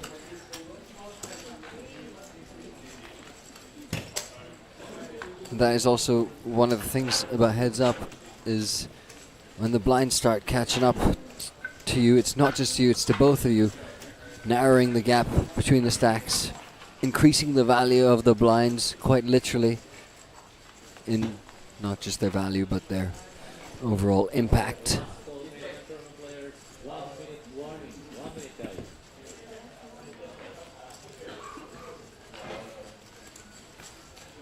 YCL in the YouTube chat says, get him AJS. He's trying, he's trying. His opponent is rock solid though.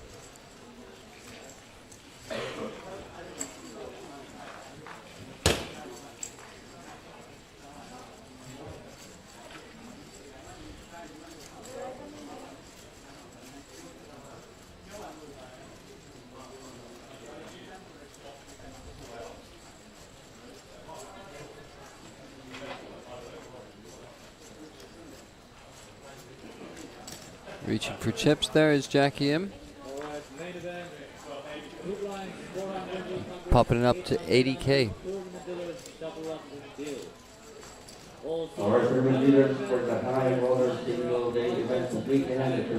AJ Suited letting it go once again. So brutal. So brutal to give up those 2 big blinds every time you're in that position.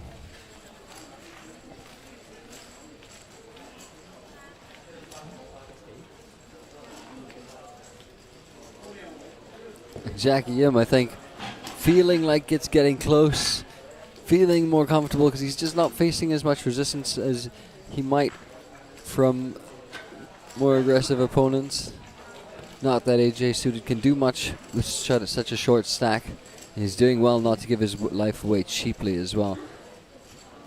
You'd love to see people fight with honor.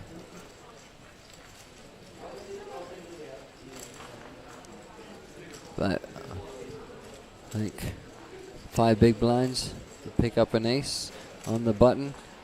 He's going to go after those 2 big blinds.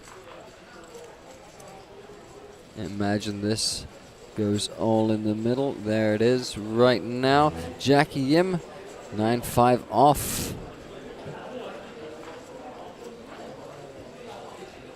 Asking for a count. So we saw him fold 9-6 suited in a similar position earlier for a slightly smaller pot. Does he go with 9-5? The thing is, the blinds have just gone up. You can see we're up to 30-60 from the next hand onwards. Or rather, I think this hand itself. So, hardly 25 bigs in play overall between the 2 of them.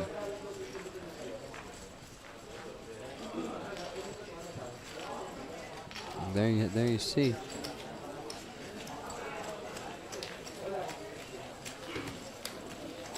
Every time you are the big blind, 120,000 is what you need to put in the middle there.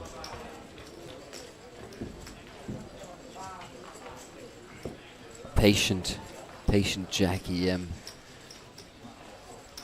Just waiting for that moment where he has a lock and his opponent can escape.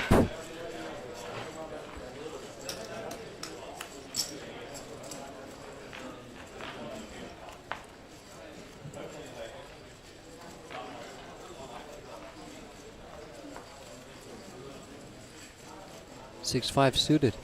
Beautiful looking hand.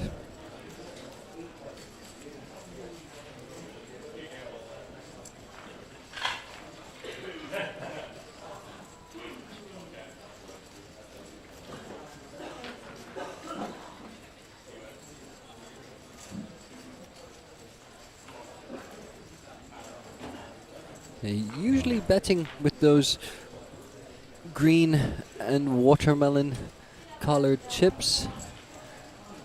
This time pulling out a big stack of blues. Maybe for a little bit of fear factor.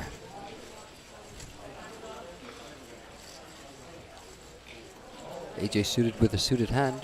It's just not AJ. This might be decent enough to go with.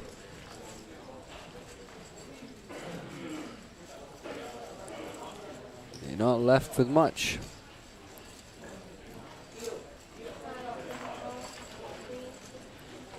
Does let it go though.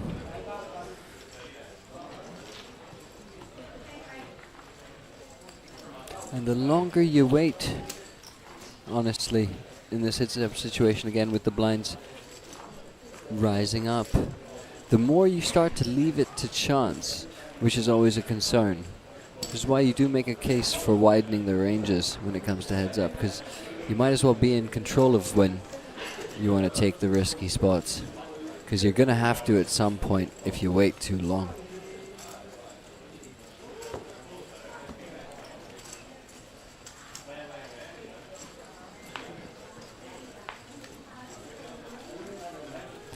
But on we go.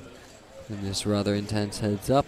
King 4 suited, 5 big blinds. Does he try and get his blinds from the last hand back? I would say this is a very good candidate. He agrees. He gets it all in. Jackie M doesn't have such a nice hand, does he? So the blinds appear, unless Jackie's just has enough and says, you know what, let's just go for it. Which I don't think is going to happen, given what we've seen from the players so far. The blinds just sort of going back and forth over the course of the last 2-3 hands. There's the fold.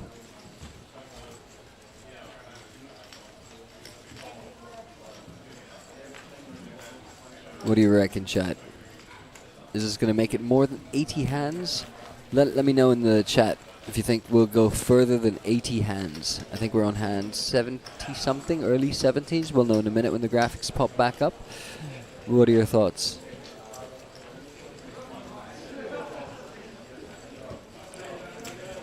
And you know, as you guys all know, I like a little bit of blood. I wouldn't mind seeing AJ Suited get a double up and then letting the clash continue. Just because it's nice to see two different styles from what we're used to seeing in perhaps some of the higher ticket events, which is a lot more faith in the runouts than these two gentlemen seem to have. These are controlled players.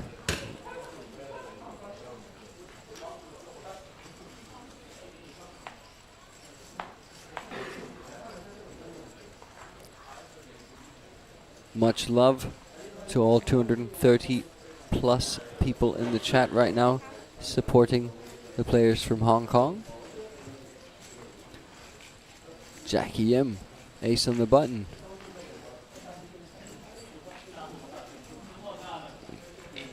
We've barely seen a single all-in pre-o. There it is. Jackie obliging. AJ Suited, gonna get out the way. Again, trading those blinds back and forth.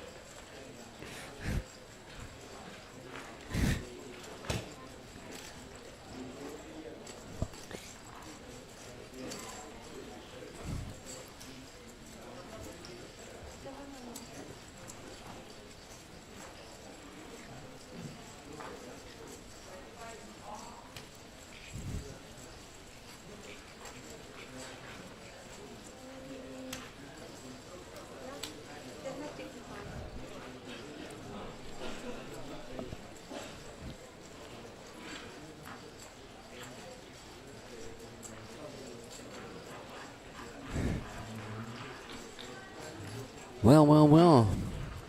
And all in here.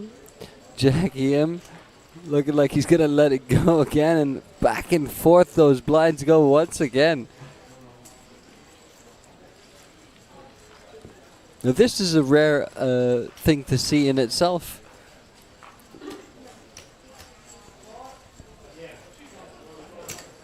I am Felix. Says Queen 4 can't fold, GG. And then I think that comment you did delete right there, sir. Don't think I'm not watching the chat, guys. I saw that. That's what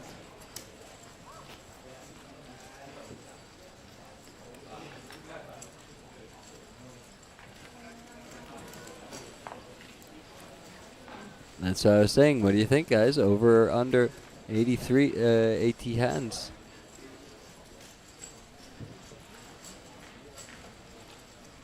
the way it's going,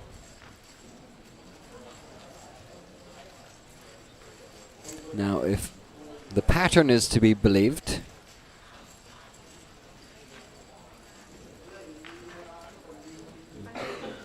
the pattern breaks, and and psychically, it was always destined. Well, now that we've broken the pattern of back and forth, tossing the blinds back and forth, AJ suited.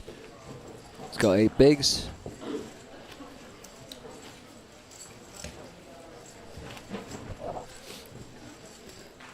If they get it all in and AJ suited wins, these situations and stacks will be exactly reversed. And if that does happen for the first time, it'll be interesting to see how Jackie navigates being the short stack and whether AJ suited becomes more aggressive.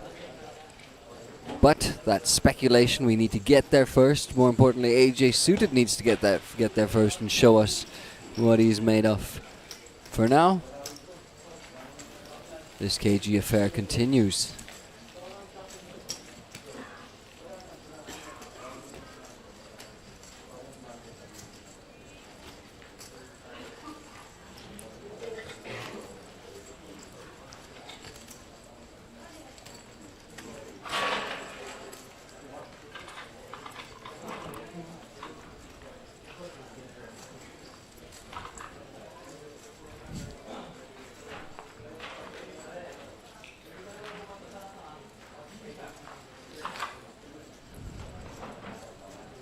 Le computer hand, Queen 7 for Jackie Yim. I don't know why I went with a half-baked French accent. I can do a better French accent, it's just not relevant right now, so I don't know why I was even bothering. Announces all in.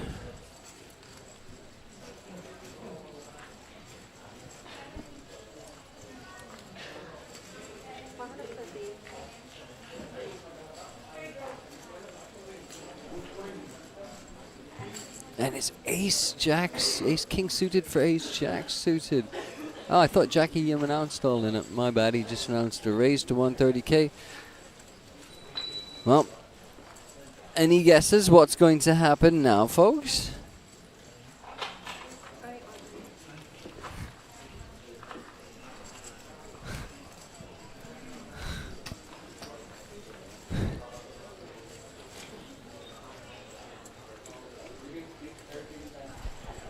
Very good situation here for ace jack suited with a dominating suit.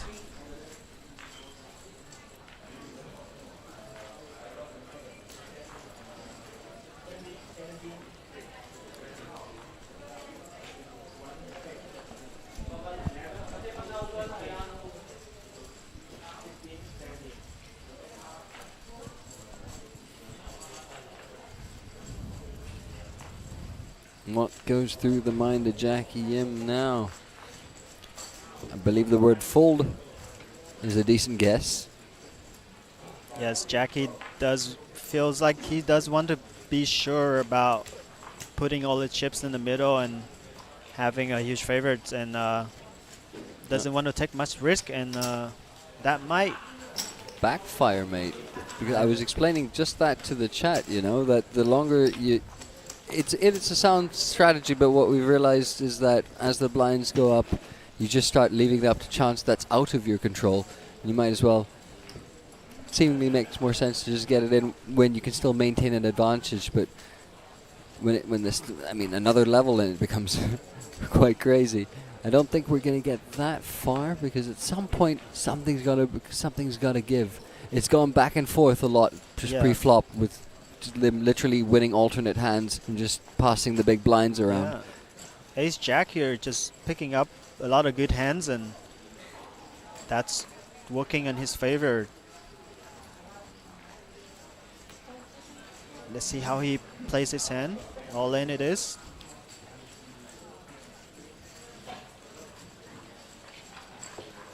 I don't think this is gonna cut it. I would agree with you there. This might give Ace Jack a chip lead, picking up the blinds of Jackie.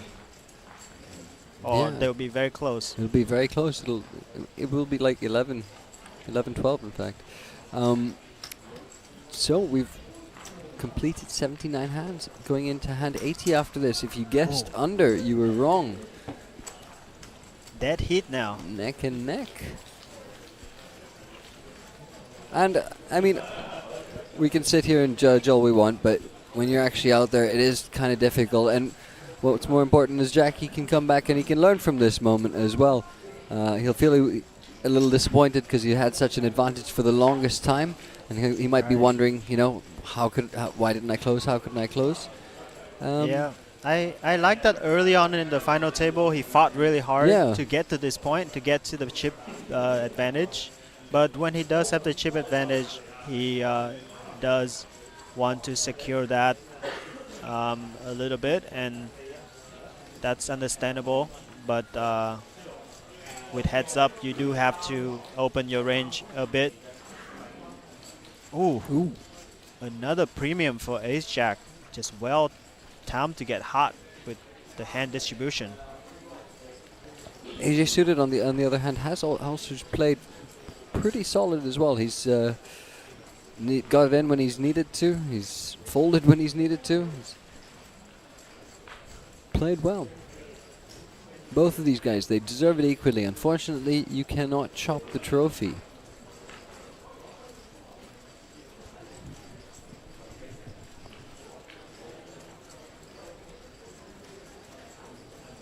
And now Jackie's facing the decision of folding and giving up the chip lead for the first time in over an hour, I'd say. Well over an hour, I'd say. Just like that, the tables have turned.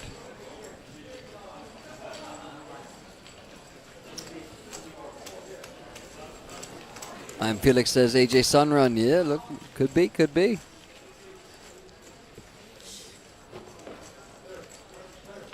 Actually, the patch there looks like a jack of diamond and actually jack of spade as I take a look at closer. Yeah, it's true. Ace jack suited of spades. It is actually Ace Jack's YouTube channel. He does some streaming poker while we play online, so give him a follow. Follow his poker action. All in announced. And now this is what I was interested to see. Oh, that's pretty heartbreaking if you're Jackie. You're like, oh no, now I start getting 7 deuce. That's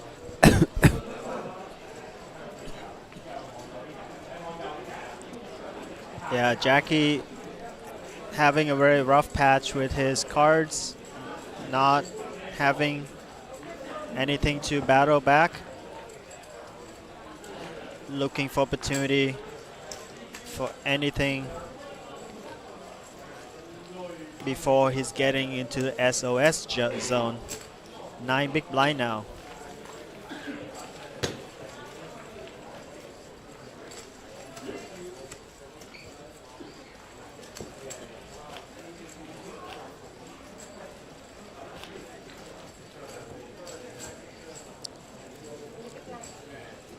It's important for Jackie to keep his composure. I know it's tough to go from chip leader to disadvantage, but this is the moment where you need to focus and not making any mistakes. yeah, well said. He looks composed on the outside, but it must be hectic inside the mind right now. Because this is the first time he's going to feel that really real feeling of being at risk. Even though we're not in an all-in hand, he has got the chip disadvantage and still being patient here, folding. Ooh, another fold.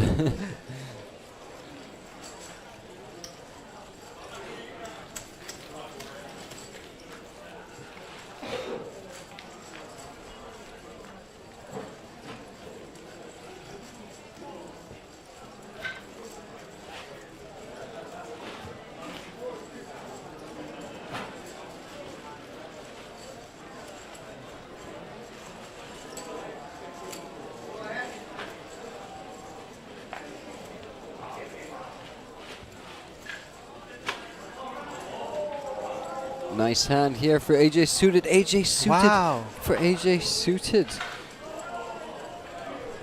This is amazing. It's even the same suit as his patch. Ace No, Jack that's of right. spades. Good eye, good eye. Ace Jack is just can't believe in his eyes right now what he looked down at. Yeah, could this be fate? Could this be fate indeed? Jackie Yim, I think, just frustrated, makes the call there. This is not good for him.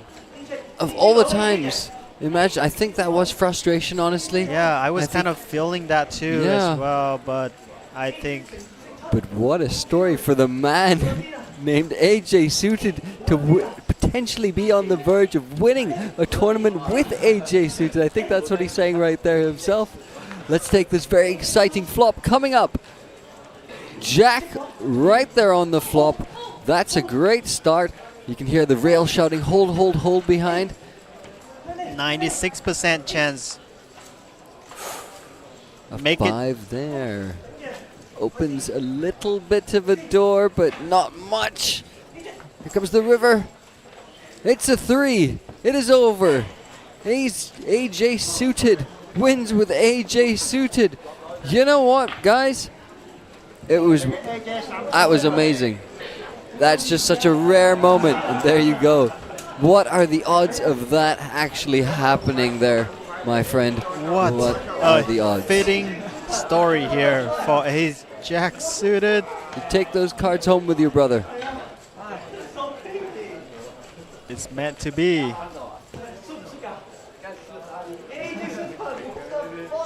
$1,000 richer. A trophy in the bag, and you win with your favorite hand, and you come back with quite a fight. He maintained his composure, he hung on, he didn't give his life away cheaply at any point. He had that crazy cooler aces versus kings. He had the moment where he actually thought he was lost and literally walked out the room. It was brought back. What a story for this champion right here. You gotta feel for Jackie Yim as well. But like I said, he'll go back and do nothing but learn from this moment for sure, because he'll be wondering what went wrong. And there's a lot of lovely, helpful people out here at this event as well who can also help him out with that. Well played to him, though. Yeah, good job. Well deserved to Ace Jack Suited. Coming into the final table as the chip lead and finish the job. He has secured himself $1,000, a seat to APT main events, and a coveted APT trophy. What do you guys think of that in chat? Yep. Someone's like, wow. Ace Jack won with Ace Jack Suited. Ace Jack Suited won with Ace Jack Suited. Yep, it was fate. It was fate. It had to be. Very good for his brand. Again, he has a YouTube channel with Ace Jack Suited as the name. And the man stream poker, playing on Natural 8 sites, earned his seat through Natural 8 sites, came here to Hanoi, and had a ball playing poker and shipped it.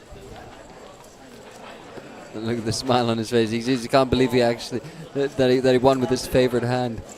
I'm sure he can believe he's won. If you're doing a poker YouTube channel, you've definitely won some stuff before. But to win it, I can't get over it. To win it with Ace Jack Suited, it's just it's like seeing a royal flush. Maybe less likely. I don't know. You know. Wild story. I've definitely made more royal flushes than I've won tournaments. You know, so to narrow that down further to like winning it with your favorite hand, man. Yeah, hopefully this live win would make him play more live tournaments, and we'll hopefully see him more in the future tournaments.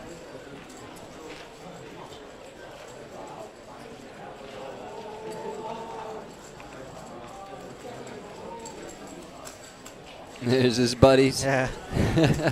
Well done. Little fist bump out there.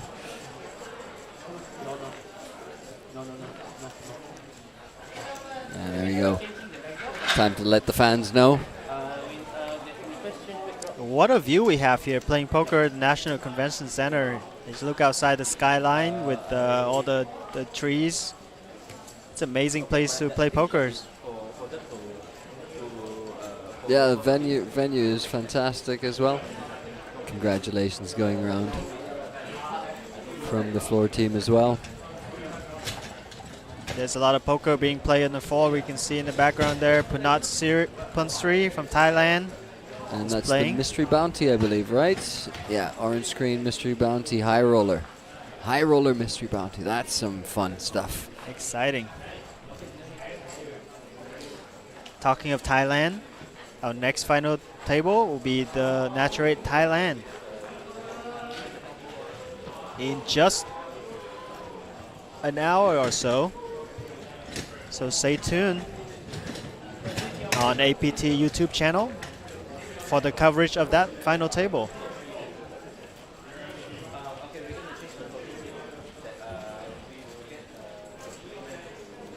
There's Jack Suited here, is waiting to take some pictures, some photos for this memory of shipping the trophy APT for the first time. He's very happy to win it with his favorite hand. I'm so happy for him, honestly. What a story! What a story just to have in your history as well. Like he'll look back on this moment. I'm sure there'll be more wins for this gentleman later on in his career, but few of them will feel as special and as unique as this one that he's experienced right here at the APT Hanoi Billions. How do you say your screen name? Is Jason or is Jackson? AJ. It's Jackson. Just call me AJ. It's Jack. Okay. Oh, is it safe? Yeah, it's safe. That's same exact suit? Yeah. That's so awesome. That's so awesome. Okay. Service.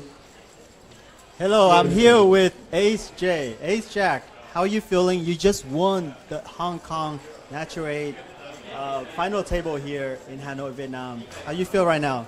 I'm obviously very happy. It's my first tournament trophy, and I'm so happy to win with the Ace Jack Suited. Yeah, what a wholesome story. Tell me a little bit more about Ace Jack Suited. What's the story behind it? Well, actually, it's my YouTube channel. I share poker content on YouTube, and yeah, it's a channel name. So that's great. Congratulations on winning the trophy and the seat to the APT main event. Yeah, good job. Ace Jack Suited, everyone.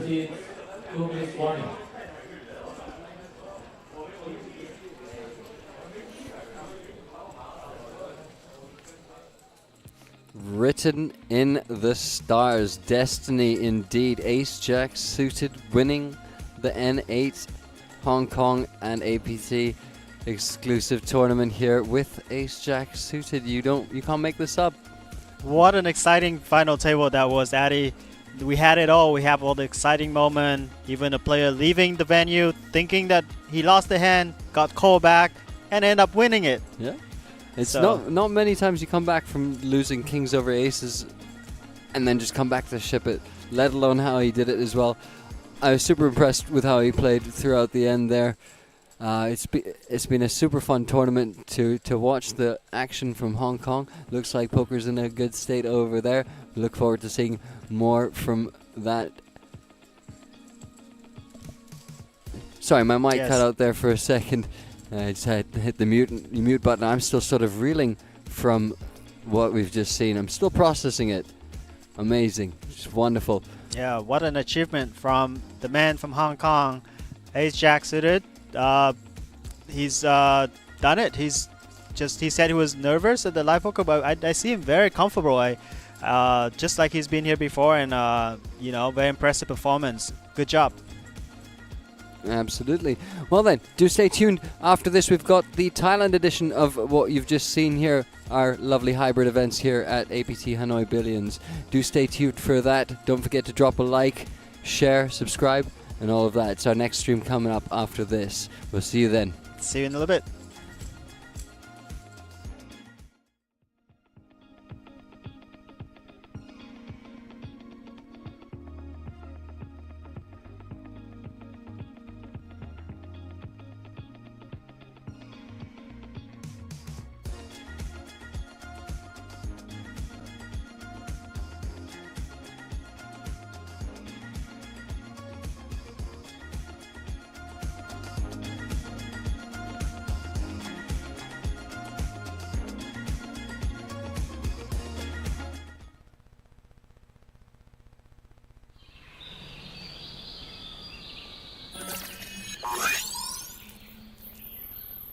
Welcome to Asia's largest online poker room.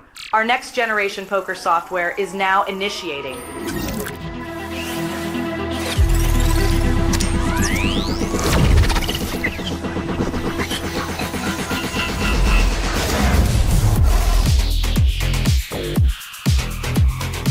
Elevate your online experience with a wide variety of poker variations to choose from. Get fully immersed with fun and social features.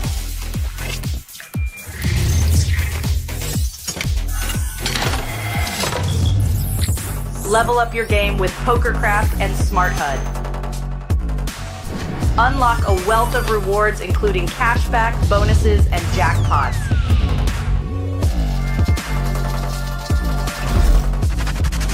Join world-class poker tournaments featuring some of the world's most renowned brands and the largest guaranteed prize pools in the world. Experience the best in customer service and hassle-free transactions for a seamless online gaming experience.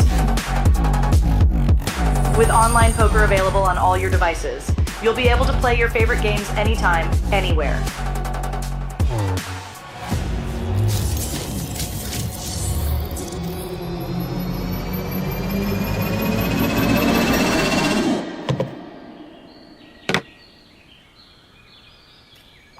Sign up now and elevate your online poker experience today.